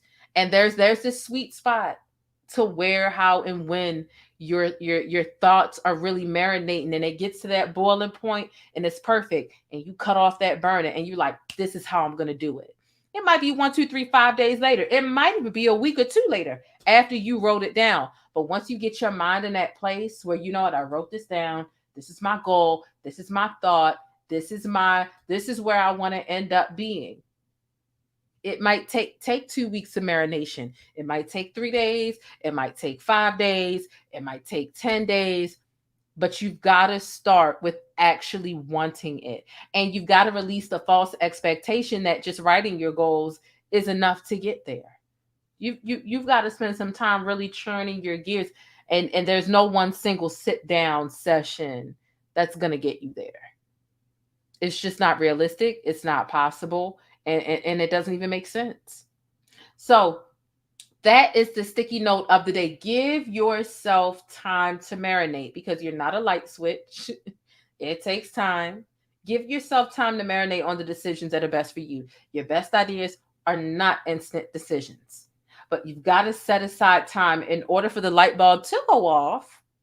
And that requires spending quality time to let your thoughts and plans fully cook. Okay? Be sure to comment down below in the chat, I'm doing me, if that resonated with you a little bit, okay? So that I know that the sticky note was hitting or missing. If it's missing, okay, that's cool. But if you really was like, damn, Jane, you really saying something, put I'm doing me in the chat, or even if you're chasing the bus, put it in the comment section, and just let a sister know if that touched you or not. Because it came to me today. I wrote something down 5 days ago, and it's just been lingering around my head for 5 days, and finally got to the point where I'm like, aha, this is how I'm going to execute this. And that's how it's been in the past, but I've never really put it into words. But it's the truth, okay? It's the truth. Get used to spending quality time with your goals and letting them float in and out of your minds. I be listening to the Breakfast Club in the morning or whatever, and they get on into a boring commercial, or I realize it's a replay, and then here go my thoughts or my goals. Or they might even be in the middle of an interview with somebody. Like this morning, they were talking to Kim Fields, and shout out to her. I can't even lie. But they were in the middle of talking to Kim Fields this morning, and the goals that I wrote down 5 days ago just popped into my head. And I'm like, how can I better execute this? And it helps me because I'm listening to people who are doing shit that I love. It's the Breakfast Club. It's broadcasting. They talk about current and trending events. They make it, they put it in a way that's palatable. And just listening to people who are in a lane that's adjacent to mine, or I aspire to be in, it helps to keep me in the mindset and where I need to be in order to get where I want to go, if that makes sense. So shout out to all of y'all. I see a lot of I'm doing me's here in the chat, okay? Shout out to the stickies that really resonate with the sticky notes, okay? Y'all are really, really, really dope. And I meant to put a sticky note in this tweet because I had tweeted this in its short form. I tweeted 3 sentences about this earlier. Obviously, it's not the whole sticky note, but I meant to put a light bulb in there somewhere, but I didn't. But y'all get the point. Y'all know if you follow me on Instagram, that's cool. But if you follow me on Twitter, you really in for a treat because y'all know I'm always doing a little something on Twitter. But anyway, listen, y'all, thank you so much for watching. Thank you so much for checking the community tab if you haven't already. All right, about to get back into posting these sticky notes more frequently and more often on the community tab. But still, check out the community tab as it is right now. Engage, hit thumbs up, comments. Don't forget to subscribe to my backup channel. You'll see it linked down below. The first link you should see down below, it'll say at Miss Love Zone. The second one will say Deeper Than Skin Deep. Subscribe to her channel for hair and makeup tips and advice. And then the next link you should see down there that's blue will say at TPJ Network. Subscribe to the backup channel because you know how YouTube like to hate on Black creators. And if they ever delete this channel like they deleted my other one when I was at 102,000 subscribers, y'all know where to find me over on the Backup channel, which is a place that I plan on using a lot more often for less organized videos. So listen, y'all, don't forget to do something to relax today. Let me know what you thought of this interview with myself, Tim Savage, who was Joycelyn Savage's dad. We had Atmos Love Zone on here. We had Larry on here. And let me know your thoughts on everything that we discussed. Make sure you keep it sticky and real down below in the comments. And of course, as always, first of all, thank you to the person that just joined the membership. I appreciate you, okay, for joining the middle tier. Miss Jackson, if you're nasty. Thanks for becoming a channel member. We probably will be live sometime later on this evening. Not before midnight, but some other time, because I'm going to go through the blogs and see what's going on. I've been so hyper-focused on R. Kelly, surviving R. Kelly, making sure I could give y'all really... What's the word? I'm running out of words now since I'm at the end. Making sure I could really give y'all a full show that was with notes that really lived up to the show. Okay, detailed and thorough notes, key takeaways, and all the other stuff. But listen, y'all, make sure y'all subscribe to the channel if you haven't already. Okay, don't forget the thumbs up or down. Either way, I appreciate it. Thank you for the engagement. All right. And be sure to hit the notification bell if you haven't already for actual razzle dazzle. But you definitely don't want to miss any of this celebrity and trending Sarah, because you know things are always sticky in Hollywood and in real life. And so that's why you hit the notification bell to make sure you don't miss anything that's going on over here on the channel. I saw 4 people come in and say, I didn't get a notification. Hit the notification bell. Okay. Even if you got to unhit it and hit it again, there's some people be like, oh, I hit the notification bell, but I didn't get a notification. Unhit it, hit it again. Even if you have to unsubscribe and resubscribe again, make sure you do that to get your notifications, okay? Make sure y'all drop one of them pancake emojis for me down below. And don't forget, we didn't go to the bush. That's what we got to do. I'm so glad I looked at the comments, because I did want to go to the bush, but I didn't want to interrupt what Tim was saying, because Tim had some exclusive information. And plus, he got a whole child missing. So I didn't want to like go to the bush, which is kind of like lighthearted, joking type of stuff. Let's go to the bush one time for the one time. It was gone. Let me just go in the bush and weep. Let me just go in the bush and weep. I just have to go in the bush and weep. Really. I don't understand. I swear to God, I don't understand. Okay, because baby, this thing it was and it has been an entire hot mess. But look, I love you so much. Shout out to all my channel members. Shout out to all my mods. Thank you to everyone who has subscribed, hit thumbs up. Thanks to everyone who sent the cash app. I saw I got a couple of those. Y'all are the best. Listen, drop some pancakes down below in the chat, and y'all stay beautiful, black, and blessed until the next video. Deuces. But that's it. If you want to catch more of my commentary on Black culture or vital and trending information, be sure to subscribe by hitting that little circle in the middle of the screen, or I'll catch you in one of these rectangles to the right in another video. I'll see you there.